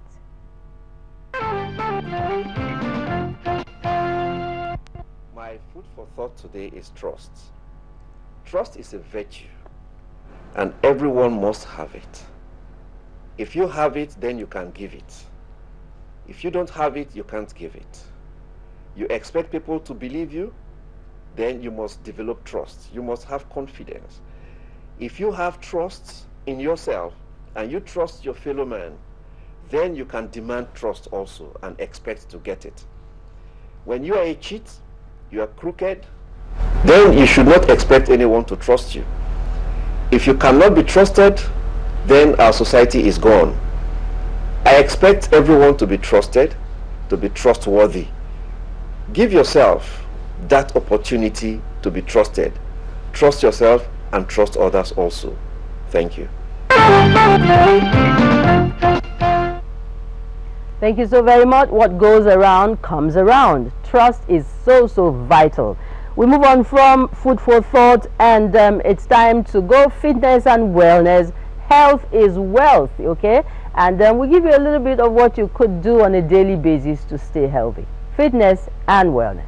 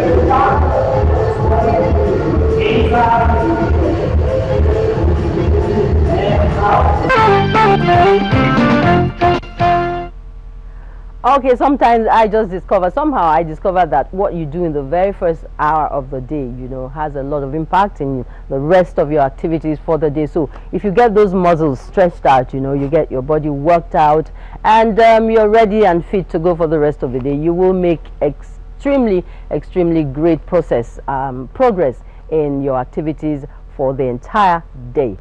Okay, but we do advise, however, that if you want to start on any form of exercise, please get to talk with your medical practitioner, and they will tell you what kind of exercise to do, because we do not want to have any casualties. It's still AM Express on Africa's largest TV network. We just took off from Lagos, and we're so particularly concerned about your health and wellness. And so next we're going to go to health tips. This morning our concern is dysentery, and we have a doctor in the house who will take us through this.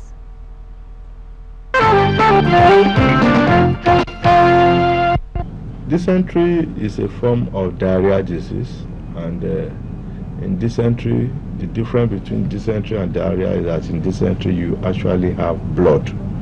So when you have diarrhea, what is diarrhea? What do I mean by diarrhea? When you have blood with stool, fecal matter that is watery.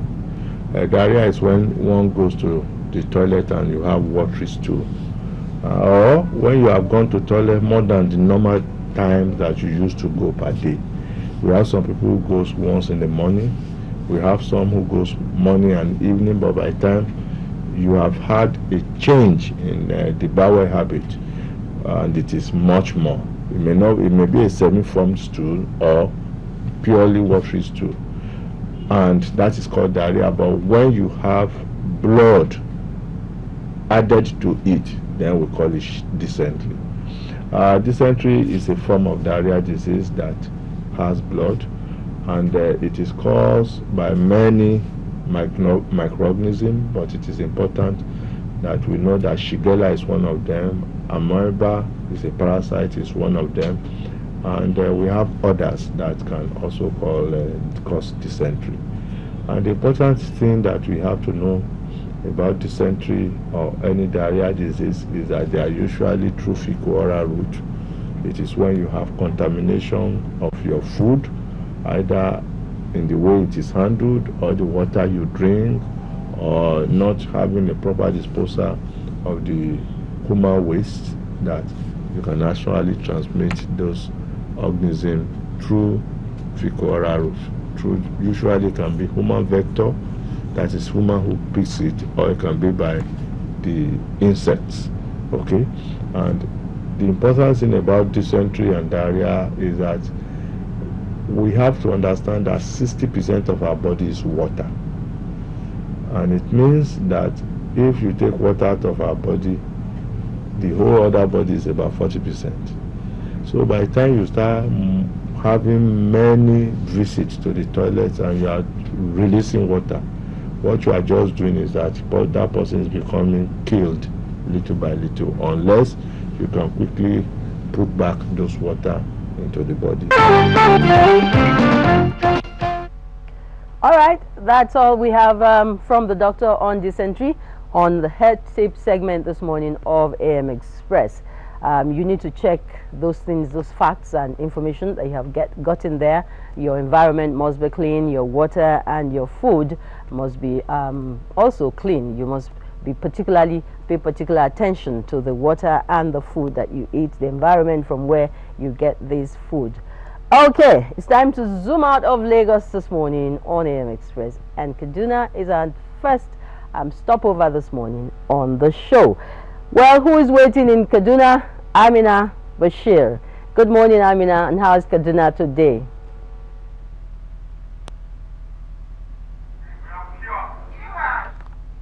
Hello, good morning and welcome. The train is now in Kaduna, and I promise you that it's going to be interesting for you this morning. My name is Amina Bashir, and as usual in Kaduna, we offer you interesting package, and this morning it's going to be like that. You know, yesterday there was a presidential chat, and among the issues discussed was that on the World Economic Forum on Africa. And on AM Express today, we are not going to be left out, but it will be coming later on the day. Now, to start with, as Nigerians, what are the ties that bind us? There are many, but football is one of it. Please, let's watch. Good morning. This is traffic report. I'm at the stadium roundabout now. This road is the Constitution Road. It takes you straight to the Gamji area and the shooting range area. This is the Junction Road. It takes you to Ahmadu Bello Way, straight down to the Central Market area. Usually this stadium roundabout is choked up with traffic, but because it's not yet 7, traffic is light. So if you want to travel or to go to the office or your business place early, I advise that you come out by this time so you can beat the traffic. From here, we'll be heading towards the Leventis roundabout. It's 2 roundabouts away from here. This is the Leventis roundabout area. Here, traffic is also tight because commercial buses ply this route a lot. Here is the Yakubu Gowon way. The road is free now because it's still early in the morning. So for the private cars, if you want to avoid this traffic here, I advise that you use the Ibadan streets.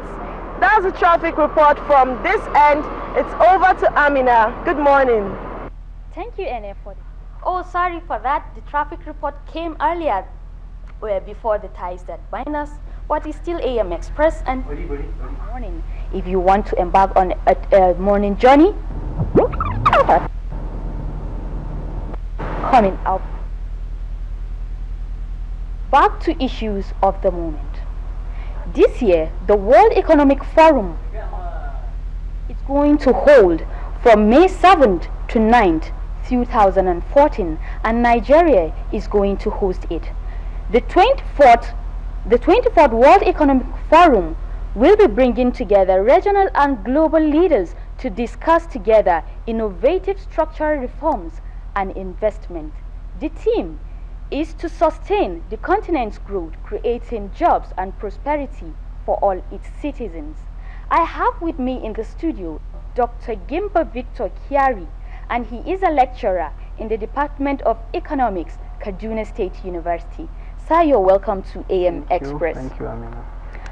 Sir, I will start by asking you this question. What does it really pertain for Nigeria to host such a forum? Well, Nigeria is currently the African largest economy. Nigeria is densely populated of well over 160 people. Nigeria has a lot of numerous business potentials. Okay. And there is a recent report by the United Nations Conference on Trade and Development that indicates Nigeria still remains the leading destination for foreign direct investment. Yeah. So when you look at the vast opportunities in Nigeria, you know, when Nigeria gets it, because of our population, when we get it right, you be rest assured that the other African countries will certainly, you know, get it right. Okay. We are just like a model. So the choice of Nigeria to host the conference is not out of place. Okay. There couldn't have been a better place Other than Nigeria. Nigeria. What Well, kind of questions would you like them to discuss in the forum? Well, the 24th World Economic Forum is being hosted here in Nigeria. To me, it's an opportunity for the Nigerian government and the private sector to seize in order to showcase the vast, you know, business opportunities we have in this country. And also, they should use it as an avenue to stimulate, you know, stimulate foreign investors. You know, and again, you know, foreign investors actually have a kind of negative mindset towards our country. They should use the avenue to sensitize the foreign investors, right? And what I actually want to be the main focus of the forum should be a kind of, they should focus on the structure of African economy. I mean, structure or redesign the growth model of African economics. In you know, in particular Nigerian economy. You'll find out it's a well fact, or rather it's a known fact that our economy is growing. The economy is growing very fast, right? But this growth does not have a kind of positive impact to the public or to Nigerians. Okay. Right? The growth should have a kind of should transform the quality of life, the standard of living. The growth should be able to create more jobs, should be able to, you know, bring down poverty level. Also, I want the forum to discuss on how to diversify the economy. We have a kind of oil-driven economy. Okay. You know, they should look at other sectors like agricultural sector. Okay. We have solid minerals sector. We have tourism. They should come and invest in this sector. By so doing, they will create more jobs for our country or for the African countries. Okay. Lastly, I would like them to focus on the entrepreneurship. Okay. Right? They should encourage the government to design a kind of support or a program that will help individuals to establish small and medium scale industries. Okay. Right? This will happen by the government providing the enabling environment. Okay. You know, so to say, like providing energy, that is electricity, road network, right? Of course, if this should put in place, people will be able to, you know, venture into small businesses. And, you know, the entrepreneurship or the small and medium scale businesses, they are the ones that drive the economy very fast and bring about development in the country. Yeah. Yeah. Okay, that is good. Sir, will you please explain to us what is rebasing? What is the meaning of rebasing? Well, rebasing in a very simple way is removing the old base. The former base was 1990 or so, you know, changing the base to a new base year. Okay. Yeah, the former base was being removed for the purpose of calculating the GDP. Okay. Yeah, it was replaced by a new base year now. So, and that is the reason why the economy, the size of the economy has been increased, so to say. You know, formerly we were second largest economy in Africa, but currently Nigerian economy is the largest economy by size. But it doesn't necessarily translate to the micro economy. It doesn't really translate to the per capita income, right? It doesn't really have anything to do with the welfare or the quality of life of individuals in the country. But when you talk of macro economy, then it has some meaning there. Okay. Yeah. Now, what are the economic implications of rebasing of the Nigerian economy? Well, as I said, to me, when you look at in terms of micro economic fundamentals, you'll find out that it doesn't really have much impact. But when you look at the economy as a macro, I would say, of course, it has a very positive impact. That is in terms of attracting foreign investors. That is foreign direct investors to our country. Because when you look at the debt GDP ratio, our debt GDP ratio has reduced drastically. And debt GDP ratio is actually one of the factors investors consider before they invest in a country. So our own has reduced. And the average percentage of returns after on investment has increased drastically. So it will help to attract foreign investors because of the size of the economy. Our economy has been elevated to a bigger size now, per se. And also, it's also an avenue for the government to be able to know the sectors to focus on in terms of growing the economy. Yes, because now we have understood that the industrial sector has declined in terms of the contribution to the GDP. And the agricultural sector too has decreased. So it has given government an idea, right, to improve on those sectors that have declined. While we got to understand that the telecommunication sector has very positive effect to the GDP. Yes, thank you very much. Thank you very much. We have been discussing on the World Economic Forum, which we will be hosting here in Nigeria, with Dr. Gimba Victor Kiari, who is a lecturer in the Department of Economics, Kaduna State University. Thank you very much, sir. We really appreciate it. Thank you. Now, Nigeria, a sub-Saharan largest economy, plays a crucial role in advancing the continent's growth, and that is a very big plus to all Nigerians. Moving on is market survey. Enjoy. Good morning. Welcome to the market scene. In Kaduna, we have several types of markets, each of which is strategic for different goods and services. One of such markets is the Shaba Modern Market, located in the Kaduna North Metropolis. It is also known as the morning market because in this market, trading activities begin as early as 6:30 in the morning, and by 10 I'm telling you everything is gone.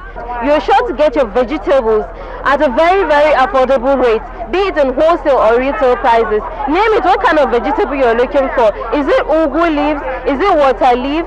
Is it bitter leaf? Is it uziza? Is it ukazi? What kind of leaf you're looking for? In short, for your local soups, you can get it here. You can also get condiments for your soup.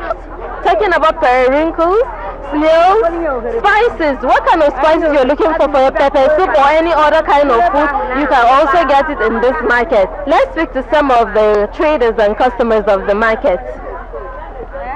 Good morning. Good morning. Why does the market hold so early?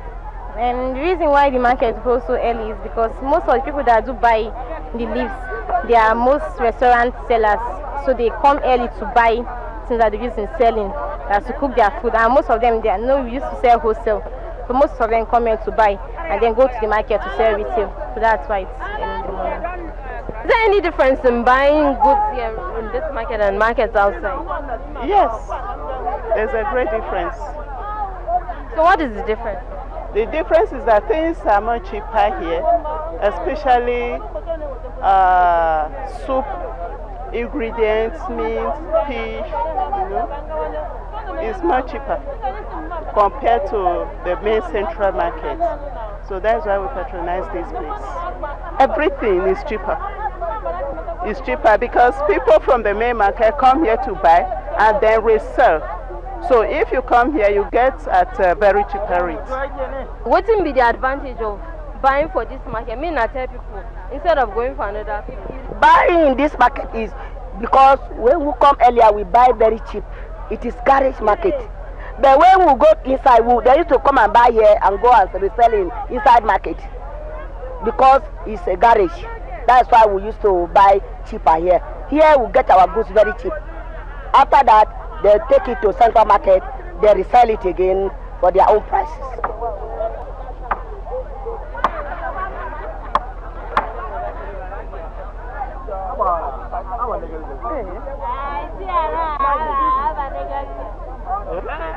Aside from the Shaban Modern Market, we also have the Station Market, situated in Kaduna South Metropolis. In this market, you're sure to get your fruits at a very affordable rate, be it in wholesale or retail prices. Name it, is it oranges, watermelon, pineapples, pawpaw, bananas? What kind of fruit you're looking for, you're sure to get it in this market. You can also get exotic fruits, such as apples, grapes, even soursop.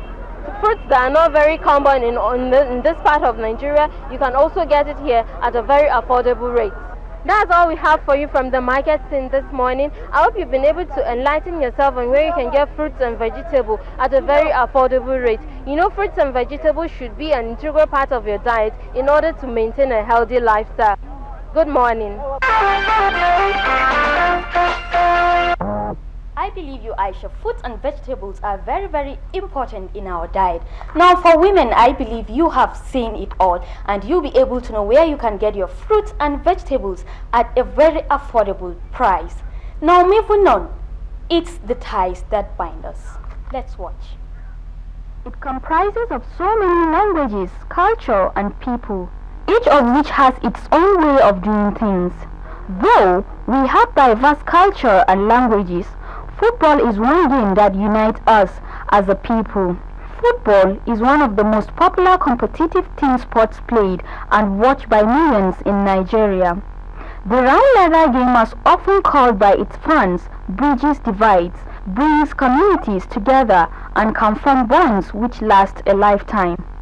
Football means different things to different people. It's a kind of way you live yourself, maybe you watch football, it's a way to make yourself happy whenever you're bored. For me, if I have better things to do, I would like to be doing those things better than to go and sit down and be watching football, arguing unnecessary arguments. Some kind of entertainment, and it's part of exercise.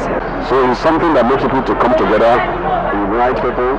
In fact, it's worth investing in. Yes, Nigeria is supposed to invest in football because it's something that people forget. There's something so simple and universal about football that many nations, including Nigeria, have turned football into a prism through which they view how lives are being shaped and use the game as a barometer of success and failure in integration policy. When the national team has a game, everybody is in support, irrespective of tribe or religion. The idea is Nigeria. For example, now you see, whenever Nigeria is playing football, take for instance the last Nations Cup that took place in, is it South Africa or where? just of recent, last year. You can see how people, there is that courage, there is that sign of unity among people. Those that are not having conflict, they came together, they watch football, and they feel very happy. Okay, that's all we can take from the feature. I hope you enjoyed it with us this morning. It's over to News Desk for the AM News. Good morning.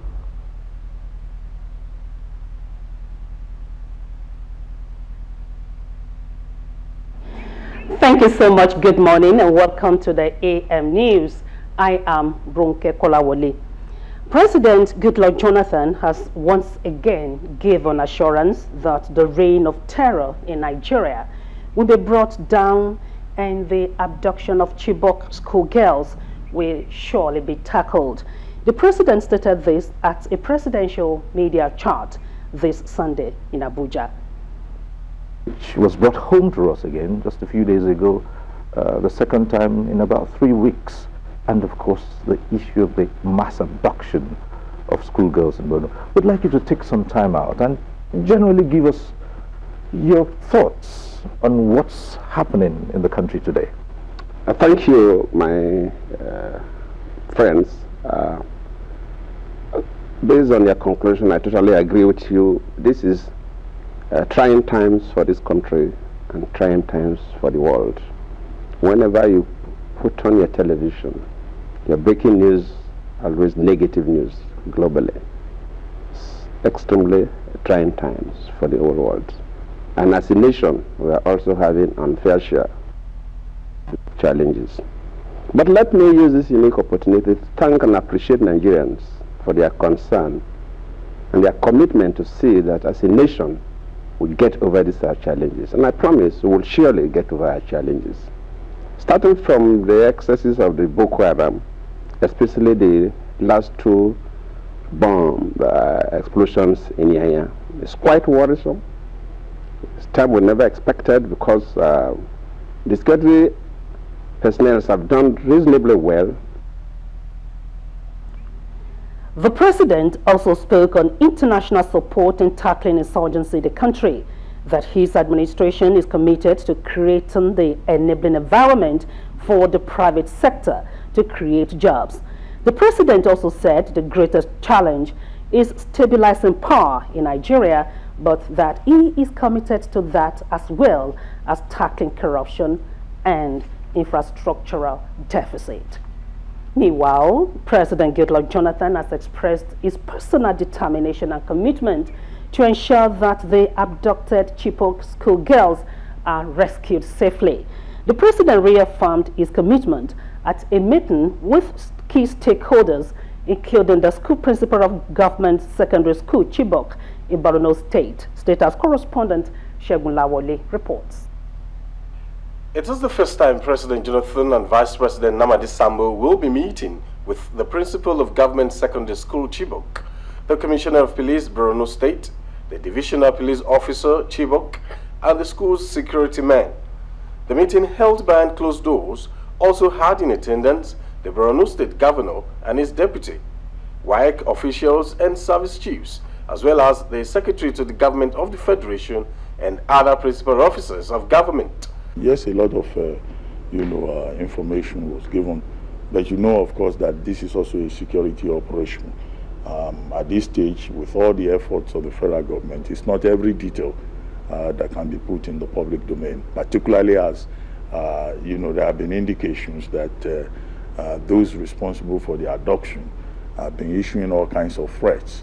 You know that security operations will not require every detail being put in the public domain. What is clear is the determination, the commitment, the resolve of Mr. President personally and of the government to ensure that these girls, are brought back to safety. The meeting is a follow-up to last Friday's high-level meeting on the abduction of schoolgirls at Chibok. That no stone is left unturned to ensure that this is achieved, and that there is, a complete cooperation at all levels, federal, state, local government, community, and that other stakeholders. Everyone is mobilized at all levels to ensure that these girls are brought back to safety. In the State House, Shegun Lawole, NTA News. Senate President David Mark says negotiation is no longer an option in the nation's drive to free the Chibok girls, but full military action against the perpetrators if the captives are not released unconditionally. Speaking in Asaba Delta State at St. Patrick Catholic Church during the funeral service for Lady Obi Bridget Okuno, Senator Mark emphasized that by their action, which touched the souls of Nigerians, the insurgents have declared war on Nigeria. They must never test the will of the government. They must never test the will of the Nigerian armed forces. And above all, they must never test the will of the Nigerian people, because we must stand united against forces of evil. And we are not going to sit down and fold our arms. The federal government must immediately intensify military action and bring the issue of Boko Haram to a logical conclusion. It's only after that that we can invite them for negotiation. Governor Emmanuel Uduanga of Delta State in his remark urged the citizens to abhor acts capable of undermining the peace, unity and security of the nation. The priest of St. Patrick Catholic Church, Reverend Father Leonard Biachi, harped on good neighborliness and peaceful coexistence as panacea to the lingering crisis. President Uhuru Kenyatta of Kenya has arrived to Nigeria for a state visit that may coincide with the World Economic Forum on Africa holding in Abuja this week. Correspondent Mitaire Ikpen reports that the Kenyan president was received at the Nnamdi Azikiwe International Airport by FCT Minister Senator Bala Mohammed, as well as top officials of the Foreign Affairs Ministry. President Uhuru Kenyatta of Kenya arrived Abuja with a trade delegation several minutes after two explosions were reported in the Kenya capital, Nairobi, with fears of casualties. FCT Minister Senator Bala Mohammed, who presented the Kenyan president with the key to the city of Abuja as a mark of respect usually accorded important foreign dignitaries, said the state visit will afford both countries the opportunity to collaborate on security and trade. There are similar security challenges in Nairobi, and you know that Shabab that are in Kenya, we have some peculiarities with Boko Haram here in Nigeria. We need to come together to discuss and explore ways of economic relation and also provision of security for safety and security of our people. President Jonathan had visited Kenya in September last year for similar bilateral discussions. The state visit by President Uhuru Kenyatta to Nigeria is expected to strengthen all previous bilateral agreements between Nigeria and Kenya. From the presidential wing of the Nnamdi Azikiwe Airport, Abuja, Mitaire Ikpen, NTA News. For over 100 years, the Boys Brigade in Nigeria has been building purposeful youth with character and fear of God. As the 2014 National Boys Brigade Week flags off in Abuja, Rotimi Oluwagbemi looks at the role of the brigade in addressing security challenges facing the nation. His report is here presented.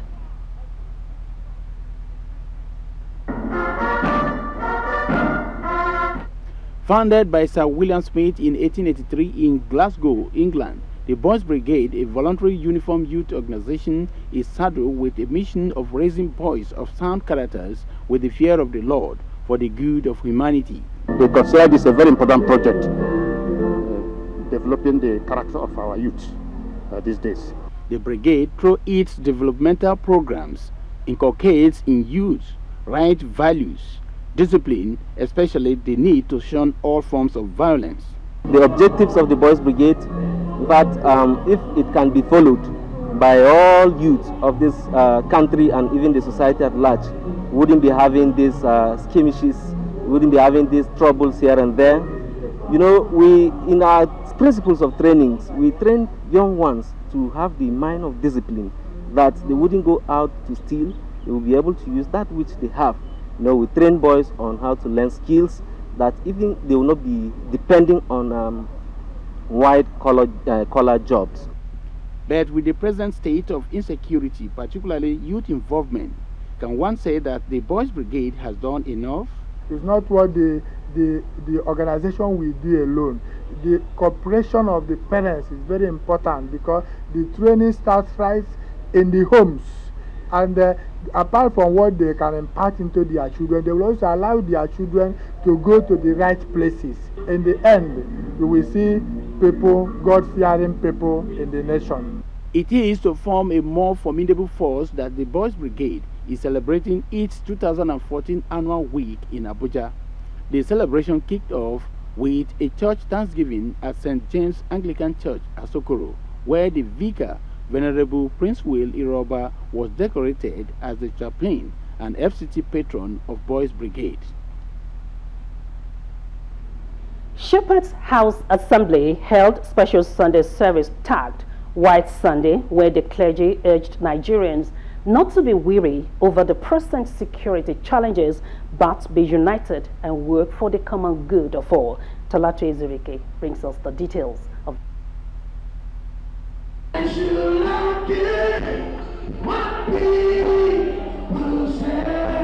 In one voice, worshippers at Shepherd's House Assembly International interceded for God's mercies and healing on the nation and people.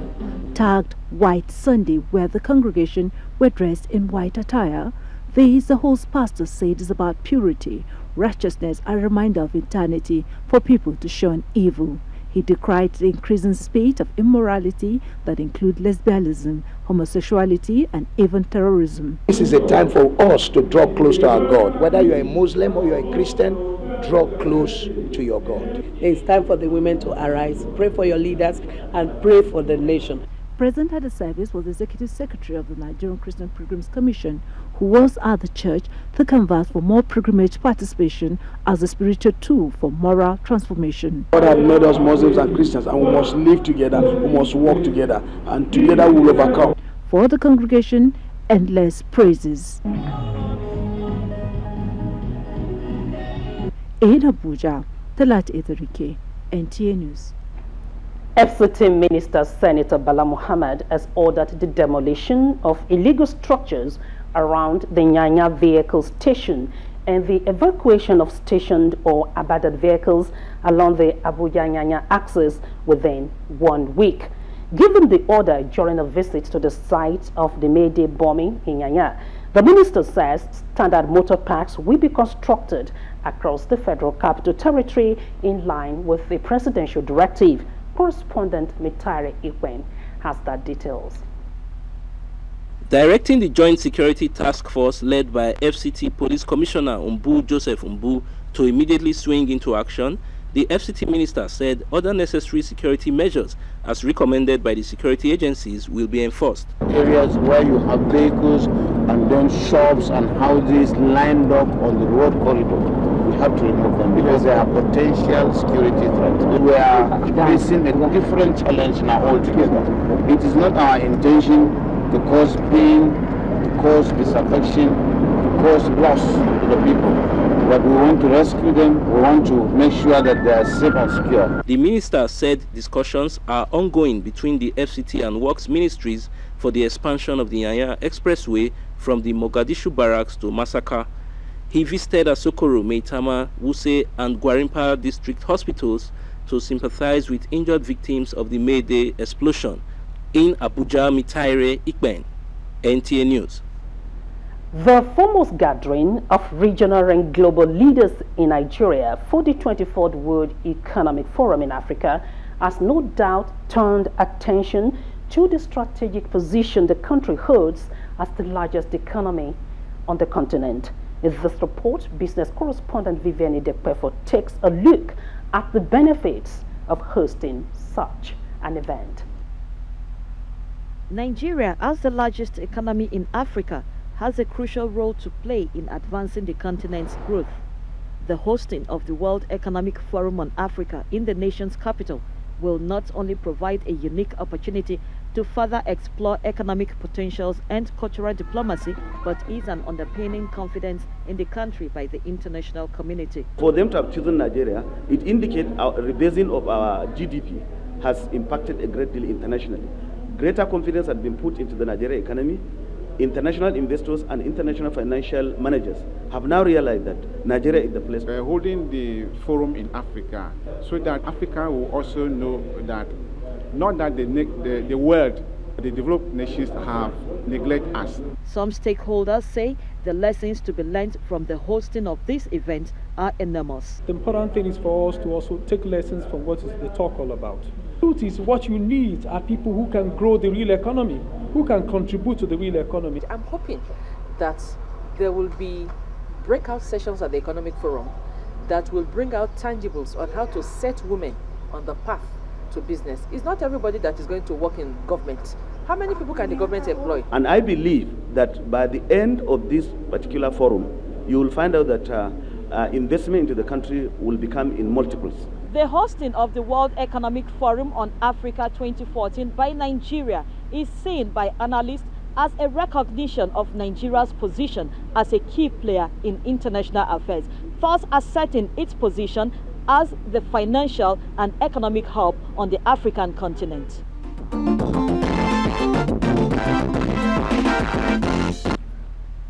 As the nation is set to host the World Economic Forum in Africa, and in line with the presidential directive and the desire to have a hitch-free event which holds between Wednesday and Friday this week, the Inspector General of Police has directed a massive security cordon off around the FCT and its environs.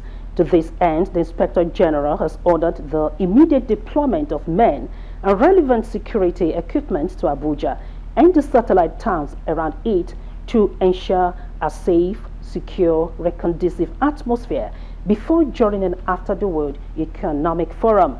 A statement by the First Public Relations Officer, Frank Mbas, says the Inspector General of Police, while appealing for the cooperation of all, assures the citizenry as well as members of the international community of adequate security. The Minister of Information, Mr. Labaran Maku, has expressed concern about frequent communal violence by ethnic groups in Nasarawa State. The minister made the remark while commiserating with the Abaga of Tony Chiefdom, Dr. Sylvester Ahin, over the recent communal violence in Iga. Mr. Maku condemned the incident and sued for peace. Responding, the Abaga Tony, Dr. Sylvester Ahin, who thanked the minister for the visit, called for stiff punishment for offenders to guard against impunity in the country. The minister also paid similar visit to Egon, where he preached peace, tolerance, and love among the ethnic groups in Nasarawa State. We believe we must put peace and peaceful coexistence above politics, above every other thing. It is the foundation of success, and we believe that we should allow God to prevail in all we do, in all we seek. We should put God first. And it's very important that every community should engage their neighbors in matters of peace. In his remark, member representing Kokoma West and the Nasarawa State House of Assembly, Mr. Danladi Jatau, buttressed the call for peaceful coexistence in the state. Nigerians have been urged to exploit existing business opportunities within their communities to reduce unemployment in the country. This was the central message of some entrepreneurs at an advocacy workshop in Abuja, organized by a non-governmental, non-profit institution, entrepreneurs organization. The guest speaker and development expert, Larry Bale, who spoke on the topic, leading transformation during turbulent times, urged Nigerians to be innovative and learn to see opportunities which is said abound in the economy rather than risks. He urged businesses to learn to change their strategies and adapt to the times and modernize their operations or face extinction.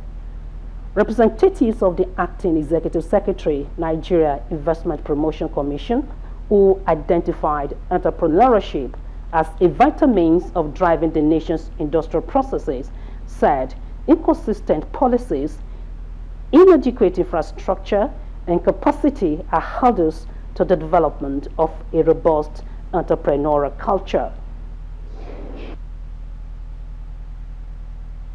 Abuja president of the organization, Olurotimi Martins, pledged to build the capacity of Nigeria entrepreneurs to grow a vibrant business community that will create employment. The Nigerian Television Authority, the NTA, has been commended for its role in nation building and the promotion of peace and unity in the country. The Mai Kaltungo in Gombe State, Saleh Muhammad, gave the commendation at his palace in Kaltungo. Correspondent Imale Akila reports that Alhaji Saleh Muhammad, who appreciated NTA's role as a veritable platform for social change in bringing out issues-oriented reportage that affect all status of the social system, had a surprise package for NTA as a partner in progress for both the government and its emirate. The occasion was the presentation of donations to associations and individuals from the public spirited sons and daughters of Kaltungo Emirate, which is a yearly event at the palace, a gesture initiated by Michael Tungu, giving everybody a sense of belonging.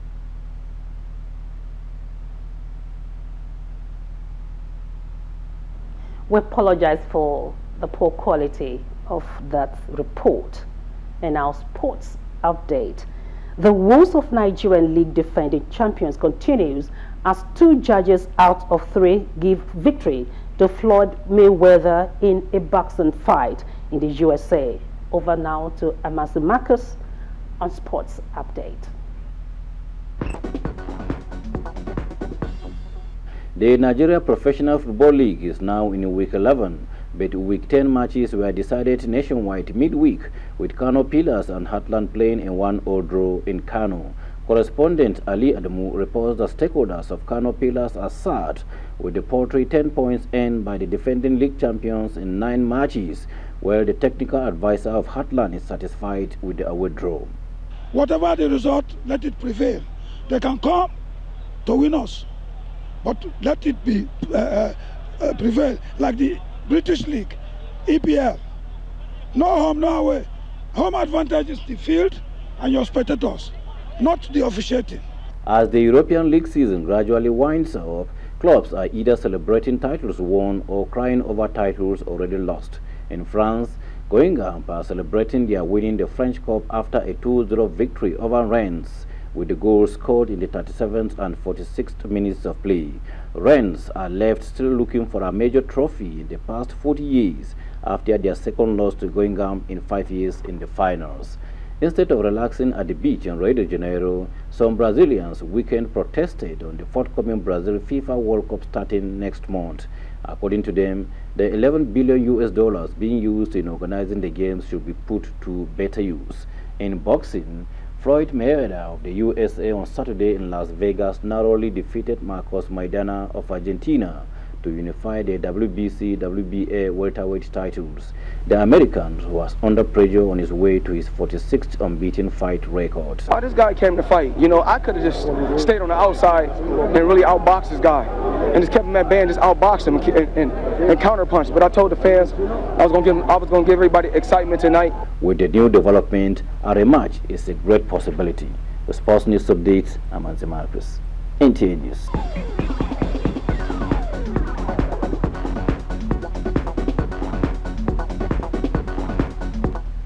The family of Justice Chukwudifo Puta has announced the death of the eminent jurist and a retired justice of the Supreme Court of Nigeria at the age of 96.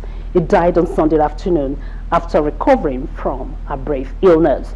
Late Justice Oputa headed the famous Nigeria Human Rights Violation Commission between 1999 and 2002. As we go this morning, remember that it is your right to challenge anybody suspected to be involved in unholy activities around you. Be security conscious. This message is from the Directorate of State Security Service. We want to thank you for joining us on AM News. We now go over to Lagos, where Helen is standing by for the continuation of your beautiful program, AM Express. Do have a very lovely week.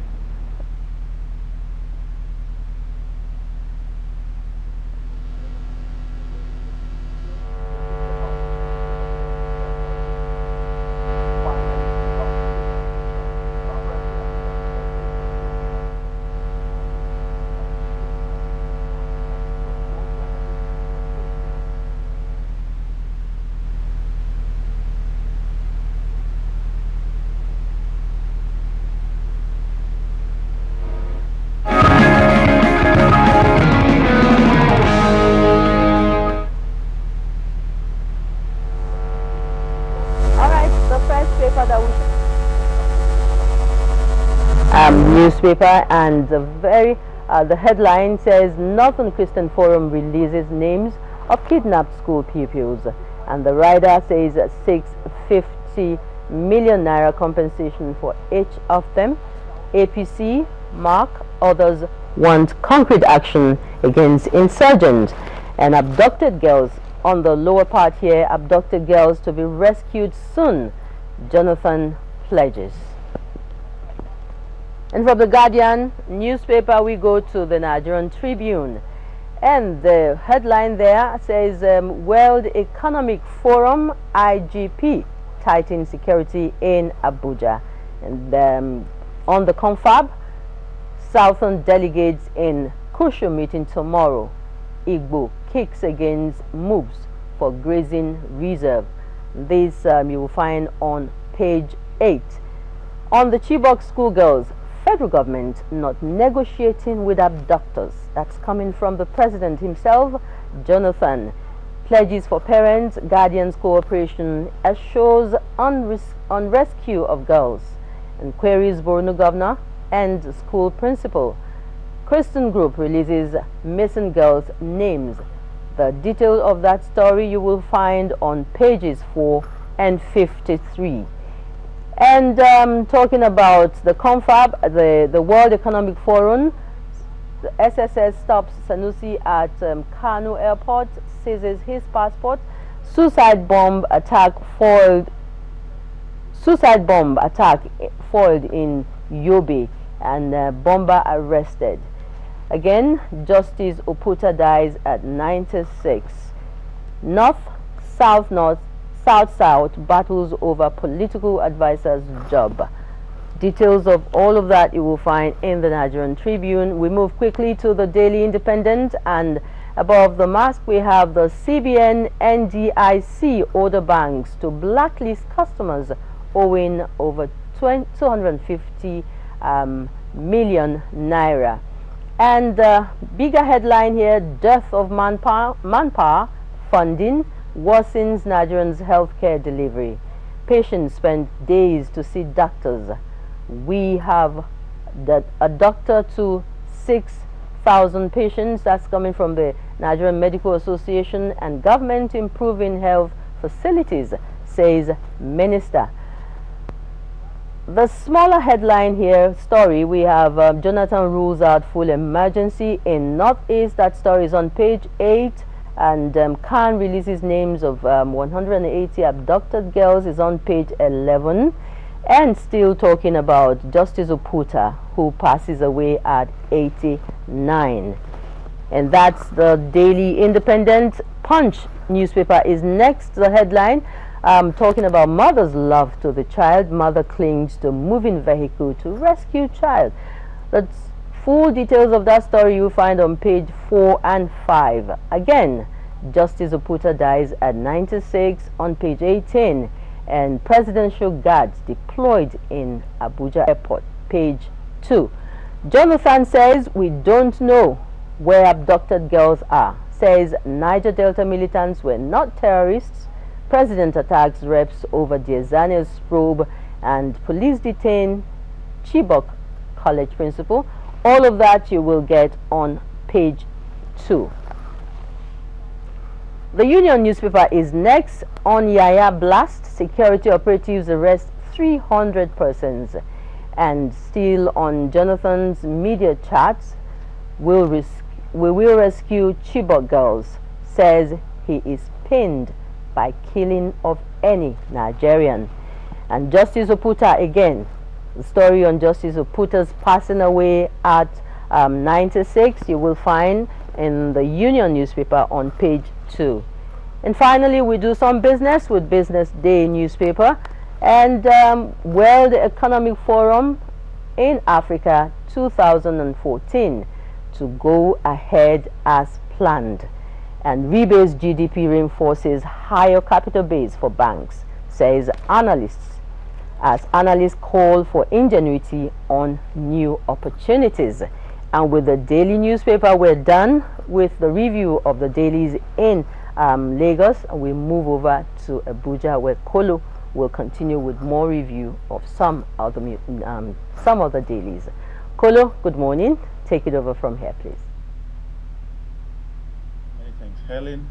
Of course, newspaper headlines continue from Abuja, and with me first up is the National Mirror, and above the masthead we have World Economic Forum, IGP tightens security in Abuja, and beside that we have something that says ASCL signs MOU with private firm for reactivation of power plant. Federal Inland Revenue Service collects 105 trillion in first quarter, and just below the masthead we have the lead story, which is on the abducted schoolgirls. It says 180 abducted schoolgirls identified. Cleric says majority are Christians. President meets Borno Governor school principal, and there you have the picture story from the meeting. That you have the principal of Girls Secondary School Chibok, Mrs. Asaba Kwabura, Director General State Security Services, Mr. Ita Ebeyong, Inspector General of Police, Mohammed Abubakar, and others after their meeting with President Goodluck Jonathan on the rescue at the presidential villa in Abuja on Saturday. And below that we have 2015. Don't bother about my declaration, says Jonathan. No plan to remove fuel subsidy. And that's on page 5. And FG to carry out integrity test on Nyanya Bridge. And beside that we have a sad one which says Justice Oputa dies at 96. Alright, I'll just quickly skip to Citizens Mail because the newspaper is also trending with the same story as the one I read first. Citizens Mail, above the masthead, PDP charge Nigerians to rise against terrorism, and confab superior to National Assembly, says Ezeife. Concerns mount over fate of outcome. They cannot be more legitimate than the confab, where we have strong able men and women of all types. And the picture story here shows Mrs. Laurentia Malam, the Left Honorable Minister of Environment, with the GMD and NPC Engineer Andrea Kubu during a cocktail organized in honor of Mrs. Malam in Abuja.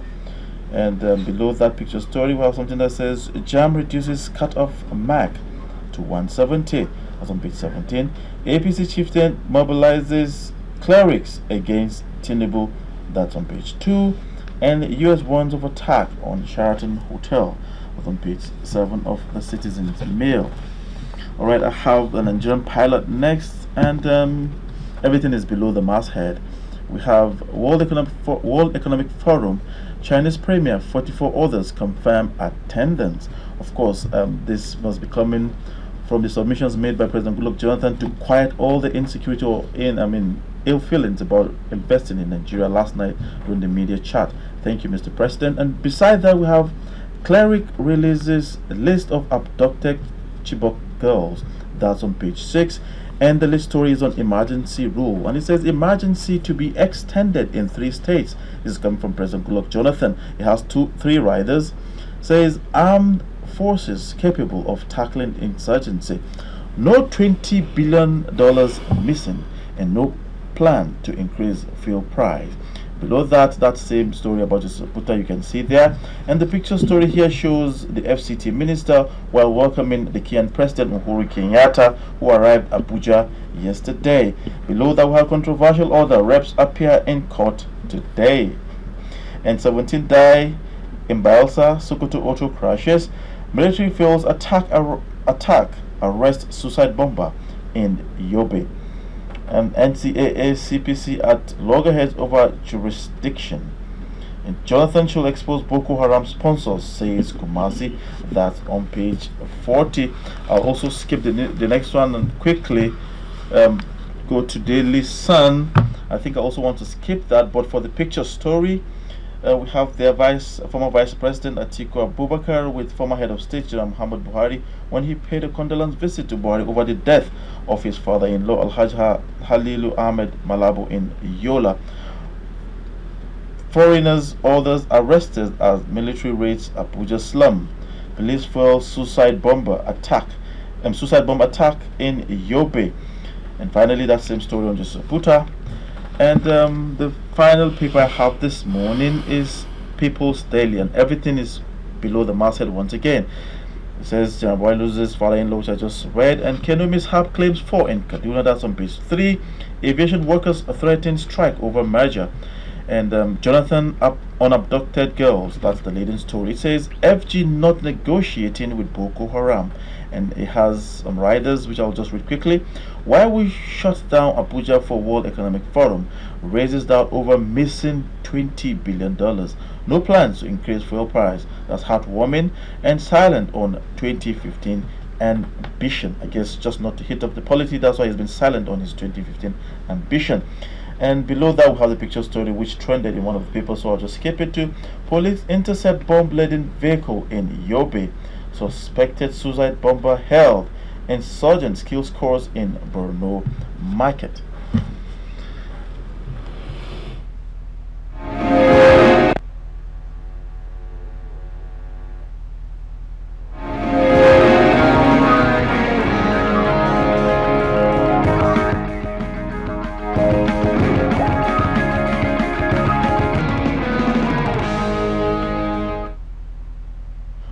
It just finished raining here in Abuja, Nigeria's capital. Of course, we have some fear, we have some concerns about what the weather is likely going to be like today, given the early morning rain. So let's quickly join Lizzie Agbama for the details on weather here in Abuja and other parts of the country. Lizzie, you're on. Good morning, viewers. You're welcome once again to the weather forecast. This morning, we expect most places to have fair weather, especially the northern cities, inland cities of the south, and the central cities. But the coast will experience rains. Later in the day, possibility of places around Jos, Kaduna, and Minna axis to have thundery activities is not unlikely. But places in the central cities, the inland cities, will experience some localized thunderstorms in some few cities, while the coast will experience rains. And for temperatures for the day, be my guest.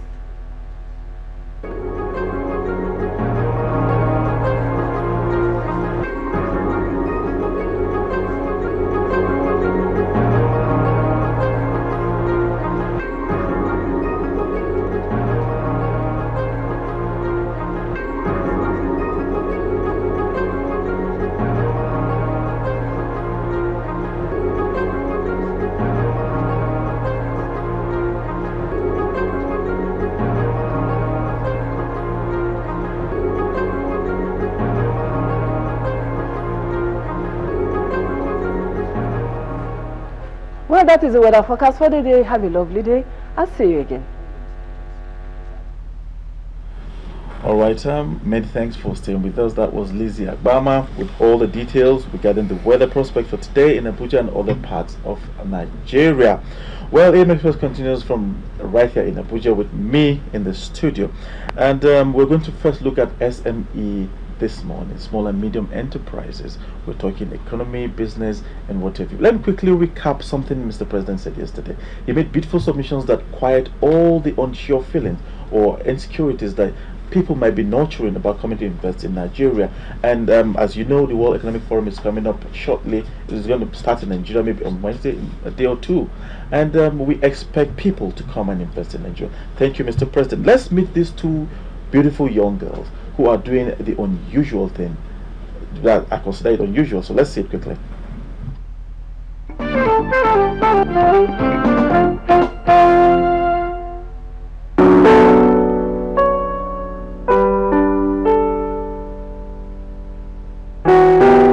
My name is Adeze Namani, and I am one of the co-founders of Nkada Project. And I'm very passionate about governance, nation building, and community development in Africa. I am Zera Banu. I'm interested in social development at a grassroots level. I'm interested in volunteerism and also communications and international politics. And this project started off as an NYSC personal CD project. In the course of our NYSC year, we decided to meet a social development need in one of the communities in Abuja. And the aim was to build a primary health clinic because they had lots of preventable diseases occurring in the village or in the community, and the clinics were very far away from them. So we decided to meet that need by building a primary health clinic. So my colleagues went on the internet to look for cheap materials to build this clinic because we wanted it to be cost efficient. And she stumbled on an NGO based in Kaduna. They had actually built a house out of plastic bottles. Okay, in Nigeria? In Nigeria, Kaduna, Yawa, I think. They built a bungalow out of plastic bottles, and we thought, okay, if these guys did it in Kaduna and it's been done in Nigeria, then we could adopt this method and build the primary health clinic out of these same plastic bottles in Abuja. So I thought it was a very ingenious project. It's not something that I knew had been done before, but like she said, I looked at pictures online and saw that it was done in Kaduna. It made it more practical to me, because then you really see how the buildings are being built out of the bottles, and the whole community is involved. From the research that I know of that has been shared, it's fireproof, it's also bulletproof, it's cheaper because cement is not, it doesn't have to be manufactured in this, on the scale it would be if it was built out of a cement block. It's also, I think it's just cooler to say your house was built out of plastic bottles, and then it reduces waste. I think that's one of the main things. It really cuts down the amount of, and we hardly recycle here, so it's not like we're using the bottles for anything else. I think one of the major issues in Nigeria, especially in the riverine areas, is waste. We really don't know how to dispose of waste. So this is a way to at least use that waste, because we have to think about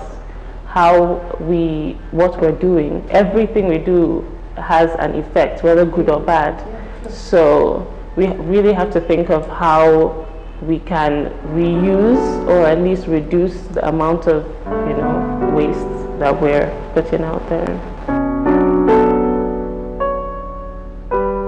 The first thing we did was to go to the community, obviously, to do some type of health assessment survey to understand what exactly were the health issues, and were just, like I said, preventable diseases like malaria or typhoid, because obviously the community is very, very unkept, very dirty, and there's poo-poo everywhere, so you can understand the kinds of diseases that will emanate from that. Pregnant women that were not getting immediate treatment or even prenatal treatment, knowing what to do was just hearsay, absorptions, or how to take care of a pregnant woman. We noted all of this down, and then we started to develop a proposal that detailed why we wanted to build a clinic there, because the chief and the people in the community said that their primary developmental challenge is health, amongst anything.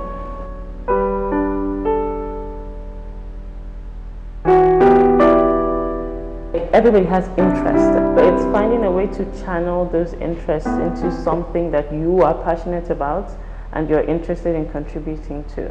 After school, I really wanted to volunteer. I didn't know where to go or who to meet that I could volunteer in things that I was interested in doing. So I started a blog called Get It Done Nigeria. It's just to connect people into different areas that they're interested in contributing to, and also to highlight projects like these that are actually doing something and some people might not know about. There's a lot of things being done by young people. There's a lot of projects being done that haven't been done before, a lot of free services.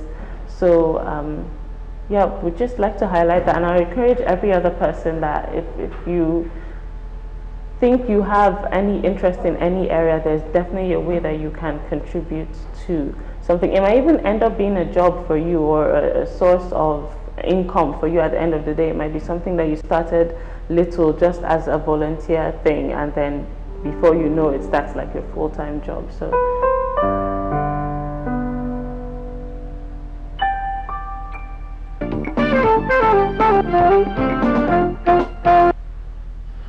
Right, two very unusual, innovative minds there. I think we should find a place for those people you just saw at the World Economic Forum.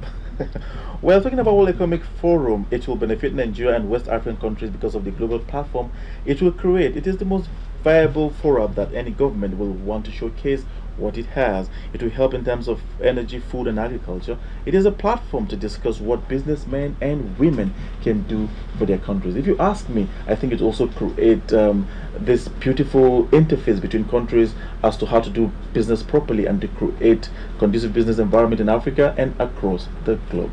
Now, still talking business a little bit, but a slight move to the stock market. What if I tell you to brace up to meet the bull and the bear? I want to ask, what is the bull doing in the stock market? But hey, the bull is there alongside the bear. Let's meet them.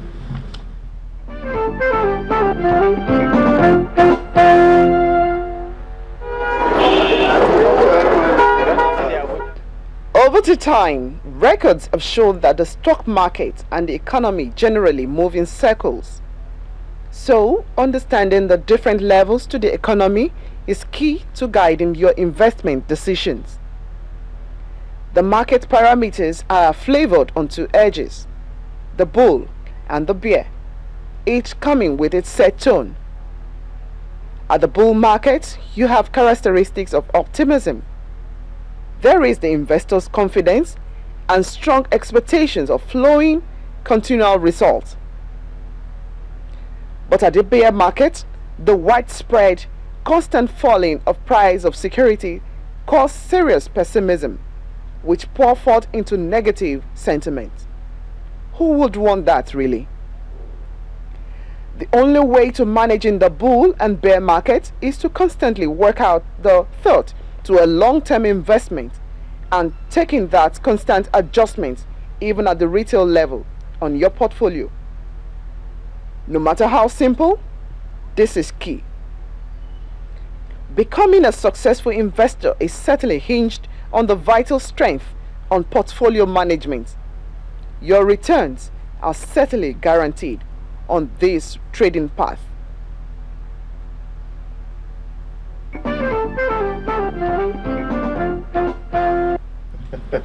Now you know where to find the bull and the bear in the stock market. There has been this growing concerns regarding teenage drivers, and especially in Abuja here, we wake up over weekends and find out that we've had crashes overnight during the weekends. Why is this so? We'll tell you this and more when we return from this break. Please don't go away. I get a good feeling.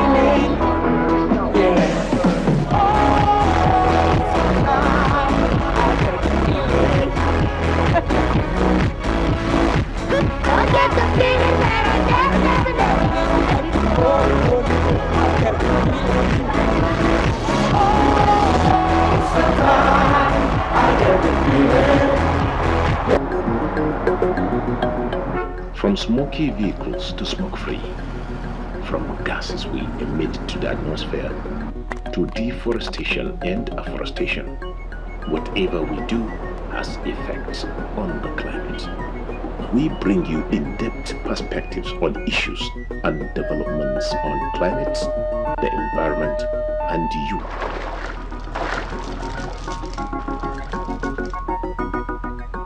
The Environment, Mondays at 10 a.m. on the NTA network.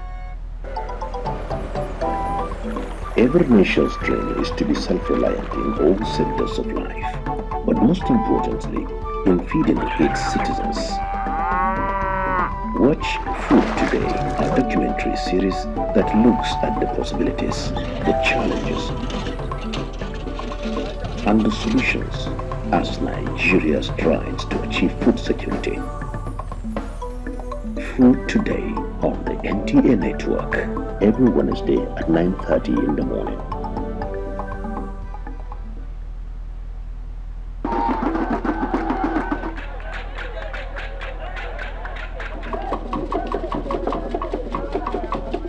In a craftily neat documentary series, we tell the stories of our rich traditions, unique industries,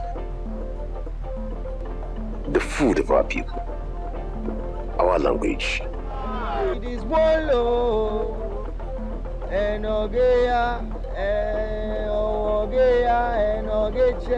The sights, and sounds of even our intangible attributes.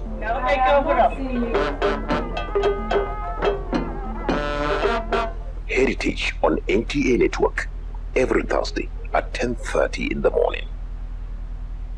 All right, thanks for being there. Well, before I went on that break, I told you something about growing concerns regarding teenage drivers. For the Nigerian teenage driver, it is okay to do this while driving. Hello? Oh, I can hear.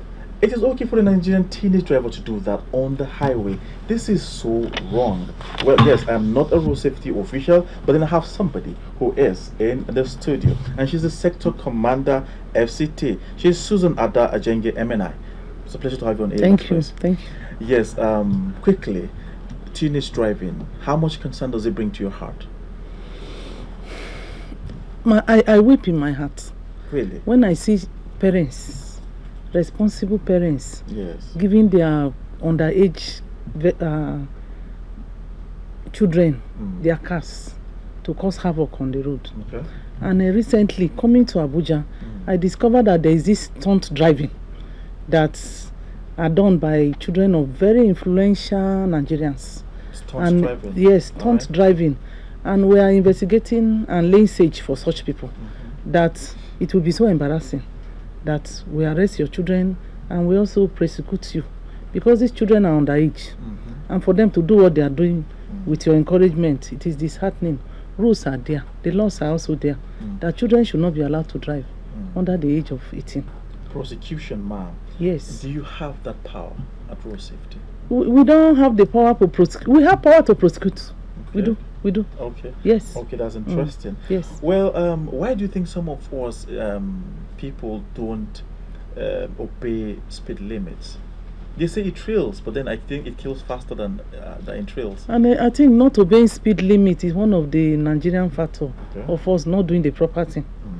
Because the speed limit is 100. And for you to go above that 100, you know too that is deadly.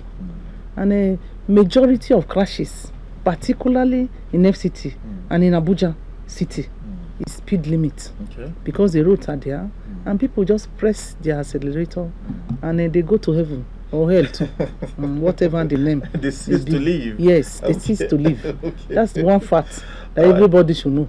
Okay, away from speed, let's look at the other probables. Use of phones while driving. The use of phone while driving, that is what I think that is a ills that civilization has brought to us. Okay. That if you must drive, you must not use your phone. Because there are some other emotional, sentimental things that somebody will tell you, and it will distract you from driving. It will distract your attention. And in driving, you need your six senses. You are using your eye, you are using your ear, every part of your body is involved. So there is need for concentration. And what we are saying is that if you must receive your call, you must park, so that you don't endanger your life, endanger the life of other Nigerians. Okay, other road users. Yes. Okay, I also mentioned weekend crashes. Crashes appear to be more over the weekend. Have you done any research on this? Would you say it could be tied to this factor or that one? Yes. There are a lot of researches we have done because we have a department that is responsible for that. Okay. Why are the crashes happening? What is responsible for them? And from their study, what they have brought out is the fact that for weekend crashes, the roads are empty, virtually empty, people are resting in their house, and you find that these drivers, when they come to the road, it becomes their swimming ground, and the press is overspeeding, just like I said earlier. And two, people, they go to drink themselves out and they still carry their car to enter the road. So they are out of their senses. It is drunk driving. That's one of the major factors in the weekend crash, particularly in FCT here. So our advice is that if you must drive, you don't drink. If you must drink, you don't drive. So that you can live. So regarding these weekend crashes, apart from don't drink and drive, what else are we doing to curb it? It's public enlightenment. Public enlightenment, and we are doing enforcement too. That if you arrest, your vehicle is, you are in a hurry to go to a certain place, and when your vehicle is impounded, that journey stops there. It is better than dying. Okay. Sometimes when I get to watch some programs, I get to hear something they say, driving under the influence. Now, it is possible in other parts of the world to find out on the spot the alcoholic level in the blood of a driver. Is it possible to do that in Nigeria? Yes, even here. We have alcoholizers. Oh, okay. You have alcoholizers that you put in their mouth to test the level of alcohol in their blood. What if they resist to take the alcoholizer into their mouth? What do you do? The law is because there. If I know I'm drunk, I will not want to be tested. The law is there, and we can arrest such a person too, because it's posing danger to the rest of the people. Okay. If you allow him, he enters the road, and he will not only kill himself, he will kill other people too. Okay. Supposing you find someone who is driving under the influence, what do you do? We arrest such person, and we also hand such people over to police for prosecution too, if you resist. Okay. And if you want public enlightenment, naturally drug law here is involved too. We hand them over to drug law for rehabilitation, but their car certainly will be impounded. Okay. Yes, until we see clarification. Normally they are also taken to the hospital to check their level of sanity. Okay. All right, very quickly, the World Economic Forum is coming up in Abuja. Police is tightening up security in all the places. What is road safety doing? A lot. The transportation, we are there in the transportation sector, the traffic, so that the vehicle, we are piloting them too. We are trying to make sure that no place is congested for their safety, both at the airport, the roads, where they are going to sleep. We are also there. So if we have police today saying that the World Economic Forum is going to be hitch-free in terms of security, what would the Bureau of Safety saying? That the free flow of traffic and safety and their safety on the road is also guaranteed. All right, thank you so very much for coming. God bless you. Thank you. Sector Commander, it's a pleasure. It's been a beautiful pleasure talking with you. We hope to have you soon again to continue this public enlightenment. Thank you. It's my pleasure. Welcome. Thank you. All right, that has been the Sector Commander, FCT. Susan Ada Ajenge MNI talking on teenage driving and causes of weekend crashes in Abuja. Let's quickly delve into our world of culture, which we believe is a strong tie that should bind us, as you're about to say. Ties that bind.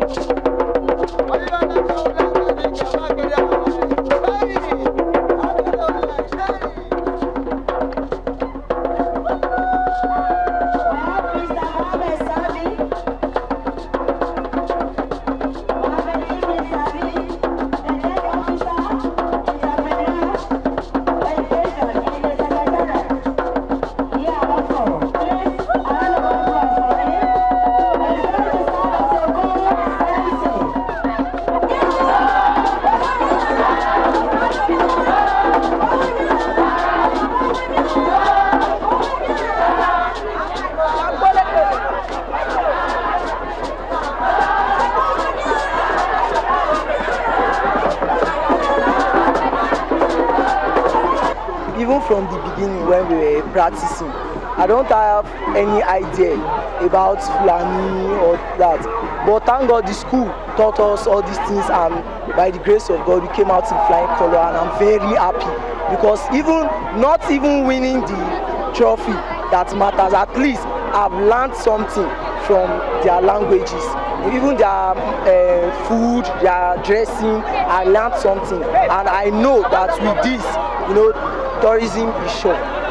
We all agree with me that our culture is fast being eroded by the Western culture. So we decided to showcase the cultural heritage of Nigeria, and they showcased Yoruba, Hausa, Fulani, Igbo and Gbagi dances.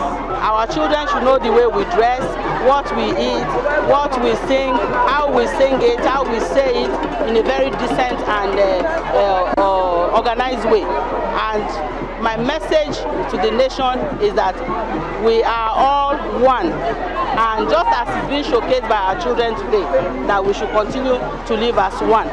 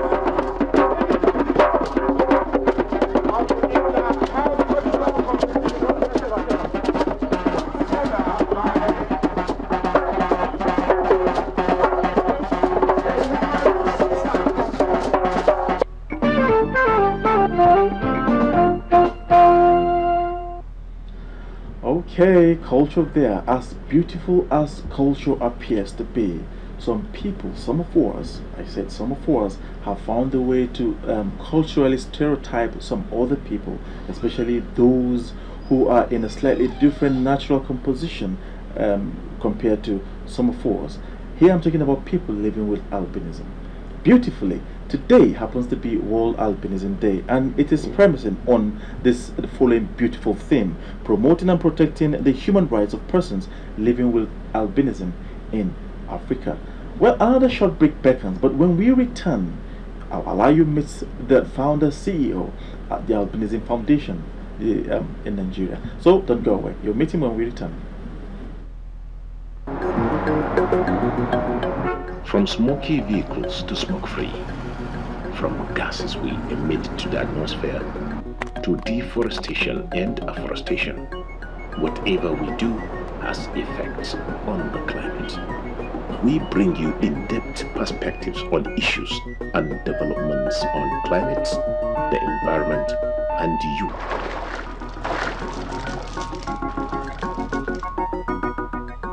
The environment, Mondays at 10 a.m. on the NTA network.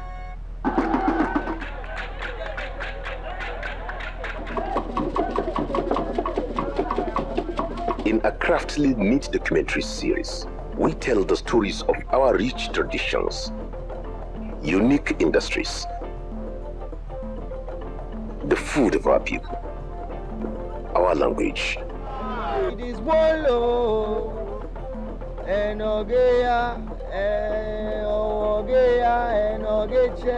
The sights and sounds of even our intangible attributes.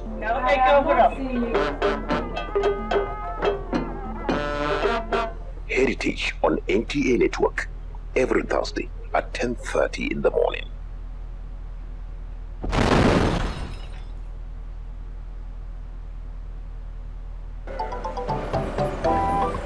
Every nation's dream is to be self-reliant in all sectors of life, but most importantly, in feeding its citizens. Watch Food Today, a documentary series that looks at the possibilities, the challenges, and the solutions as Nigeria strives to achieve food security. Food Today on the NTA network, every Wednesday at 9:30 in the morning. Many thanks for being there and welcome back. It is AM Express. It's a beautiful Monday morning and we are in Abuja. Before we went on that break, I told you that today beautifully happens to be National Albinism Day, and I told you I had with me in the studio the founder and CEO, the Albino Foundation, Mr. Jake Epele. Together, let's meet this beautiful gentleman. Good morning, AM Express viewers. I like that. Thank you.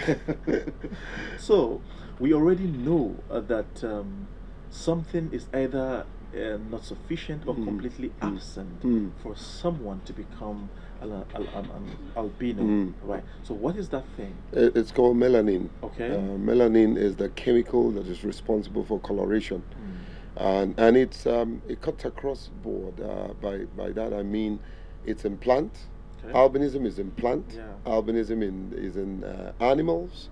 Talking about chlorophyll. Right? Yeah. It's in all of these species of creation, not just human being. All right, but then again. So albinism is not by choice. It's a no, it's not. It's given to you by God. Thank you. And somebody like me, I'm very proud of my albinism. I don't want to be you. Because if I be you, I'll be a misfit. Really? Yes. Okay. Yes. But well, if I were you, I would not feel like a misfit. Oh well, I don't want to be you. I'm just myself. Right. But it's National Albinism Day. Congratulations to Nigerians. Congratulations to 6 million albinos in Nigeria. Congratulations to 2 other countries who have joined us to celebrate, the Ghana and the Liberian. You know, it's a beautiful moment for us, and I want to use this opportunity to express my gratitude to the management of NTA, especially your DG, and my big auntie Eugenia Abu, and everybody in the studio. Let's clap for them. Yeah. The success of what we've been doing is given to God Almighty, and I'll give the second person will be NTA and other media houses. All right. That's why I call you the voice for the voiceless. Thank you very much. Now, so many issues come with being an albino, and what worries me most is this drop in visibility. What causes it and what can be done quickly? Visibility is not the worst issue. The worst issue is skin cancer. Okay. But there is low vision, which is some form of visual impairment that does not allow you to see beyond the space you put between what you're looking at and where you are. So we're very, we have that tendency. We can't see from afar. Don't be surprised if I meet you tomorrow and I don't recognize you. So it's not because I don't want to say, well, we met. Please, just pull my shirt, you know. So that's it. But skin cancer is the worst situation in albinism. Skin cancer is as a result of Can albinism be classified? Yeah, there are 2 categories. Okay. There is ocular, and there is oculocutaneous, which is even within that category there are 4 different types. Yes. So you know, and then so surprisingly, Mr. Jake, ocular. Yes. Is that where you belong? No, I am full-fledged person with albinism. I'm full-fledged albino. Okay. Yeah, how you know it is that the person here has to be, let me use the phrase white. Can I see you? Yeah, oh yeah. Oh yeah, you bet. And then your eyes is affected and your skin is affected. That's what makes you a full-fledged individual with albinism. But then again, there's also other categories, which is the ocular. Your eyes is only affected. That means you have more presence of melanin on your skin that also protects you, you know. But basically, that's what it is. And the socially and emotionally, we have recorded some real impacts. Most of them are not regularly beautiful, positive impacts. Right. So, what can you say about this? Oh well, if you want to talk about, we will spend all day talking about the negative impact. We've been discriminated against, not because of our making. We've been stigmatized by people around us and the society. Of course, in most cases, we're denied work because they feel that, oh yeah, you know, with your color you won't be able to do anything and you won't see well. And in most cases, parents just dump us at home and won't send you to school because the impression is that you have a very small lifespan. You know, so there's no need sending that individual to school. Okay, I think on that premise, let's quickly look at you now. How old should we say you are? I'm 53 and still kicking strong. Okay, National Albinism Day. Yes. Do you have the support of the federal government of Nigeria? Yes, it's been approved. The 59th Council on Education approved the 5th of May of every year as National Albinism Day. It went to the Federal Executive Council and they noted it. So it is officially a day set aside for persons with albinism in Nigeria as a tool of awareness, just to create an awareness. You notice that the First Lady always identifies with us. So she's our role model, you know. And so it's set aside to celebrate this Mr. wonderful J, species. Now that what we are celebrating today is legitimate, approved by government, what are the activities lined up to mark the day? We have the first West African Conference on Albinism, and graciously the President of Liberia accepted our invitation. Wow. And we are kicking off this morning. If you're a person with albinism and you're living in the FCT area, please, all road leads to National Human Rights Commission, where we're meeting at 10 o'clock this morning. We're kicking off, and then we will receive the President of Liberia, and hopefully my President will also be there or send representative as the case may be. There are a number of workshops we're going to do this morning. We dedicate this morning to opening ceremonies and all that. Are you mindful of the World Economic Forum coming up? I am. Are you going to round up before I am glad. Oh no, it's a one day. Okay, we decided to limit it. Yes. I am very, very proud of what the President is doing.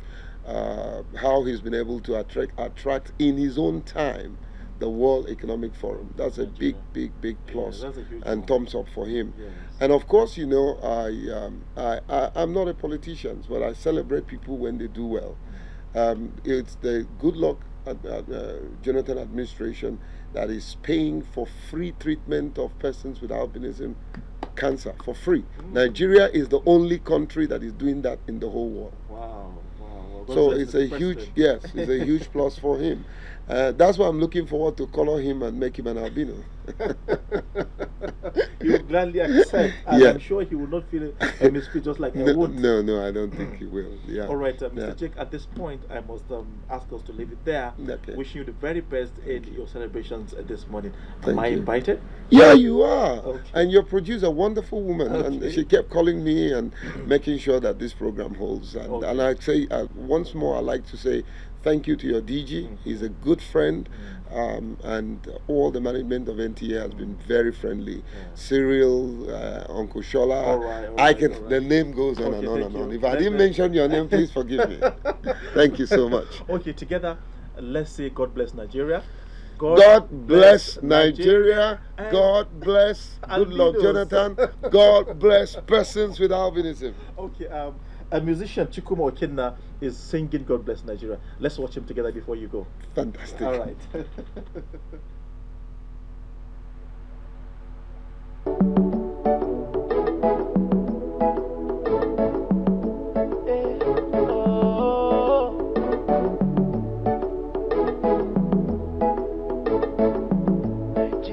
Make we make Nigeria great. Nigeria great. Make we make Nigeria great. Nigeria great. Make we make Nigeria great. Nigeria great. Make we make Nigeria great.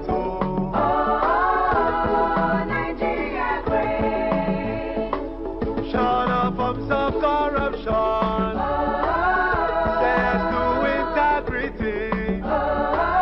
Let's all arise now and build Nigeria great.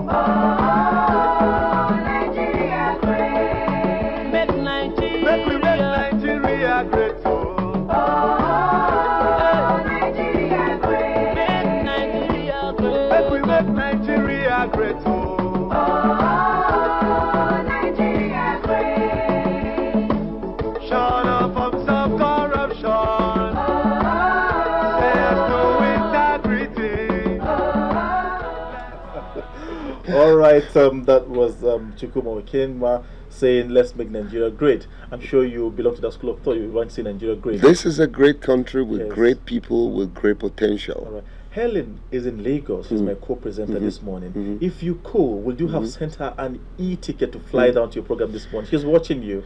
Unfortunately, Helen, I can't do that even with the fastest jet, because I'm going to just step out right now and get into the program. But, you know, look at your hand. It's like ivory and ebony. Thanks so much. All right, that has been AM Express from Abuja this beautiful Monday morning. I honestly wish I could go on and on with this beautiful personality. But then, everything on AM Express is time-bound, and we have done our bit. Time now to hand us over back to Helen in Lagos. Helen, good morning. It's over to you. Okay, Kolo, thank you so much. Yes, you see, this is not the age where anything is impossible. So if he wants me in Abuja to be a part of their show, that can be arranged, you know. I can be online and be part of that activity today, by the way. All right, welcome to Lagos. It's a beautiful day to be alive. This is a great country, and I am exceptionally gladdened when I see the younger ones, okay, trying to come in line with, you know, getting Nigeria to be a greater and a better nation. It is a great nation already. We are on the path of getting it to be greater, better, and bigger. Okay, so welcome once again to Lagos. We hope you have enjoyed our package so far. We have a lot more to offer you, and we implore you to sit there and share the rest of the time on AM Express with us from Lagos. We'll take traffic report first. Lagos, you know, it's bustling and hustling, so many traffic, so many vehicles on the road, and some people are unable to get to their destinations on time for various reasons. This morning we sent Osas to the streets to check out what the traffic situation is like, and he's just back with his reports. Osas, over to you. It's a bright morning here. The sun is out and Lagosians are on the road to start another week. It's Monday and we can't expect less. My name is Osagi Ozigbo and this is Land Traffic Report coming to you live from Lagos. Yes, I'm on the streets of Lagos, and right now my current location is the Oniko Bridge, moving inwards. That's the Oniko Roundabout National Museum, where we hear that traffic just ahead of us is actually tight there. We have traffic officials stationed there to ensure at least we have a moving traffic, but we just urge motorists coming from this end, that's the Third Milan Bridge inwards Oniko, to take it easy, and no time you go out of this bridge. But on this end, it's actually a free flow of traffic here compared to this other end, where we have we can see that motorists are moving freely from the Awolowo end inwards Oniko. It's actually looking good over there. I'll be giving reports from other parts of Lagos, which we receive information, reliable information, that traffic on the general road is quite nice. It's quite looking positive today, and we only expect the best. We have reports from Mile 2, where we hear that Mile 2 inwards Sele Expressway is actually moving steadily. No cause for alarm, no casualties on that route, and it's moving good there. We also have reports that from Bega inwards Otodola Bridge is actually moving steadily. Commercial activities here and there on that route. Motorists stopping at wrong bus stops to drop passengers, causing traffic. But we do hope that traffic officials are there to ensure that at least we have moving traffic. So Bega inwards Otodola Bridge, like I've said, is heavy. We also have reports that from Iyanokwaja axis, from Iyanokwaja inwards Ayobo is also moving steadily. There's traffic from Iyanokwaja inwards Ayobo moving steadily. Ayobo inwards Paco, we have reports that on that road there's an accident there, broken down vehicle there, but traffic officials are however there to ensure that that car is being moved from the road so that motorists can move and can have at least a free-flowing traffic. We also have reports from the Igomu Bridge inwards Costain. Traffic is moving quite slowly, slow movement from Igomu Bridge inwards Costain, while Costain inwards the Eco Bridge, where the traffic is quite slow there, but in no time you should be out of there. Of course, Eco Bridge inwards Marina is also moving steadily. Traffic from there is moving steadily, but from Marina inwards the Eco Bridge, actually, if you are moving to the island, we hear that traffic is building from Marina inwards of course, the Mekwa Bridge. Mekwa Bridge ahead of us inwards the Ahmadu Bello Way. Traffic is quite free flowing, moving forward towards the Eko Hotel Roundabout Hotel. But from the Eko Roundabout Hotel inwards Lekki, traffic is actually tight. They're quite busy there. Traffic officials are there to ensure that at least we have a moving traffic. But from Lekki Aja Expressway inwards Aja, we hear that traffic is actually tight there. We also have a report from the Ikorodu artist where we hear that traffic from the Ikorodu end, Ikorodu garage inwards Ogolonto and forward inwards, of course, K2 myself. Traffic is actually moving tight there. Unfortunately, this is the most we can take on land traffic reports. So, like I always say, have a beautiful day, obey traffic laws, and of course, be good citizen of this fellow country of Nigeria. My name is Osagio Zigbo. Have a beautiful day. It's over to Helen rather, in the studio for the continuation of AM Express. Thank you. Thank you, Osaze. Sulu, really, you said there rightly, that's slow and steady. It's a Monday morning, so it's understandable that everybody wants to be on the street to get their business locations as quickly as possible. But we are glad that the authorities who are concerned are on the streets wherever they are supposed to be, and they're getting traffic moving. It's AM Express showing on Africa's largest TV network, NTA, and the train is just back in Lagos. We pause at this point to give you some report from Art World. Creativity is all about, life is all about creativity. At the point where you stop to imagine and create, then you're almost on your way out of this world. And so we have put together some bits and pieces of creative work from the patrons' collection on Art World for you this morning.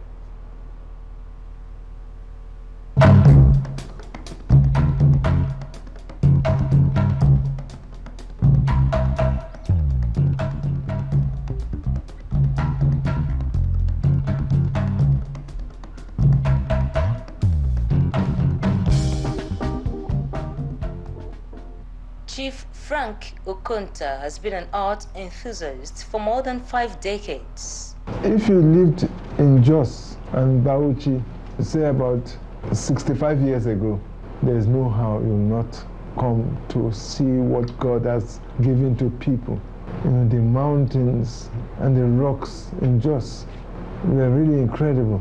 You know, the weather too, you know, it's hot, it's cold, it's lukewarm. God really created Plateau State to be a very beautiful place. And that was when I really started, you know, liking art.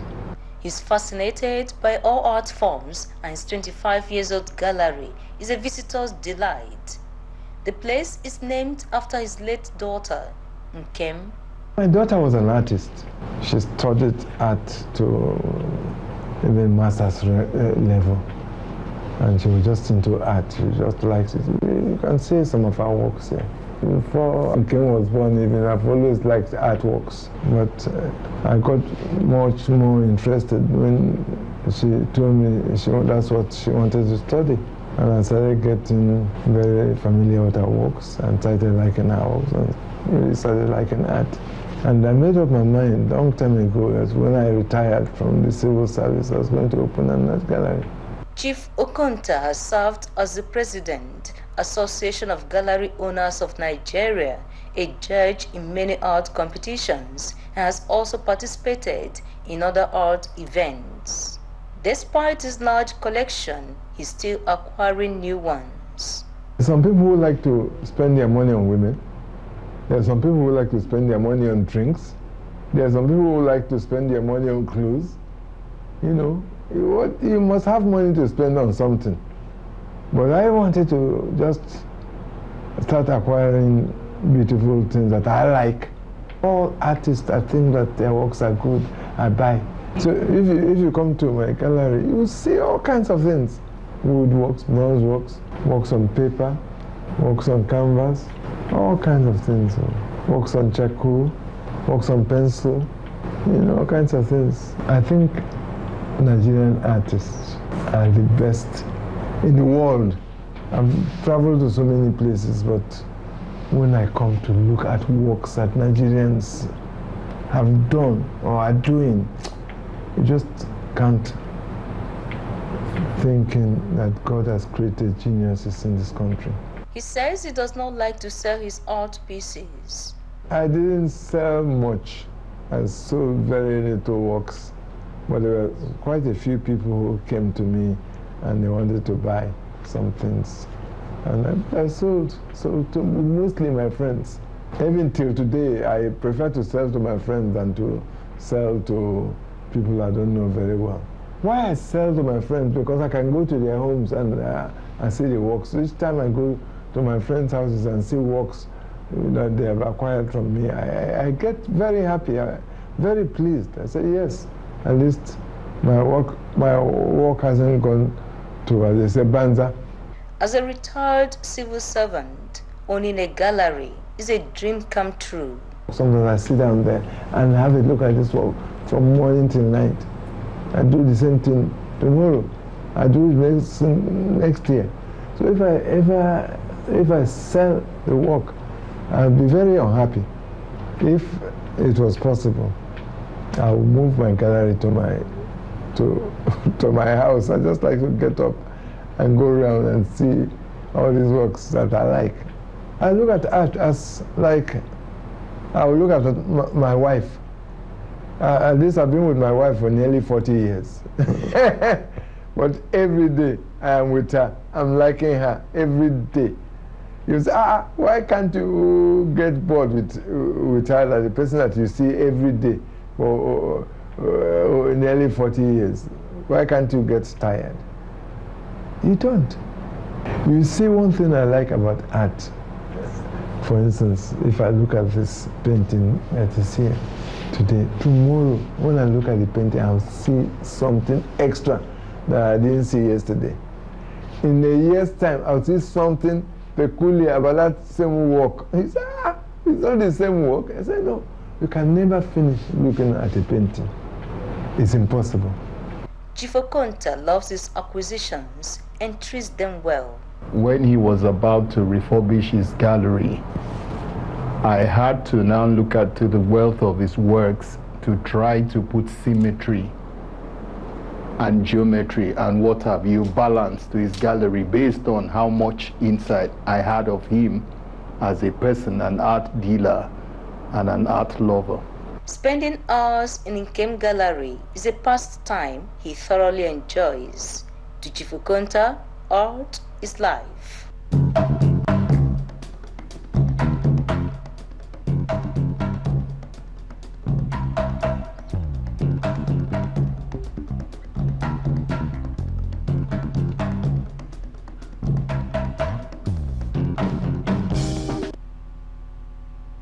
Okay, the visual expression of a fertile mind there positively by a Nigerian, and I'm so glad that he says Nigerians are the most creative artists in the world.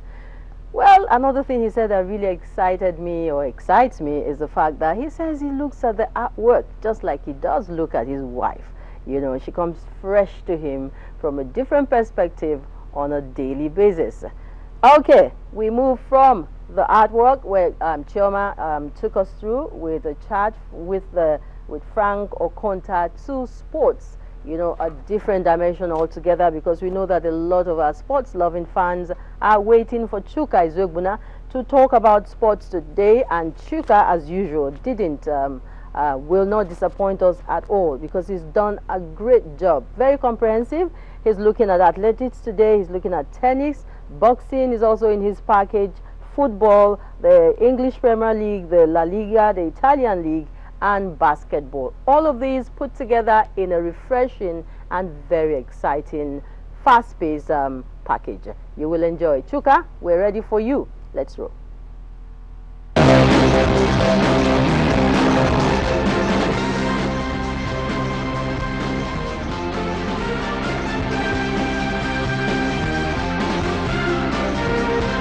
Good morning, viewers out there. This is AM Express Sports. My name is Chuka Izuegbuna. Welcome to the Monday edition of the show. It's been a busy weekend in the world of sports, football, athletics, plenty happening, tennis, boxing, all over the world. and that's why we're here this morning. Let's give you tidbits of what happened. Let's start off with athletics, and on the home front, the Okpekpe road race came to an end this weekend. Of course, it was dominated by the East Africans, and in the male category, the male and female category was won by Ethiopians, while the Kenyans came in second and third. The Ethiopian Teshone Asafa and Wooden Ayela both won the male and female categories, and in record times too. Teshone Asafa won it in 28 minutes and 35 seconds to erase the former record that stood at 29 minutes 49 seconds, while Wooden Ayela, I beg your pardon, also won her own in a record time of 32 minutes and 4 seconds, and they both went home with cash prizes of $25,000 and $15,000 apiece. Like I told you earlier on, the Kenyans came in second and third. Amos Mittel and Kones Kangogo finishing second and third in the male category, while in the female category went to Janet Yela of Ethiopia and Mohen Debaba of Kenya. Away from athletics, let's look at tennis now. And the Portugal Open has also ended. They ended this weekend, and it was contested between the final was contested between the Spaniard and the Russian. Carla Suarez Navarro of Spain beat Kuznetsova in 3 sets. Svetlana Kuznetsova losing there 6-4, 3-6, 6-4 as Carla, I beg your pardon, as Carla Suarez Navarro won her first WTA title. Good one for her there, and she looks forward to winning more titles. Away from, let's still talk some tennis. Sharapova says she's preparing seriously for the French Open that is coming up soon. Maria Sharapova has had a very good run recently, and she hopes that that good run will translate into a French Open title. She's won 4 Grand Slam titles, and you can't bet against her doing that. Now, in boxing, this weekend, a big fight came up. It was between the Floyd Pretty Boy Mayweather and Marcos Maidana. That one took place in the United States, 45-0. That's Mayweather's record, and he took on the Argentine. It was a very close one. It was very hard. It was tough, and Mayweather said it's been a while he's fought a fighter like this, and he gave kudos to Maidana. He won this one. He won this. The judges gave him this one, 117, 111, and 116, 112, while one judge scored it at 114, 114. Maidana, however, says that he thinks he was a better fighter, that he should have won. He says he expected more from Mayweather, but he was disappointed with what he got, and if you ask me, he is disappointed, but he lost all the same. Mayweather said that he doesn't mind the rematch, while Maidana is saying he should be the one, talking of giving Mayweather a rematch. On this note, we take a break. When we come back, there's still more to talk about. It's AM Express Sports. Don't go away. We'll be right back.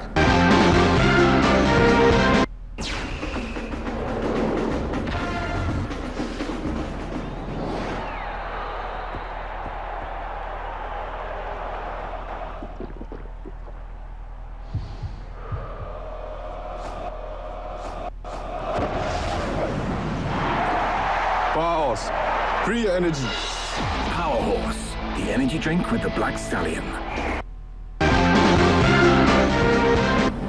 Welcome back. Let's look at some football. And in Europe, plenty of football action. On the local scene here, the MPL went on a break, but action continued in Europe. Let's start off with England. Good news for Arsenal fans, and they have finally cemented a place in the top 4. They will be playing UEFA Champions League next season as they hold a unsurmountable 7-point lead over Everton. They beat West Brom 1-0, and many will say that's what they do every year, but they have cemented 4th place. We have some of the results. West Ham beat Tottenham Hotspur 2-0. Aston Villa beat Hull City 3-1. Manchester United lost at Old Trafford again to Sunderland. Now Sunderland battling seriously to avoid the drop. 2 more games to go. Will they be able to do it? Newcastle beat Cardiff 3-0, and that means that Cardiff City is relegated to the Championship. Stoke City beat Fulham 4-1. Fulham also relegated to the Championship, while Swansea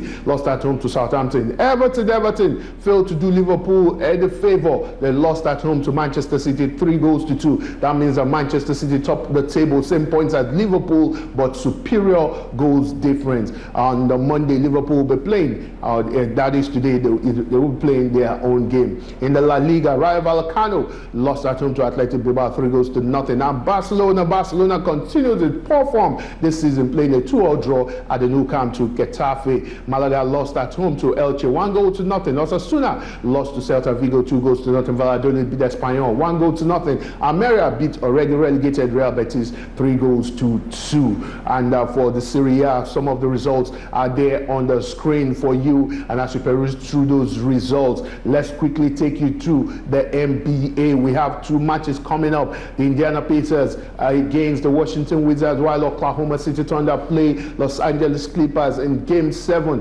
of the playoffs semifinals Western Conference. Some of the teams have already made it through. The LA Clippers, they beat the Golden State Warriors 126-121 in Game 7. Indiana Pacers also beat Atlanta Hawks 92-80 in Game 7, while the Oklahoma City Thunder beating Memphis Grizzlies 104-184 also in Game 7. Miami Heat already through, was Washington Wizards and Portland Trail Blazers already through. And on this note, we drop anchor on today's show. My name remains Chuka Izwebuna, your man with the double status, God willing. On Wednesday, we're back again with another exciting edition of the show. Until then, to have a blessed week. From me, it's bye for now.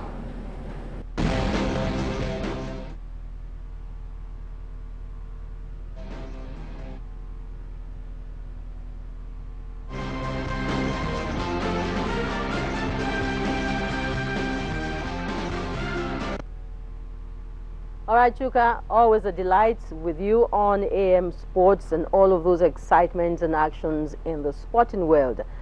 Away from that now, let's take a quick commercial break. When we come back, ICT, what is it doing, especially helping you to create wealth amongst the young ones? Let's take a break. It's common batteries versus Duracell at playtime. Mom! Mom! This truck used 10 common batteries and bunnies just one Duracell. No ordinary battery lasts like it. The big deal is here. The good times are here again. Courtesy First Bank Nigeria Limited and Higher Thermocool. If you have a salary or a corporate account with First Bank, buy Higher Thermocool products and spread the payment over 12 months. Amazing opportunity to get the best without stress. Buy refrigerators, single door and double door, side by side and cassette, washing machines, generators, all KVAs available. Inverters from 0.8 kVA to 20 kVA. Collect Higher Thermocool Pro Forma invoice at any First Bank branch nationwide. Buy a minimum of 100,000 Naira worth of products to enjoy this fantastic offer. Offer valid while stock lasts. For more information, call Mrs. O.O. Maria on 0802 308 3458 or 0810 298 4934. First Bank and Higher Thermocool, a partnership for your good.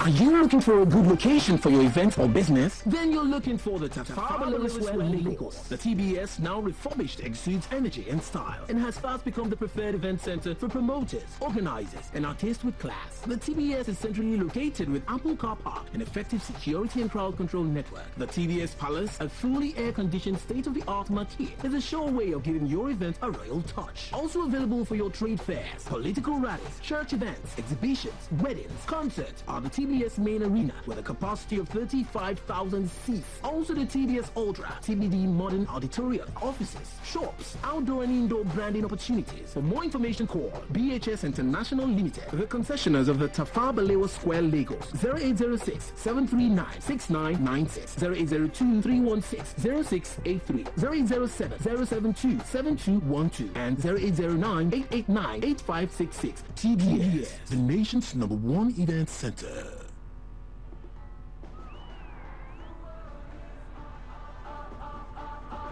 You got a permit for this thing?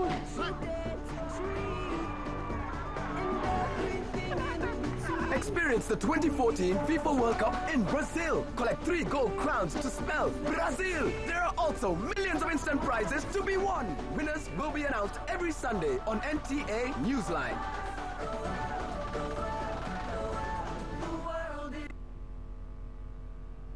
Okay, to say that the world has become a global village is stating the obvious, but this advantage that the fact that ICT is on ground with us has afforded us.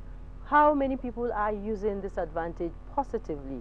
You know, the platform is so big, and especially for the younger ones. What are they doing on the internet? This morning on our ICT segment, we want to show you how to make money online.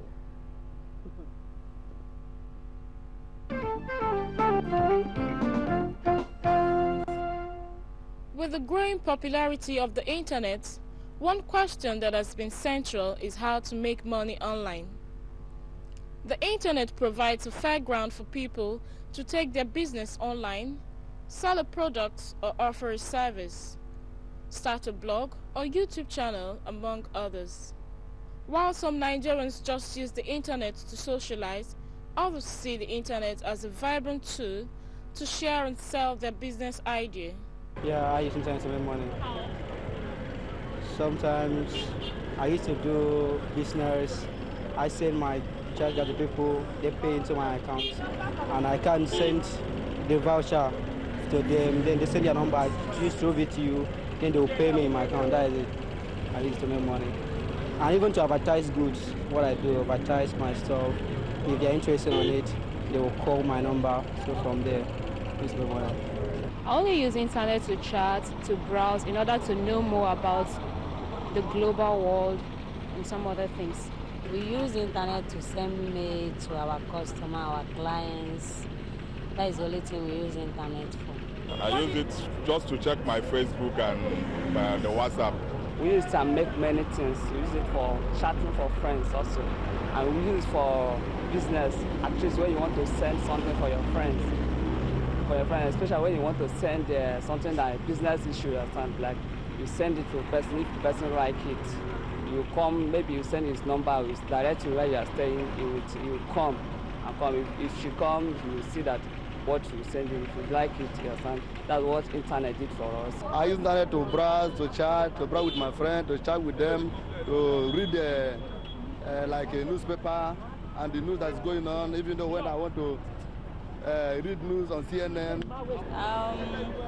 Sometimes when you have to check for some things online, usually people go through Wikipedia or through Google. They use the internet to do so many different things. For me, I majorly use it for school, to read online, to check for books and other things. The Nigerian government has since realized that the internet is a great platform for the youth to explore their business potentials.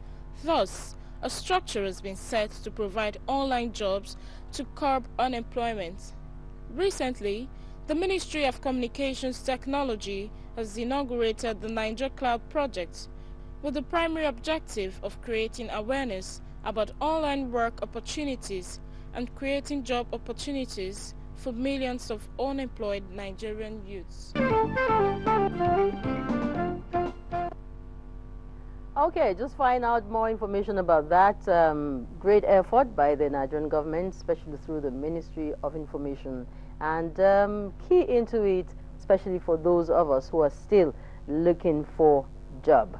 You're still on AM Express, and it's showing on Africa's largest TV network, NTA. We are almost getting close to the end of the show this morning.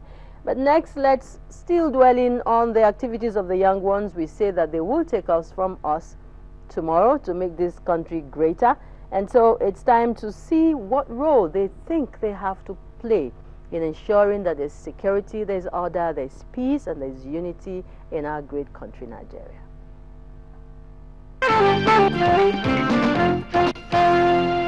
According to Section 11, subsection 1 of the Constitution of the Federal Republic of Nigeria, the National Assembly makes laws that ensures the protection and security of public lives and properties.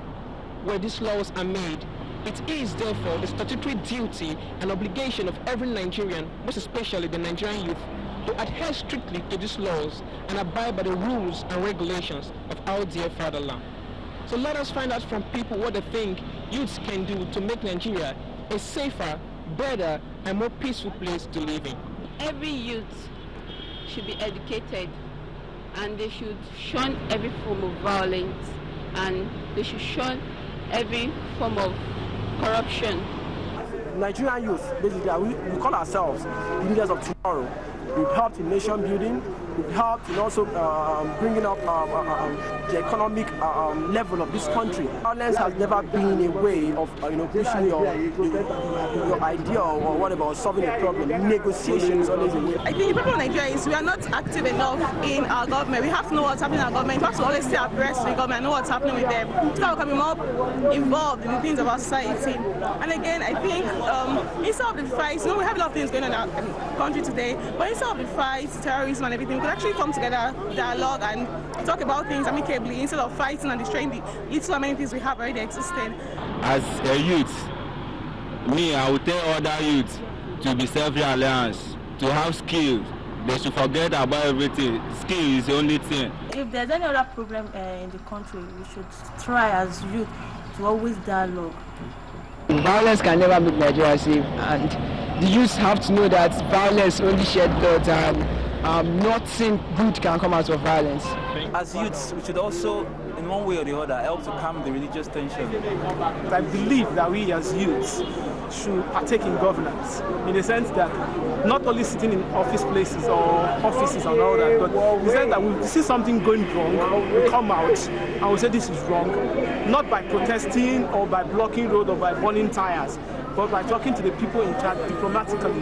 Violence can never be effective because when you do things in violence, you always create more problems than you met at the beginning. So the only way is peaceful resolution to any problem. You just have to take the path of peace. To make Nigeria a better place, Spirit of God. Because without the Spirit of God, I'm not preaching religions of course, but without the Spirit of God, no one can do any good thing. The youth have said it all. So therefore you will agree with me that they are of the opinion that using violence to stop violence only helps to aggravate violence. But using mediation, negotiation and dialogue to stop violence alleviates violence. Therefore, the youth have an integral, salient, crucial, and very vital role to play in making our beloved country admirable and also enviable in the eyes of the global world. It's common batteries versus Duracell at Playtime. Mom! Mom! This truck used 10 common batteries, and bunnies just one Duracell. No ordinary battery lasts like it. Are you a manufacturer, entrepreneur, importer, exporter, artisan, or service provider? This is a great opportunity to showcase your products and services in the maiden edition of Medallion's Lagos Trade Fair 2014 in collaboration with Aulic Limited, managers of Lagos International Trade Fair Complex. First of its kind, free exhibition of wares, free entry into the venue, and maximum security guaranteed. It has never happened before. There will be musical shows by top artists and comedians. Date is April 24 to May 17, 2014. Venue, Lagos International Trade Fair Ground, Lagos Badagry Expressway. Time, 9 a.m. to 12 midnight daily. For inquiries and bookings, contact Medallion Marketing Limited on 0805 102 0900 0809 639 2944. Lagos International Trade Fair Complex Secretariat on 0705 782 4301. The Nigerian Television Authority, NTA, Africa's largest television network, is the official media partner for the fair and will be there to accord you necessary publicity. It will surely be the fair of the year. Be there.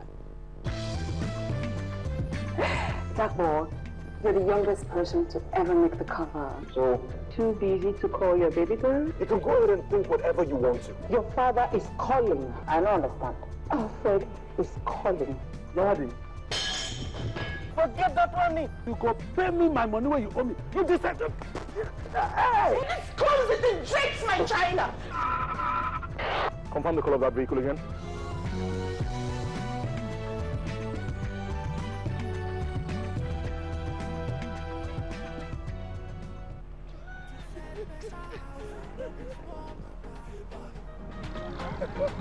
What kind of nonsense is this?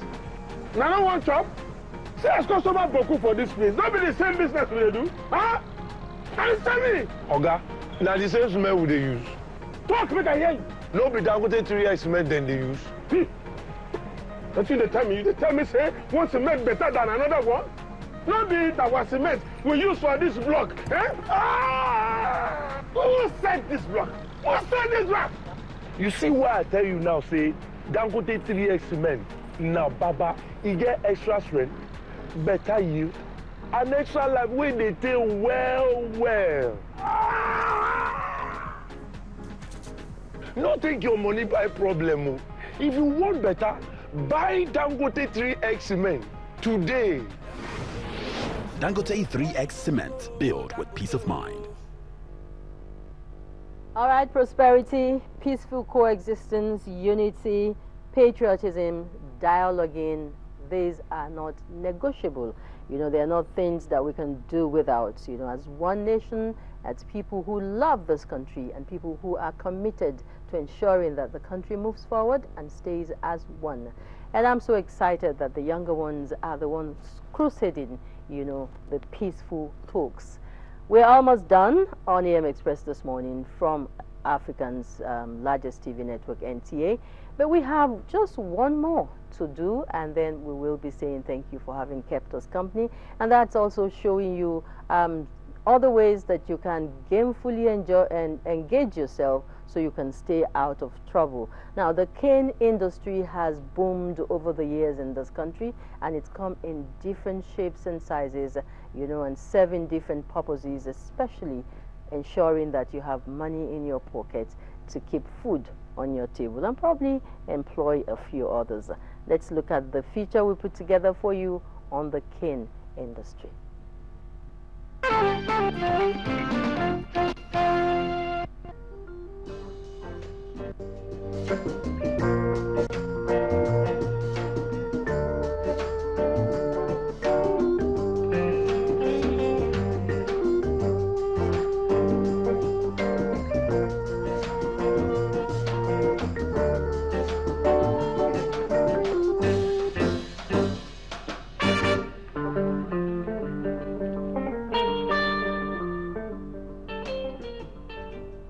Craft as an expression of the creative instincts of human beings gives a vent to their imaginations. It involves a sense of aesthetics and artistic values.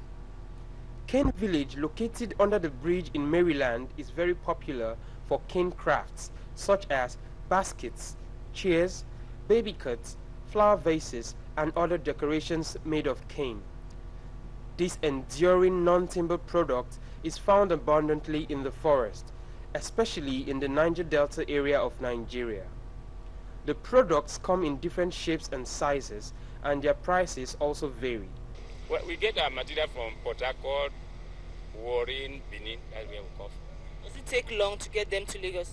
Well, a month, we can get like a 2 node a month, because where they get the material from is very tedious bush, where land, leg can never go. And when you read that, they take a boat to travel to a far distance in the interior bush. Then where this material they call them and put them in the boat again and bring them to where motor vehicle carry them. So it takes a time. Like this year we do here now, we have a various type of set. We call this one Spiro share, which it does not cost. Spiro share? Spiro share, which you can get in around 40,000 naira by a set. And we have other one, they are weaving them. Coconut share. How much does it cost? The set of this one, you just cost around 80,000 naira for a set. This is what we call this one co-share. A set costs 90,000 with foam, everything completed. No, it's a craft. So all these things, where you breathe it and where you put the foam and you breathe everything, you see the beauty of everything will come up. And we have the other one then, boss share, 4 corner share, which you can see is 60,000 naira by a set. So this is a baby cut. It doesn't cost much. We have a weaving one. We have other one, Kanash one, that one, which it costs around 8,000 naira to 70,000, 8,000 naira to 7,000 naira by one. Complete one, we dress it, everything. Dress it with foam? With foam, everything. Yes, that's how it is. So we have a basket. This 9x9, this basket, it doesn't cost much. We say within 400 naira you buy it. We have other one, 500 naira. We have other one, 4-corner one, 600 naira. So there are various. This bus, a small bus, weaving with a corner. This thing doesn't cost, which can cost you about 1,200 naira. You buy it. We have a yam basket where you are doing your marriage. You brace yam off for a gift. This one now, we use it for engagements, wedding, something. Then the price depends of the sizes they take. Like this size now, we sell it 1,500. This one is just 100 naira.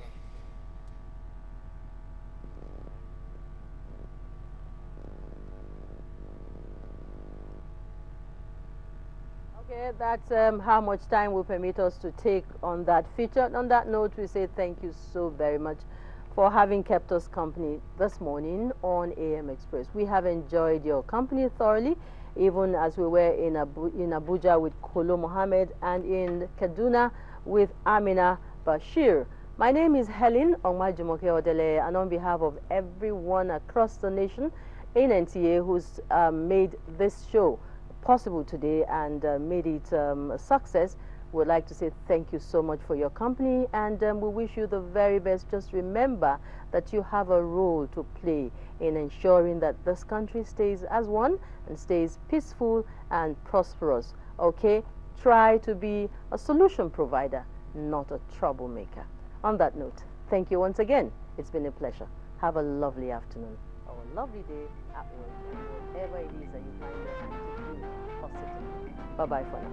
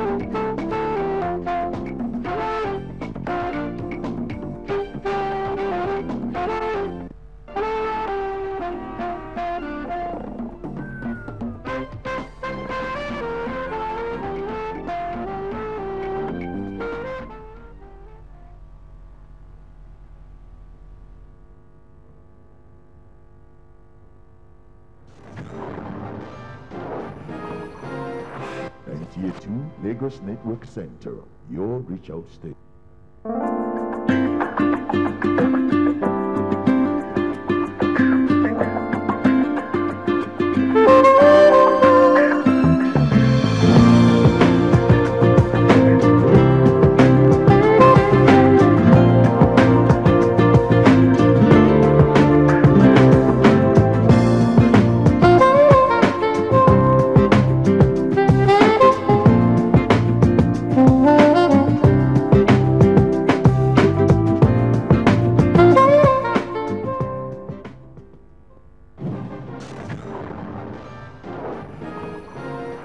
NTA2 Lagos Network Center, your reach out station.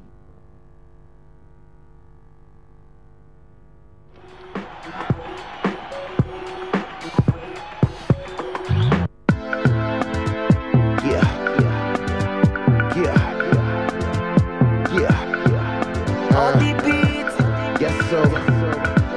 Yeah, on the beat is Davido. And Super say, back when I was broke, yo, nobody wanted to trust you. All the girls they tell me no, no, because I don't get moto. They used to hate me, now the same people don't they help me. All the marketers want to pay me, all the club DJs don't they play me. Now they don't they follow, everybody wants snap a photo, looking like I just hit the lotto. And you know that my neck is froze, yo. And I'm popping rosé. Every night I'm on you, they throw away. Morning from Monday to Sunday. Morning from Monday to Sunday. Sunday, I'm counting no. I'm known from Yankee to Songo. All the girls they watch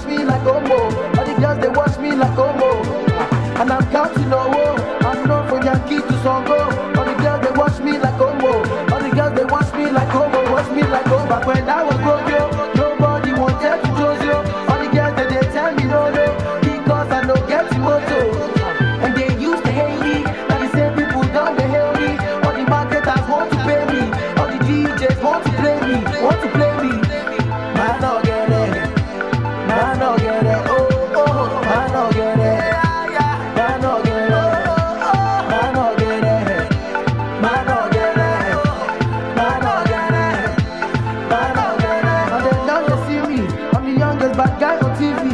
Everybody just want to be me. Nobody just want to free me. And I'm talking high grade. These days I'm the wishy my way.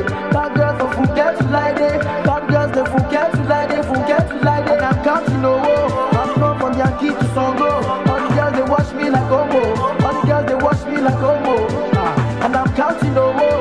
I'm come from Yankee to Songo. All the girls they watch me like homo. All the girls they watch me like homo. Watch me like homo. But when I was broke, yo, nobody wanted to close yo. All the girls that they tell me no, no, because I know get moto. And they used to hate me. Now the same people don't they hail me. All the marketers want to play me. All the DJs want to play me. Want to play me. I don't get it. I don't get it. Oh, oh, I don't get it. I don't get it. I don't get it. Yes, so. I don't get it. I don't get it. Yes, boys. I don't get it. Too legit to quit. Boys done hammer by just being an MC. After doing what needed to be done, they saying I ball too much like testes. Recognize the boss when you see one, not in the same tax bracket as you belong. Like the next on Jurassic, pretty girls used to belong. So they started hearing me like we on. To all the haters, index fingers more or less. My money the same color as morning fresh. Not Merchant of Muhammad's, not me Benjamin's. Whole nother class, not talking about what Ben's done like me before. But then again, it's okay. Between now and then, your boy Joe is okay. See me share money like communion to last month. Flow too tight like the lungs have asthma. But when I was broke, yo, nobody wanted to close yo. All the girls that they tell me no, no, because I know get you also. And they used to hate me, and the same people don't they hail me. All the marketers want to pay me, all the DJs want to play me, want to play me. I don't get it, I don't get it, oh, oh, I don't get it, I don't get it, I don't get it, I don't get it, I don't get it, I don't get it.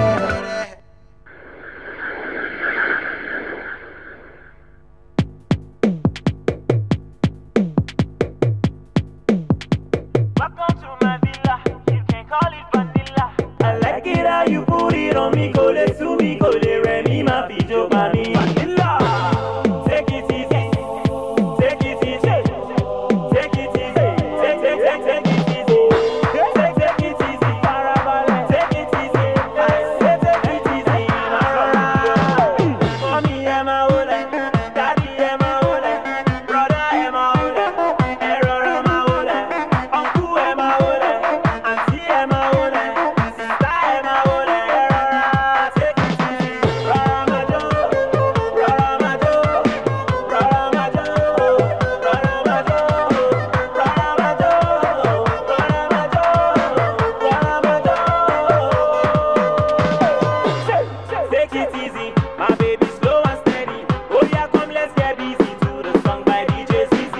No be play, oh, I know they share it, oh. So if you ready like I'm ready, then let's do it. So bad it, Joe, oh more left to my flow. I like the way you roll, ja, drop it low. I wanna let you on ready, ready.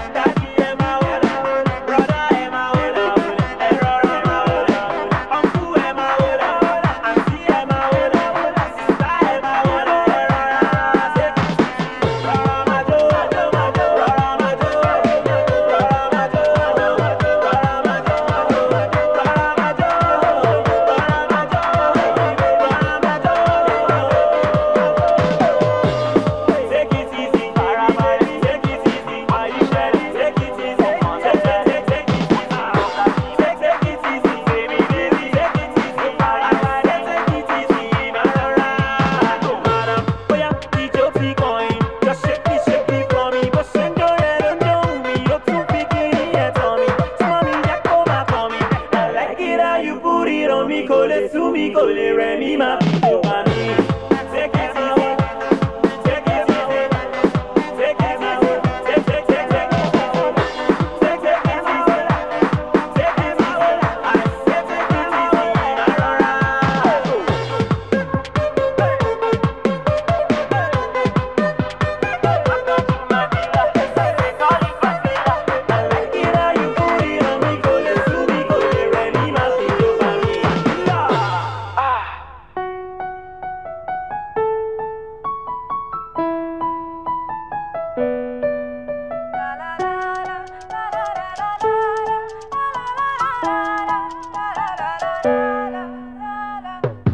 The sun goes out, the moon comes down. There's hardly anything that you can do about it. I'll walk my way, I'll take my stand. I'm trying to take all the spotlight. I got it right to myself. If I say I don't hustle, I got prominence now. See them wanna be like me. There's no easy way out. You must go through your struggle. You want cheddar and flashy cars, but you don't want hustle. Everybody will watch up for so if you understand, make money, use your hand. There's no easy way out. You must go through your struggle. You want cheddar and flashy cars, but you don't want hustle. Jump, body, body, go, go. Jump, body, body, go, go. Jump, body, body, go, go. Jump, body, body, go, go.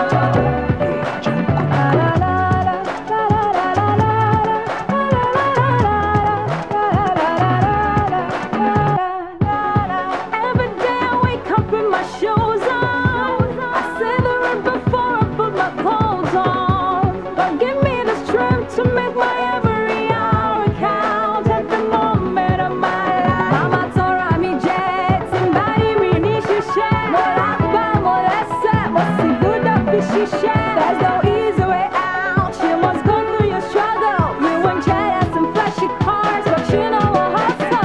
Everybody will watch up for so You want cheddar and flashy cars, but you don't want hustle. You be jump, body, body, go, go. Jump, body, body, go, go. Jump, body, body, go, go. Jump, body, body, go, go. make money, use your hand. As for me, I get my own kiosk. And so for you, go get your own shop. You got to make money if you want shop. You don't fit on my house to walk shop. And so we get the money non-stop. We just the road or get the bus stop. We just the follow, come club. And so get to a champagne one bar. If you're ready, if you're ready, if you're ready. Ready to get the money so the girls know they're ready. No need to rush, no jazz, no ready. Walk hard, take it slow and steady, y'all.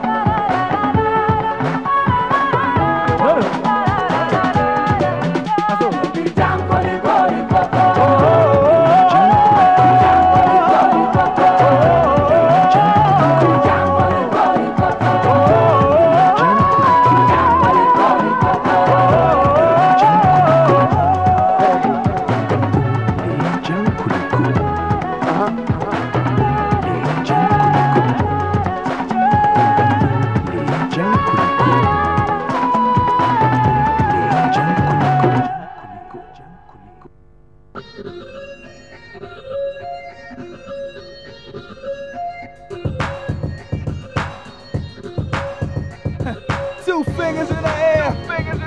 Deuces. Yeah.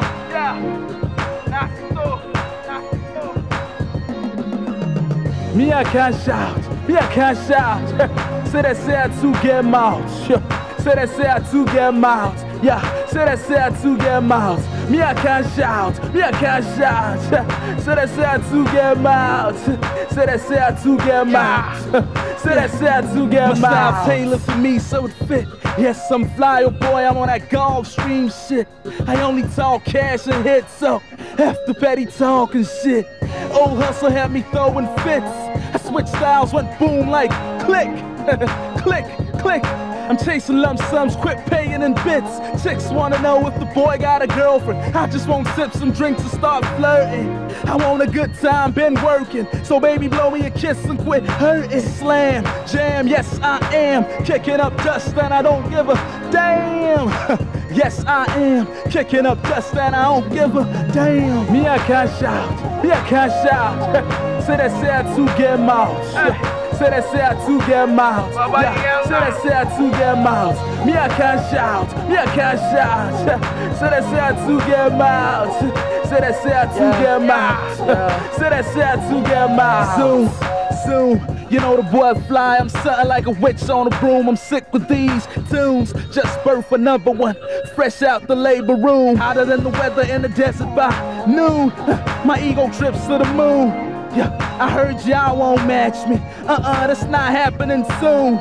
Give it up for the one, the showstopper. Haters get shot like Parker Big Papa. If you didn't feel me, how they feel you? Fingers in the air like nothing do. Say I talk with a January to December on the need for Lagos State government, for instance, to begin to locate 1,004 in other areas.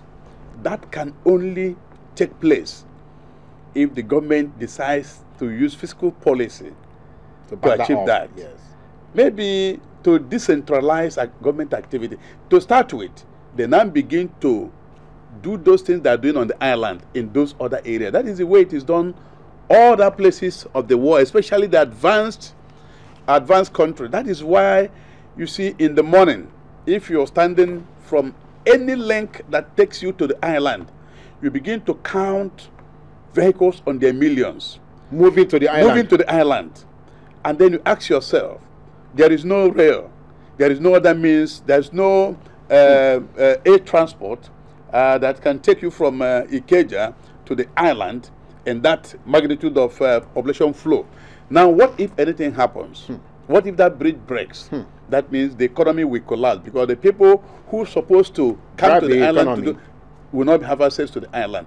Now, that begins to ask the question, is it not possible for government to begin to decentralize some of these agencies, locate them near to Surele, near to Agege, near to Apapa, near to Ajegunle? If the government does that, one, it will save us the man hour we waste on traffic. It will save us, it will reduce the risk exposure. Every time you are coming to work, all the workers are exposed to risk. At the same time? At the same time. Every time we are going back to work, it's the same thing again. It is the same thing again. So if the kind of thing that is beginning to happen in Nyanya, finds its way to Lagos, then they now target the mass movement during the peak periods. Then there will be a serious katakata. So I think what is beginning to develop in Nigeria calls for a shift in our development effort, in our locational effort, so that government should use the government policies, deliberate fiscal policies, to begin to, shift some of these developments away from the island, from the city centers. I think I must commend you for that, because that is the kind of foresightedness and the professionalism that we expect, from bodies like yours. Now, but the other germane question on the table has been that your institution is voluntary. It's not compulsive. It's not. I mean, you expect people to elect to join you. Yeah. But recently, there has been some question of those who are practicing estate agencies being compelled to be registered, being compelled to become chartered. Is that not a denial of their rights? Well, it is just for control purposes. Now, I wouldn't say it is voluntary. When you have decided to go and study law, for instance, you are expected to go to the bar before you can practice. It's optional. Well, it is optional, but as long as you don't go and bring out yourself as a lawyer that you want to represent a client, but as long as you want to go to the court to defend your client, to your client's case, then it means you must be a member of the bench. You must go to law school. You must become registrable to be able to answer a lawyer. But if you just want to read it just for psychological reasons, you want people to know that you have gone to the university to study law, but you don't have the intention to go and begin to defend anybody, then it is your business. You don't have to worry about going to law school, about going to register, about going to subject yourself to control. You see, there are cases in Nigeria where a lot of people have lost their hard-earned money because they lost it to the so-called unregistered estate agents who don't have offices, who don't have where you can locate them. They move about in their briefcases, carrying files telling you that they have this property there, they have that property there. The moment your money enters their hand, they disappear. There's nobody, no place to locate them. But if they are subjected to certain level of registration and control by a body, such as Nigerian Institution of Asset Surveyors and Valuers, then you can go to that professional body, name the person, and with his number, anywhere he is in this world, he will be identified, unless he runs out of Nigeria. Even if he runs out of Nigeria, it is the duty of that professional body to fish him out, life or death. Now, if they do that, then when people know that they can be fetched anywhere they are, they have to be sanity. They begin to have decorum in the way they do their business. They don't just have to carry somebody's money and disappear to the thin air. So that was why, because our provincial body has even not been bothered in registering the so-called unregisterable agents. You see, because now when people retire from their job, whether they know anything about housing or not, they go and do board and their estate agents. It is strong. So that is why Lagos State government decided to do Lagos State Estate Agency Registration Board. Yes. In order to track down those who have refused to be registered under the auspices of Nigerian Institution of Asset Surveyors and Valuers. You see, with that of Lagos State body, you can't run anywhere because that is within Lagos. Oh, within Lagos. Once you are present in Lagos here and you commit any offense, they track you down anywhere you are, and they make sure that the money is recovered. Otherwise, they say your property or whatever you have to be able to pay back whoever you have defaulted. Okay. So, to that extent, it is not as though the registration is being forceful on people. It is to protect the interests of the consumers, the masses, so that they don't lose their hard-earned money. And when this happens, they will say this was caused by estate surveyors and valuers. They don't even know the difference between those of us who are registered and those who are just pricing on the street. No, I like that. You know, so that is the reason. No, that is very, very suitable. Yeah. Now, but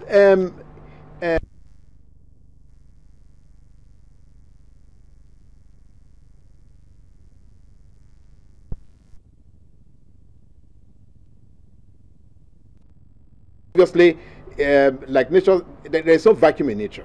Yeah. It is either that the professionals are not sufficient to meet the demands or the needs, of consumers. Therefore, that hiatus created. Yeah. These agents are now filling up the space. Exactly. So, what is the institution doing to make sure you backtrack to see how these people, once they are registered, once they are brought into the mainstream? Yes. How do you make sure they are professionalized? Okay, now we've even gone beyond that.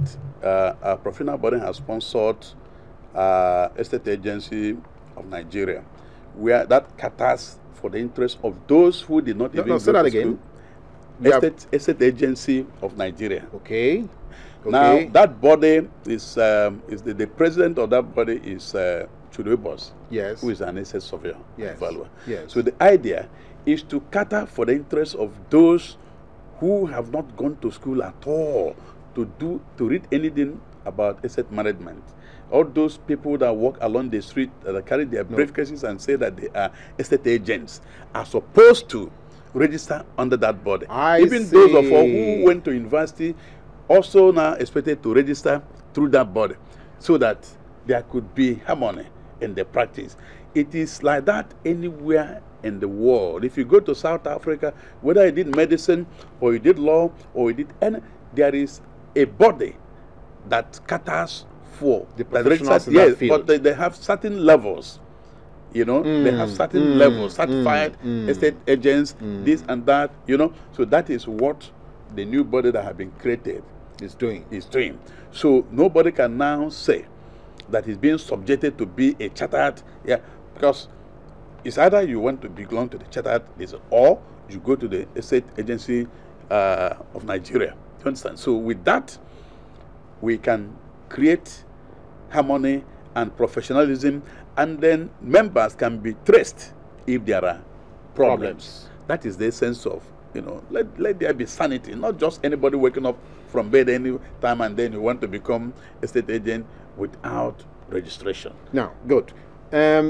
What we have done so far is to look at the practice by professionals. Yes. Now, can we look at the question of why do we continue to have persistent housing needs? Is it that the professionals are not, okay, yes, you offer your advices, but is it not possible for the collectives to give government some kind of, you know, well, like help? Or if you do this much, we can also do this much. Is that not possible? Well, everything is possible. Well, let's start from this angle. Now, the government has created REDAN, Real Estate Development of Nigeria. Yes. And you can see they are doing so much in Abuja area, to be precise.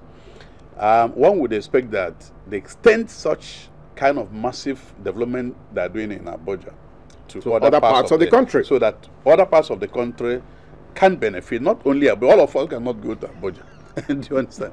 So you see, there is always Nigerian factor in everything we do. Abuja is being, in fact, much attention is given to Abuja as if Abuja is the only state or the only community or the only area in Nigeria. It's not supposed to be so. Already a lot of money has been expended in creating Abuja from a virgin forest into to what it is today. Then I do not subscribe to the fact that much attention must continue to be given in terms of housing provision, because we have about 36 states of 36 states in this country from Abuja, and Abuja making it at 7.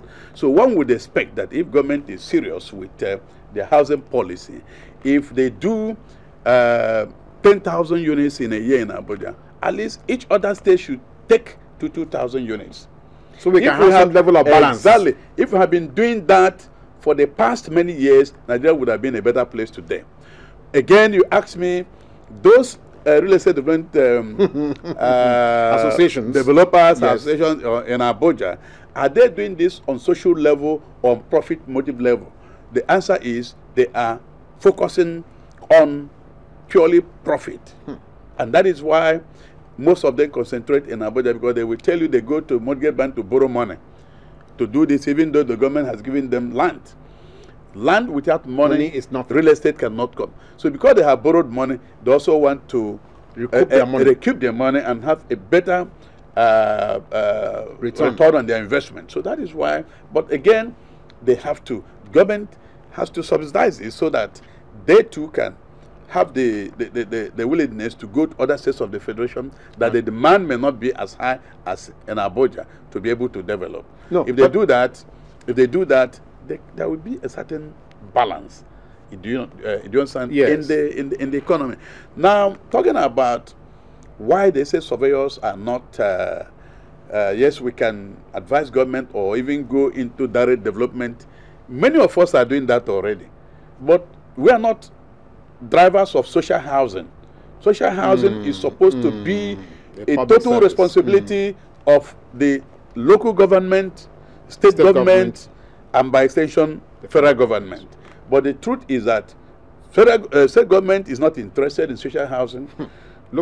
State is not interested. Local government is not doing anything at all. It is a point where people assemble to share the money they have gotten from the state and the local and the federal government, and move on. So that one, let's not talk about it, because they're not doing anything. Even common feeder road they're supposed to do, they're not doing. So it's the state again controls everything. So now it is the responsibility of the state government and the local and the federal government to begin to talk about social housing to benefit our teeming population in this country. And unless they do that, we will continue to have the housing deficit that we're talking about. It is only in Nigeria that this kind of thing exists. No other country.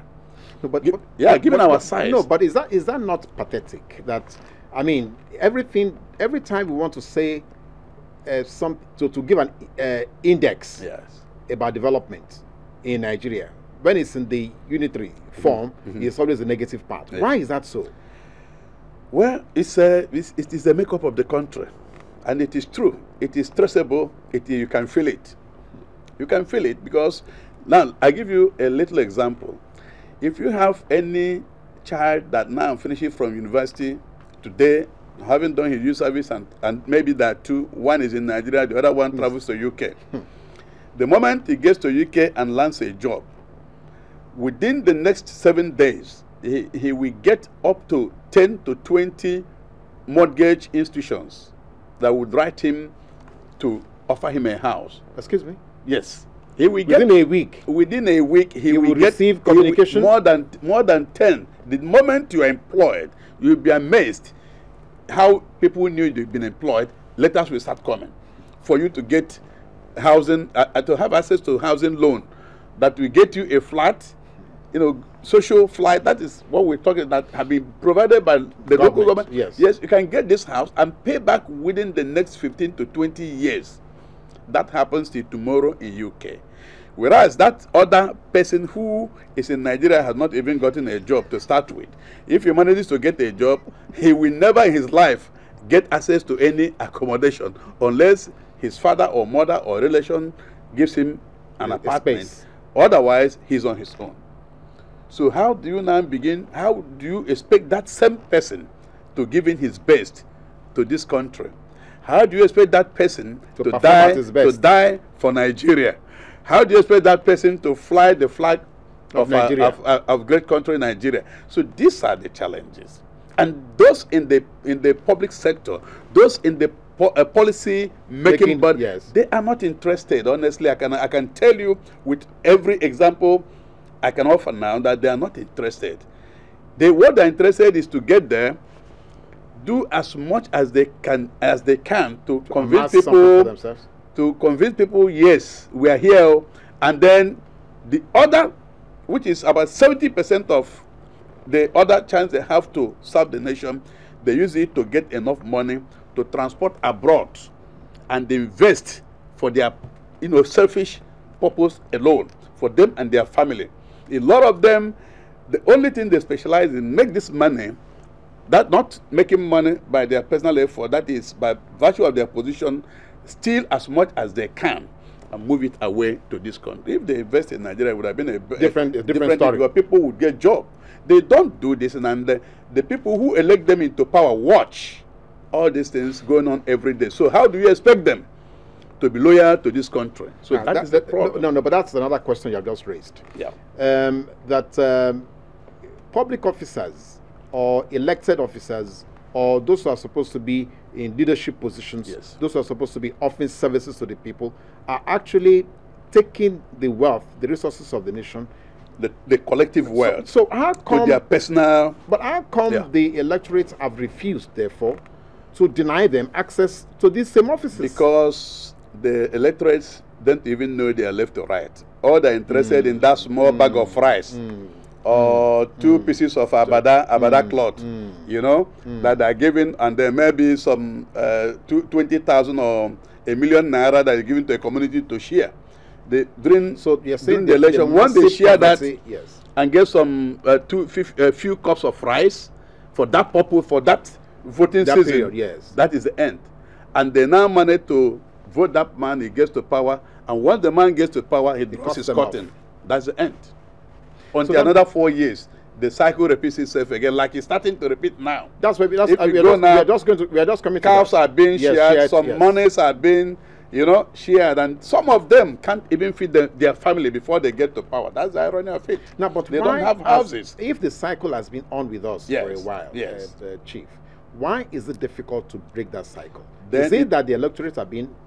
It is the duty of the government to do what we call massive enlightenment. No, but you have just said so that the same fellows who occupy the government, yes, they won't want to. There are people who are not in government and who are not even something rights, social rights, human rights activists supposed to carry on a very massive campaign, enlightenment, telling people they need to vote according to their conscience and not because of the level of the money, amount of money that has been given to you. For if anybody is coming from my community, you know, it's not everybody that can be bribed.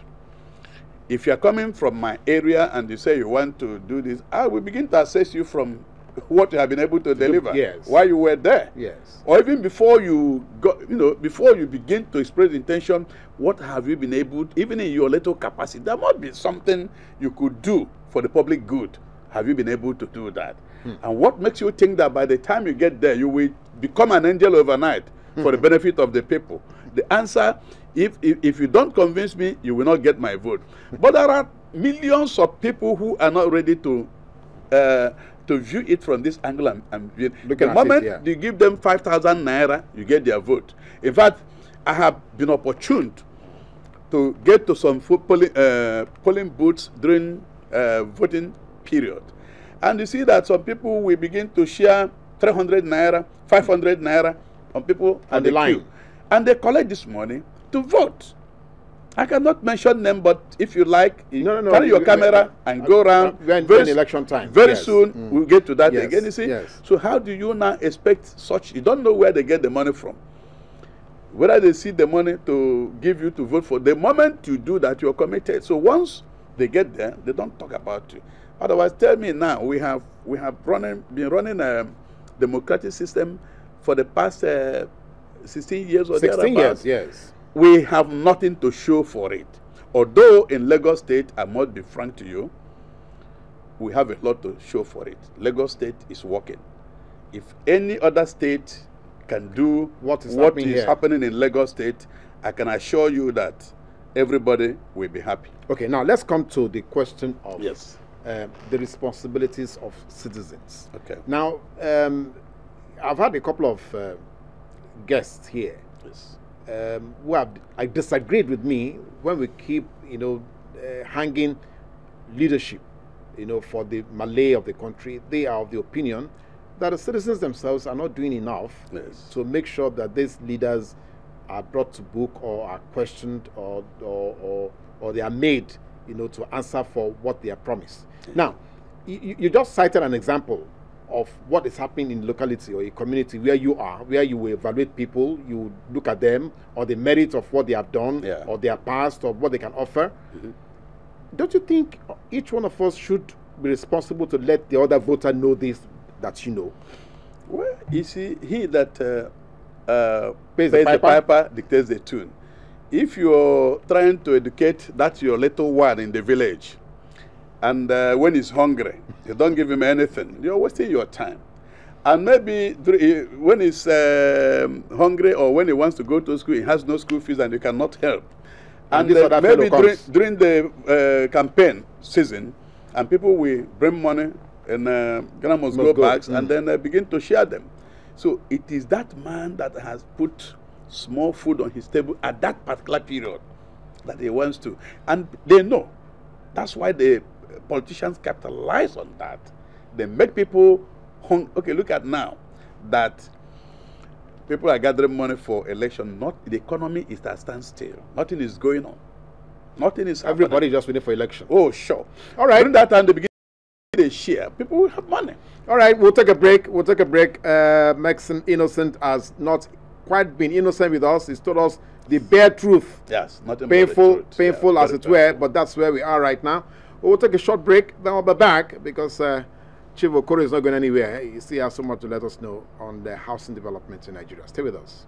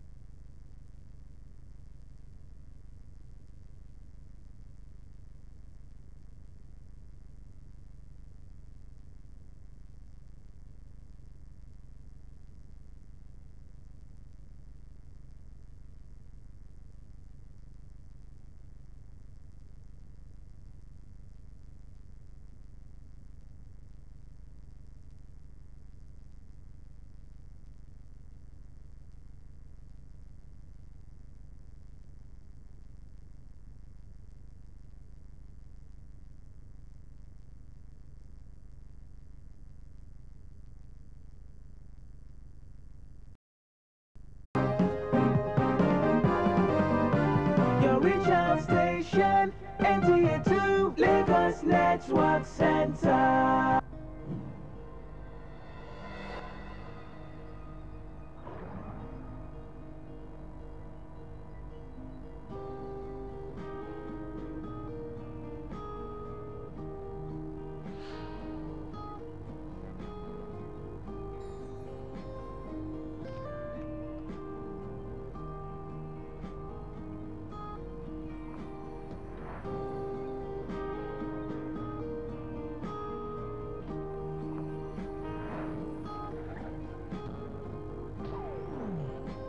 NTA2 Lagos Network Center, your reach out state.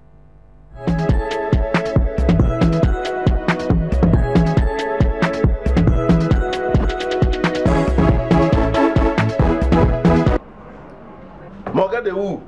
Oh! Every time walk, pee. You and the Oyibo people. What do we do? Pressing the Oyibo thing.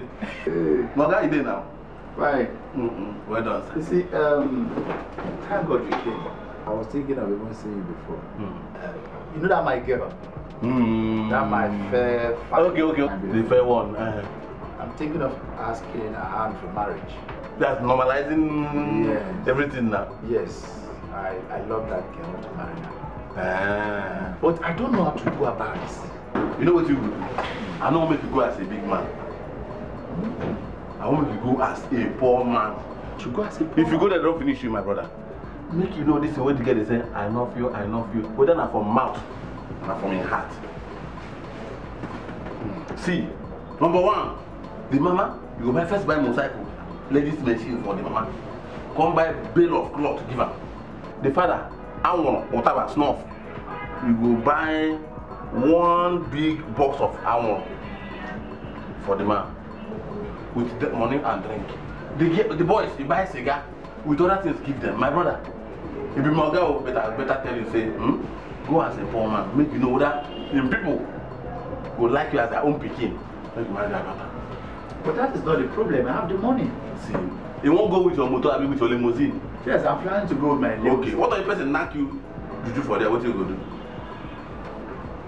What if they knock you EB for there? What if they knock you accident? You will feel dodger. See, go as a poor man. I think there's sense in what you're saying. There's sense in what you're saying. Go as a poor man, go better for us. Okay. Then if they accept you, because they like you because you be person human being like them. Morgan, the who? Okay, now let's fix it. I'd like us to visit there. Next week Tuesday. No problem. I will just do the stuff, sharp. No problem. To be ready to go. No problem, sir. So you come to my office on Tuesday. Morgan, no problem, man. Thank you very much. Man, come they go now. You're okay. Man, come they go. You're true. Morgan, I'm glad to thank you. It's alright. Hey, man, come they go now. Morgan, man, come they. Don't worry. You can have this for your transport. You give me up to. You give me up to.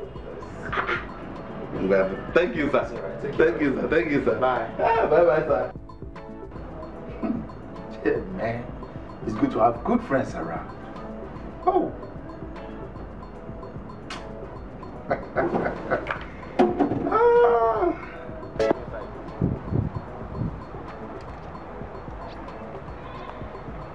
Una there?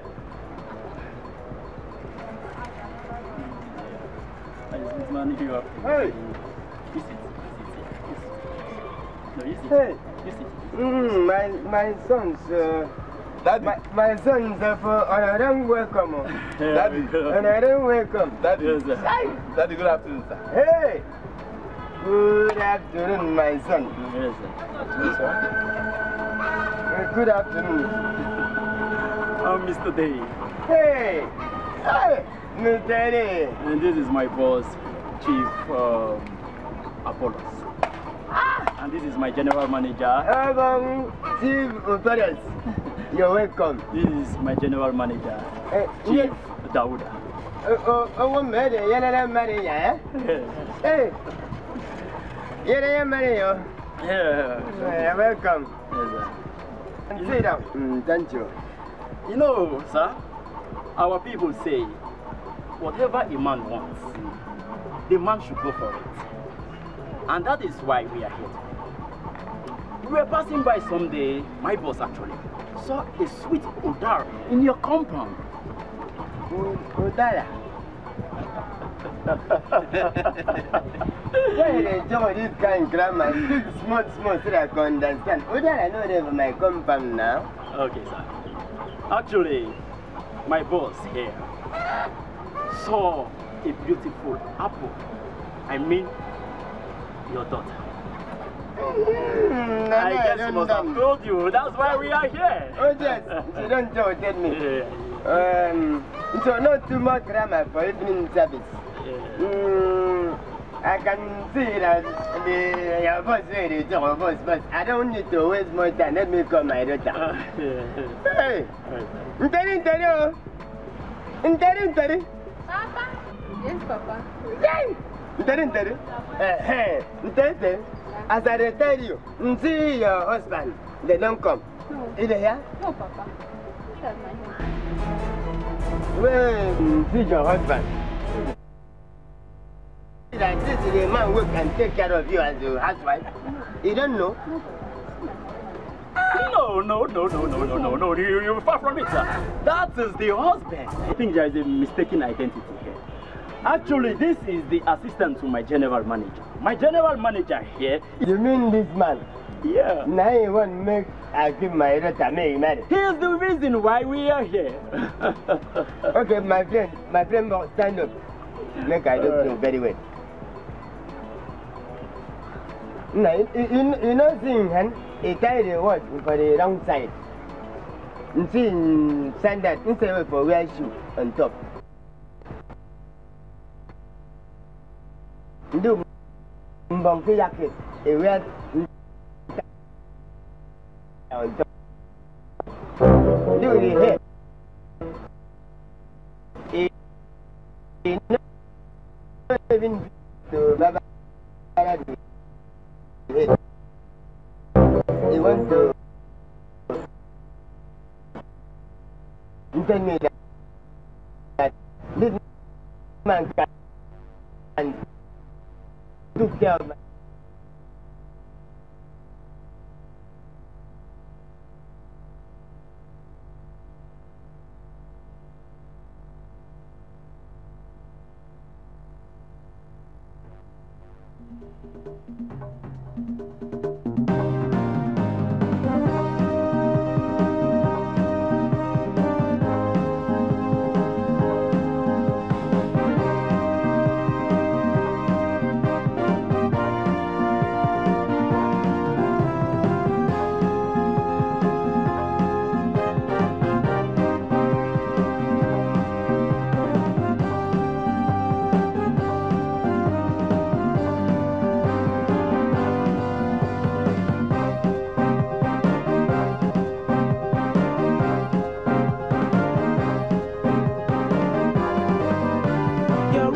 Station, NTA2, Lagos Network Center.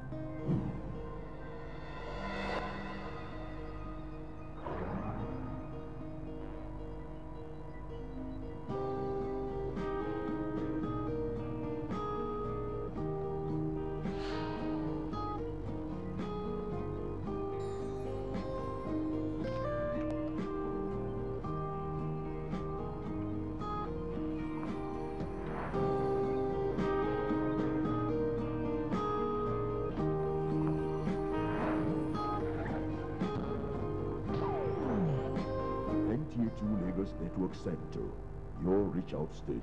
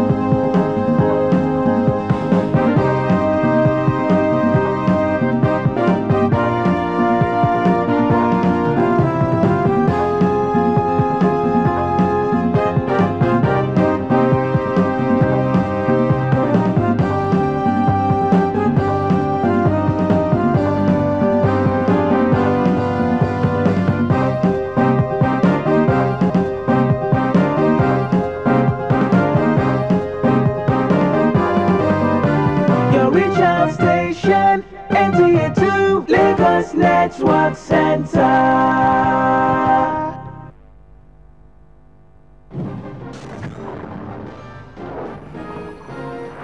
NTA2, Lagos Network Center, your reach out station.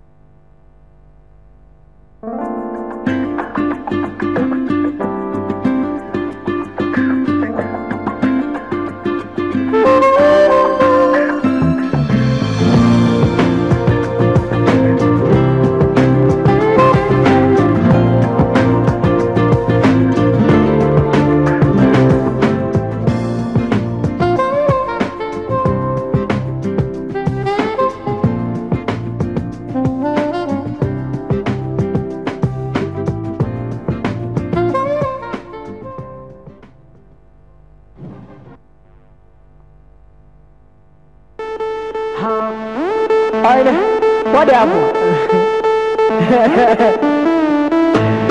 It's okay. It's okay. Come on. Come on. I'm a gay solo. Telling me why I've traveled all over the world to chill. I've never seen a girl like this before. They're killing me slow. And they dance, they do too sweet. Gonna go to sexy lady. Welcome. It's another beautiful, very, very beautiful Monday, and it's actually very sunny today. And I'm saying a very big welcome to you and hanging out today. My name is Tomi Ojo, and this is the first Monday in the month of May, and it's the month that has the M word that stands for many. That is how I see it, though. Many love, many joy, many peace, good tidings, many smiles, you know, many happiness, many things. Just look at what you desire in your heart, and let us say it is many, and merry. All everything. So I'm just wishing you guys lots of love this month, and I'm saying a happy new month to you guys. Okay, so if you're watching me, thank you so much for sitting down and watching me. But if you have a friend that is somewhere that does not have a TV station or like a TV to watch me, you can just tell your friend to just, you know, go on YouTube. That's why we have internet these days, you know, it's to make life easier. Just go on YouTube and then subscribe on NTA2 on YouTube, and then you can just watch me live. We now stream live on YouTube. That is what hanging out is about. We're just trying to make sure that you guys are very comfortable watching us and also having fun in the comfort, even if you're at work or in school, you're anywhere, but you just have that time and the comfort to just watch us while we infect you with smiles and happiness. Hey, that's what we do here for the next 45 to 50 minutes. Okay, my name still remains Tomi Ojo, and you know how we do it here. We like to give you guys nice musical videos. So let's go for this new and latest musical video by Chidinma. Oh baby, be right back.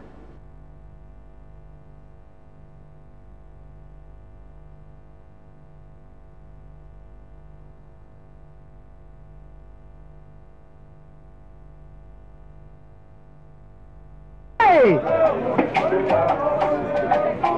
Chidinma, Riadu do onwe God. Riadu do onwe God. Came more to Chidinma. Because this little guy named the Choro Isaiah. Oh God. Anonwebe. Lele. Oh, ikolu abugo. Can you do any mangafia na nasi? Chai.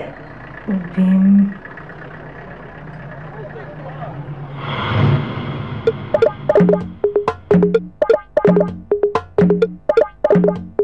Young deep on the beat, my baby is steady.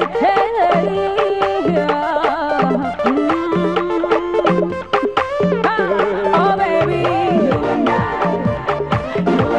oh baby.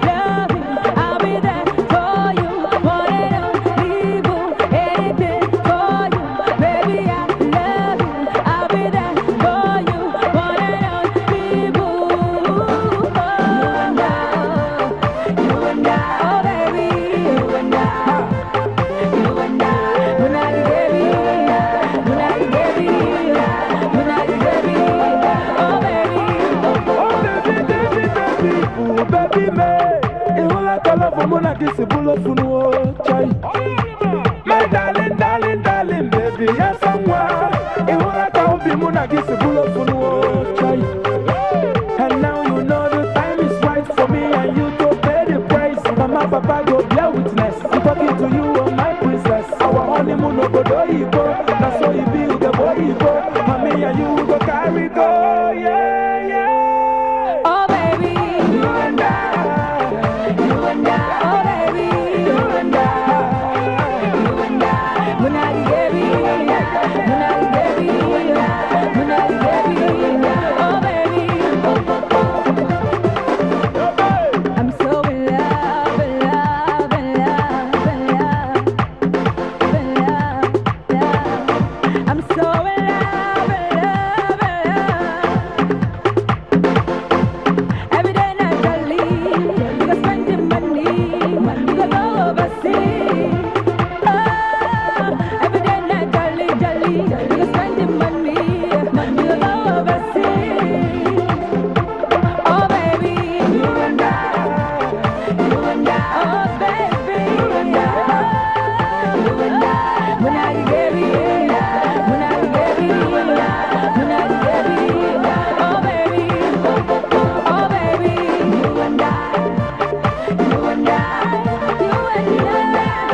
you and I, when I gave you and I, oh baby, you and I.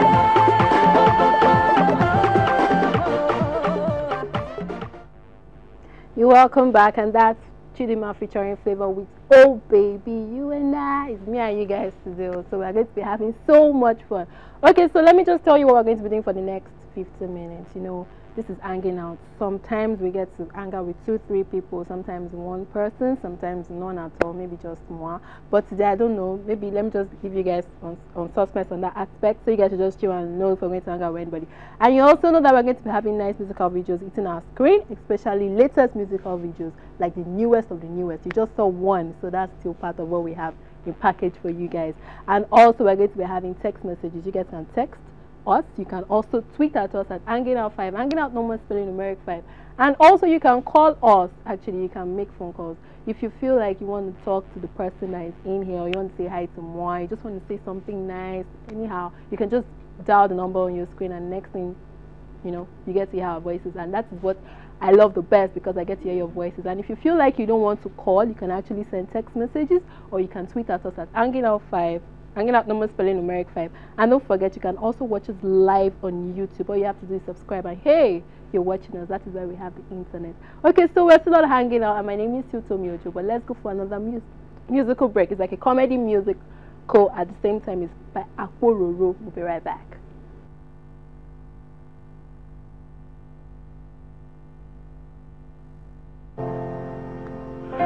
I said these are the days of Elijah, yo, declaring the ways of the Lord, yo. These are the days of the servant, yo, Moses, righteousness being restored. I said these are the days of great trials, yo, and famine and darkness is what yo. We are the voice in the desert, you're crying, preparing the ways of the Lord. Take me, behold the glory, when you got the glory, sell it, and you like the sun, say, and you got the glory, and I'm fighting, salvation come. Come on, somebody, are you ready to praise the Lord? Are you ready?